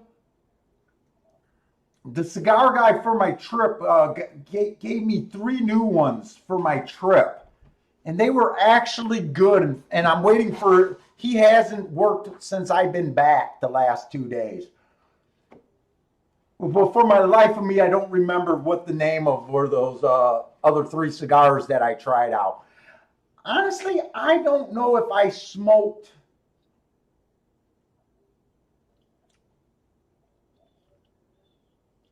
There's a lot of good cigars. I don't think I've smoked any cigar that I've really hated. But there's definitely ones that I like better.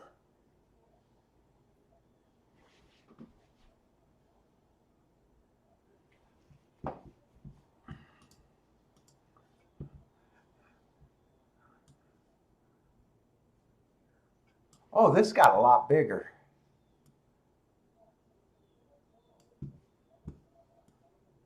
So we got the last race at Gulfstream. It's actually been a fun show today. I was worried about not cashing a ticket. I didn't think we were going to find a real opportunity. That 4 really came through.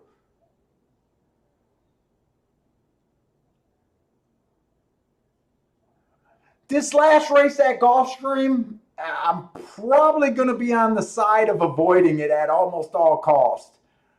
It's going to be on a turf. It's going to be these 2-year-olds. Let me make sure. Yeah, it's going to be 2-year-olds stretching out.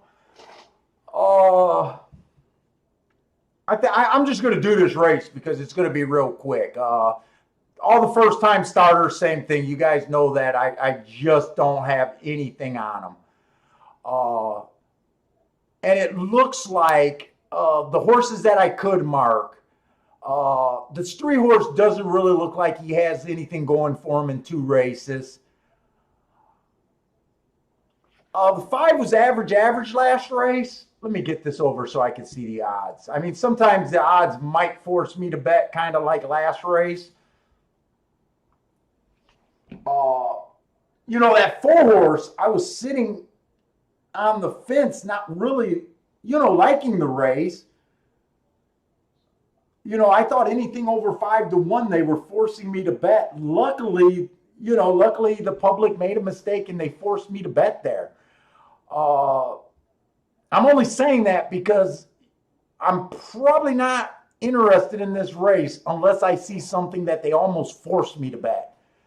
Uh, right now we were on the 5. I mean, 5 is probably, from what I'm glancing at the marks, he's probably the horse to beat.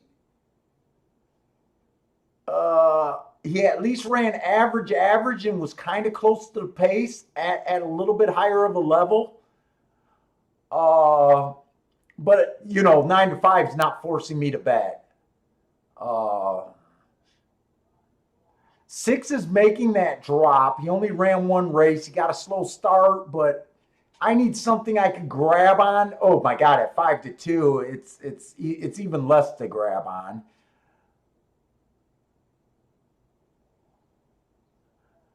The 8 horse is dropping in class. He has been running average, slow, average, slow.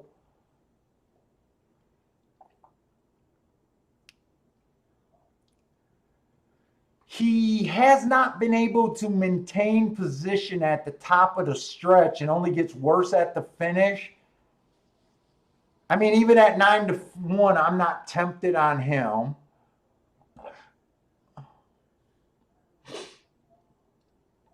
The 9 horse, he ran one race. He got bumped at the start. The outside of the track was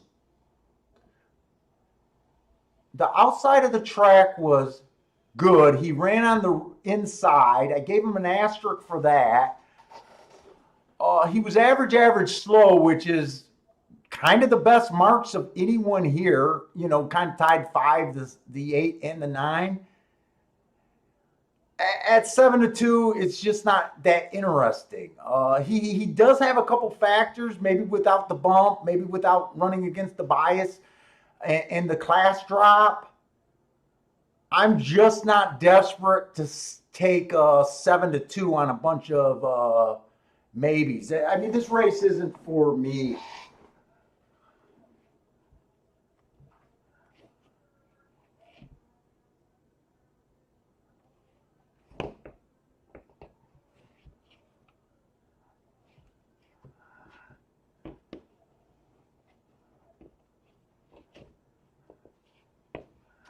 Oh, what is Dim saying? Paul, you should do a Patreon for your fans, monthly membership for a few more shows a week.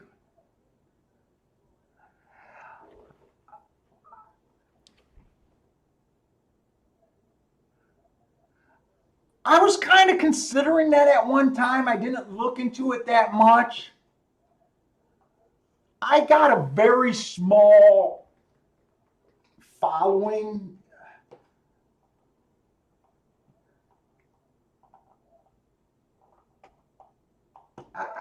I just so far I just haven't worked. I would love to do more shows a week.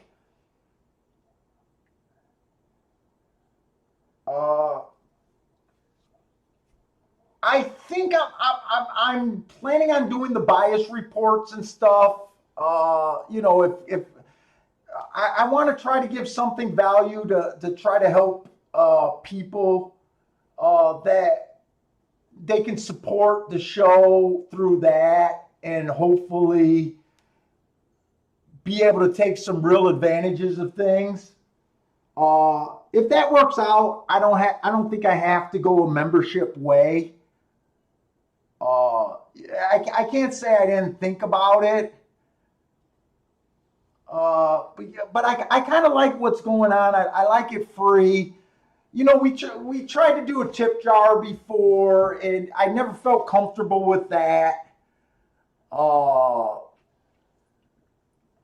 I don't just want to be, asking for money. I want to give some, I want to do something where I feel like it's really beneficial. I think the bias reports are a good place to start. I think they'll be really beneficial. I just want it to be, something cool, something like that. I'm going to try that way.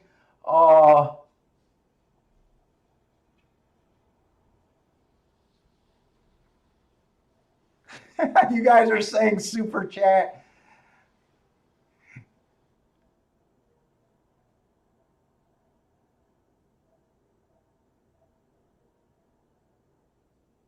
Oh, Jeff, you're going to end up being teaching more this fall.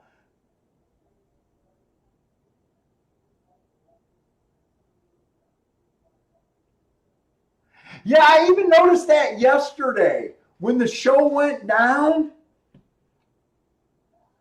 On my end, it kind of looked like you guys were still, even without the show, that you guys were still hanging out on the chat. I don't know if that was going live and if that would have stayed up. Uh, but I did think it was kind of cool that even when the show went down, guys looked like it was chatting. I just don't know if that would have stayed up the whole time, or did it go away when I came back on the show. I do think it's cool. I love that more guys are taking part in the chat. I do think it's like a community, like, we're really hanging out. I think we all want to see each other hit nice tickets. I love it when you guys are hitting tickets. I love it when you guys tweet me when I'm not on or email me that you guys hit, that you guys remembered a certain bias or something. I love that. I actually want to get more. I want to try to get more involved in doing the Twitter thing too, but right now I'm just using it to post when the shows are gonna start.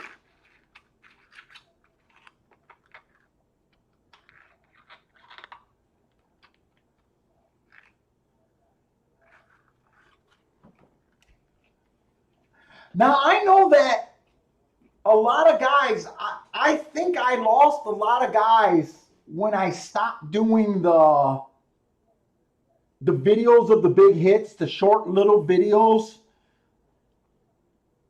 I like doing them. It's just too much while I'm streaming to do those, because I know it's hard to watch a whole 5 hour stream and wondering if we did anything that day. Uh, I have always planned to do a bunch more highlight videos and stuff like that.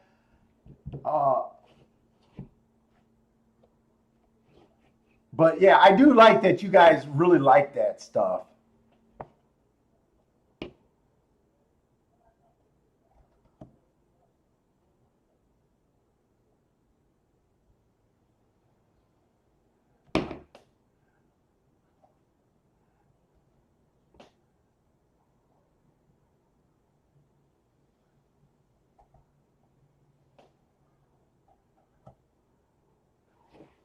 Yeah, but part of it is right now. I just don't. I just want to keep the free show. I like it how it is. Uh,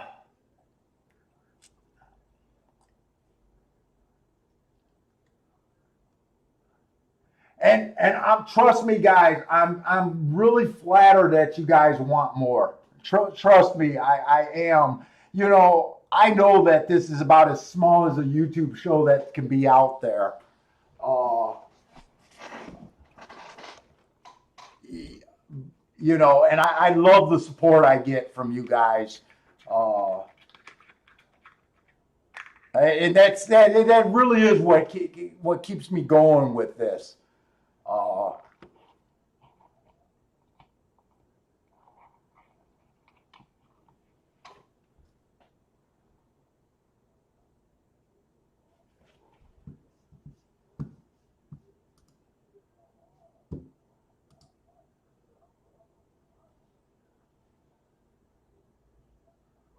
I'm honestly wishing that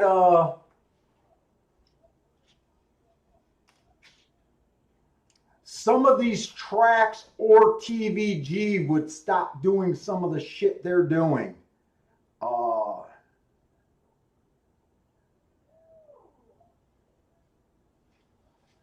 and I'm not being critical. I know a lot of guys like to beat up on air talent at TVG and all of this stuff. I really wish they would go to a platform I would respect the analyst a lot more if they told us their real plays, when they're sitting out, whether it's a track feed or even TVG. I never like someone trying to pass someone off as an expert handicapper. Let's just pretend that we all think that on-air talent are expert handicappers. I don't know if they are or not. I don't even know if they play. But I think it would be a lot more honest if it was almost like this show where they said, hey, this is a race I'm going for. This is a race where I'm backing off. This is a race that's interesting. Instead of them just going. And I almost think this we give out 3 horses a race format is dishonest and trying to present people as expert. I think it hurts new players. I think old handicappers don't really care about what they say.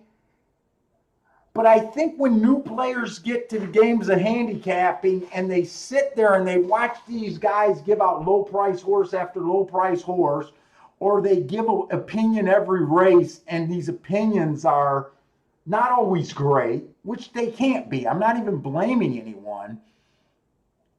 I think it almost puts new players in, well, if the experts can't pick worth a shit, how am I gonna do it? And I know they're contracted to give picks. I know that they're just there to make churn, to increase handle. I honestly think the handle would increase if you had more successful players. But at the same time, I'm not dumb enough to know that everyone can't be successful, because the sports eats on the weak. Everyone can't be successful, but I think it discourages a lot of new players listening to. Yeah, I just think they should change a few little things. And here's the thing: they got people right now where they're doing Skype, so they're not even coming always into the track, or they're not always coming to the studio, right? So let's just say Gulfstream's 3rd race, handicapper A has no opinion on, and he really doesn't want to play that race. Don't force him to make a pick. Go to handicapper C. Handicapper C might have real insight in the race. I know that they just try to have 2 people, and it's probably a cost-efficient thing. But right now, just jump on your computer. Hey, Matt, I hate this race. Ken might love this race. Give us Ken's. Maybe that would be a trade-off. They could give an opinion every race, but it'll be different handicappers. Maybe we could actually judge if they're good handicappers. Right? I mean, maybe it's not feasible.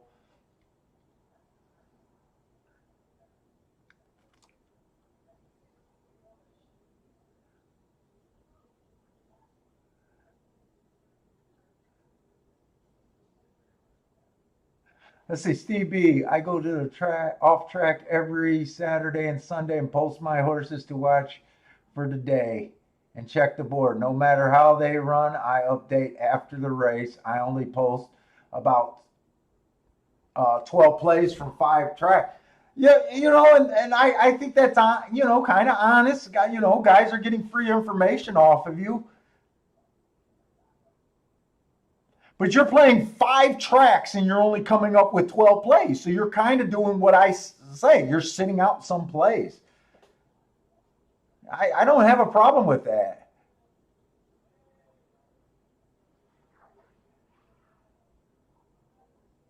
Well, from what I know so my opinion on the TVG talent, I said it before. From what I heard and know about Matt Carruthers, I know that from what I hear, his dad was one of the biggest gamblers or better horse players out in California, is what I heard.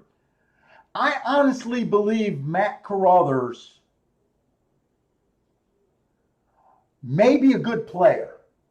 Uh, if your dad's a good player, you're probably a good player. I just think it's unfair to judge him when he has to give, 20 picks for 20 races. I would love to know when Matt's really going for a race. Some of their talent don't have me confused, have me fooled at all.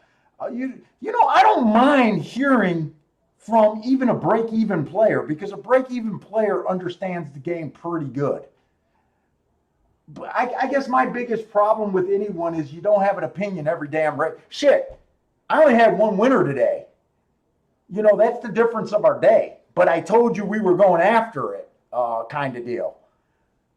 The other bets were all small. Just say something like that. I don't know. I know it'll probably never happen. But I don't even like to say this person sucks, this person sucks. There's some guys on there that I think they made a go at handicapping. Matt Carruthers says some things. I know Matt Carruthers not afraid to give out a real long shot.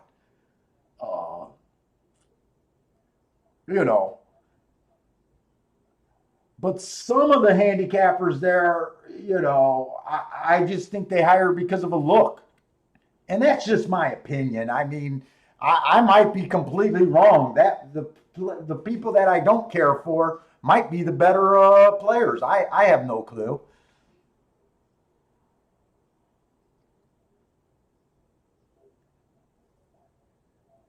Yeah, I've heard them say if they don't like to pick a race. I have heard them say that. Oh, you met him at Presque Isle. Oh, that's pretty cool.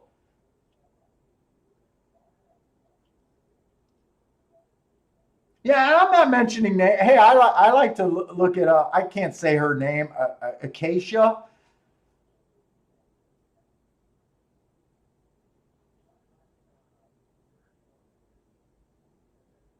Caitlin's been around for a long time.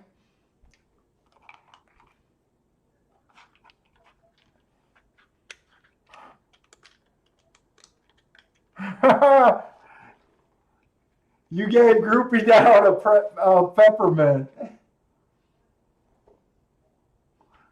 I never been in the back stretch of a track. I've never been invited to a winner's circle.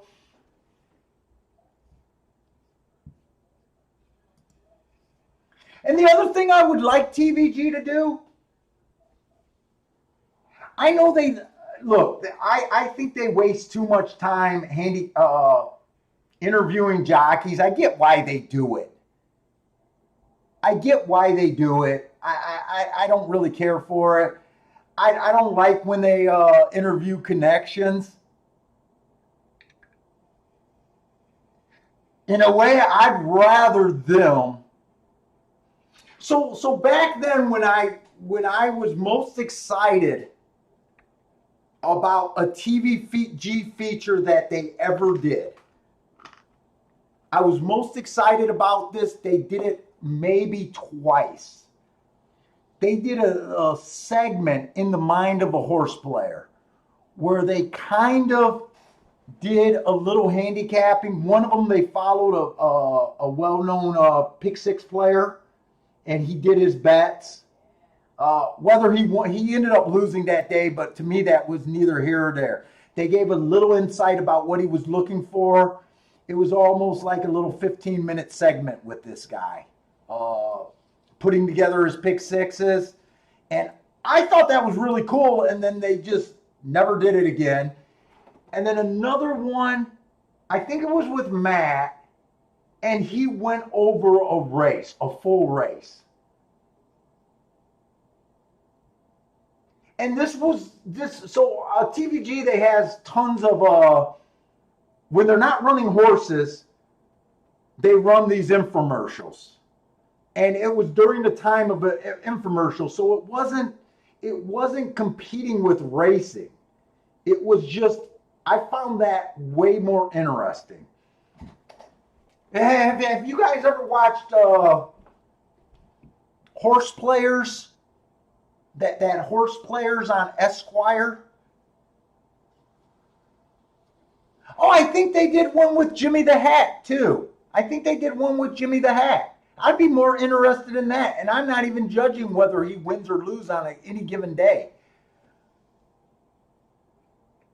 I would be more interested in seeing that than what vacuum. But I know they got to get a paid advertisement. I think they would. I think people are wanting to see that. So what I was going to say, you guys ever watch that horse player series with the Brooklyn Cowboy, the California guy? I'm drawing blanks on his names.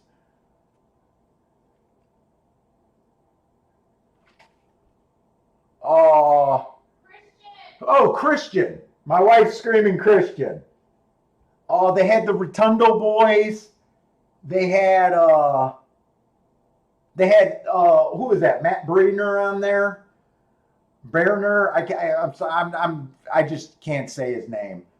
I love that show. I absolutely love that show. But the whole time I was watching it, instead of them just saying, who do you like before a race? I like the 6-horse. I think he's going to tip out. That's what the Rotundo boys always said. I think he's going to tip out at the stretch and overcome everyone. I really wish they would have focused on their form a little bit and go into more about what they were thinking. But I thought that was a good show. I thought, and when I went and I looked at the reviews of that show, comments and everything online, you want to know what all the comments were? How did you get to that horse? Do you like pace? Everybody that commented on that show, they wanted more. They wanted to know what guys were looking at. And I think that was the only thing they did wrong with that show. And I wish they had a second season.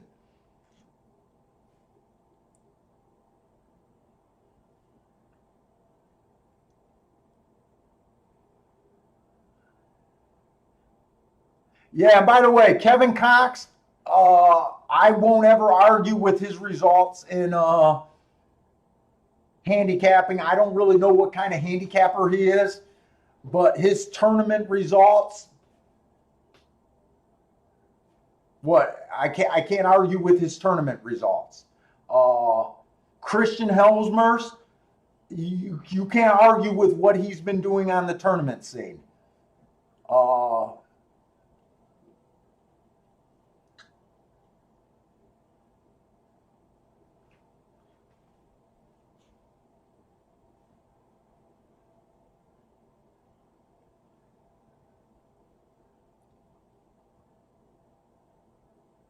And I don't even remember what I was thinking. I think we were kind of looking at the 5 and the 6, but there was nothing really in this race to really get that involved. I think the 9 was maybe the other horse, which is doing nothing. This race, unless the 4-horse can close, it looks like it's going to just be a chalky finish. 4's not dead yet. I think the 4 can win this if he change leads. There he goes. So that didn't end up being a bad betting race. I just want to look back and see what the 4, what kind of horse he was. I know he wasn't on the radar. He might just be a first-time starter. He's a first-time starter. Other than that, the results are kind of, I don't know, kind of what we thought, 5 and 6. Anyone else was a grab bag kind of thing.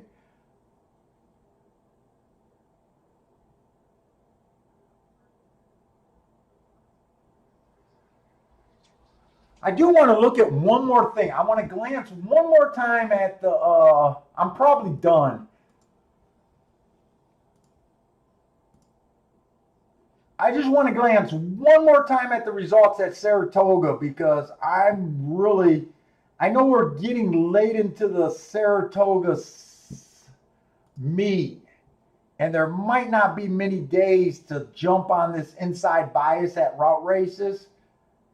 I want to see if, so far there was only one race that qualified, and it did win. That was the second race of the day. The third race, or the fourth race was another. Actually, all day today looked like the inside of the track.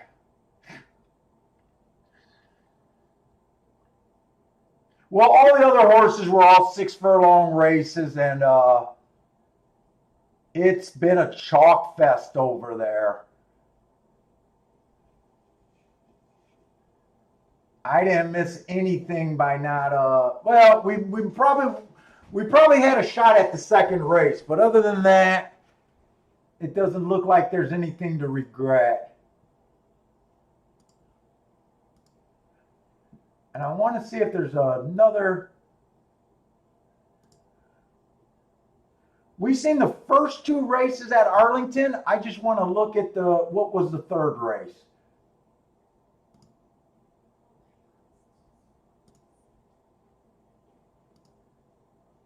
Okay, the third race was 7-1-2. I was kind of wondering if it might have been an inside bias today. I don't know. But that funny angle, I don't know. It worked for the first 2 races today. But anyways, guys, I'm probably done.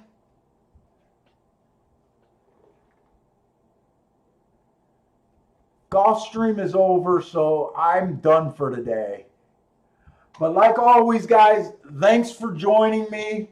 I really appreciate you guys. Stay safe out there, and Thursday and Friday of next week. And by the way, I will be looking at Everfast tomorrow. Hopefully he fits in a race, and hopefully I like him and he runs good. But I don't bet him automatically, but that horse owes me nothing, and I do like following him.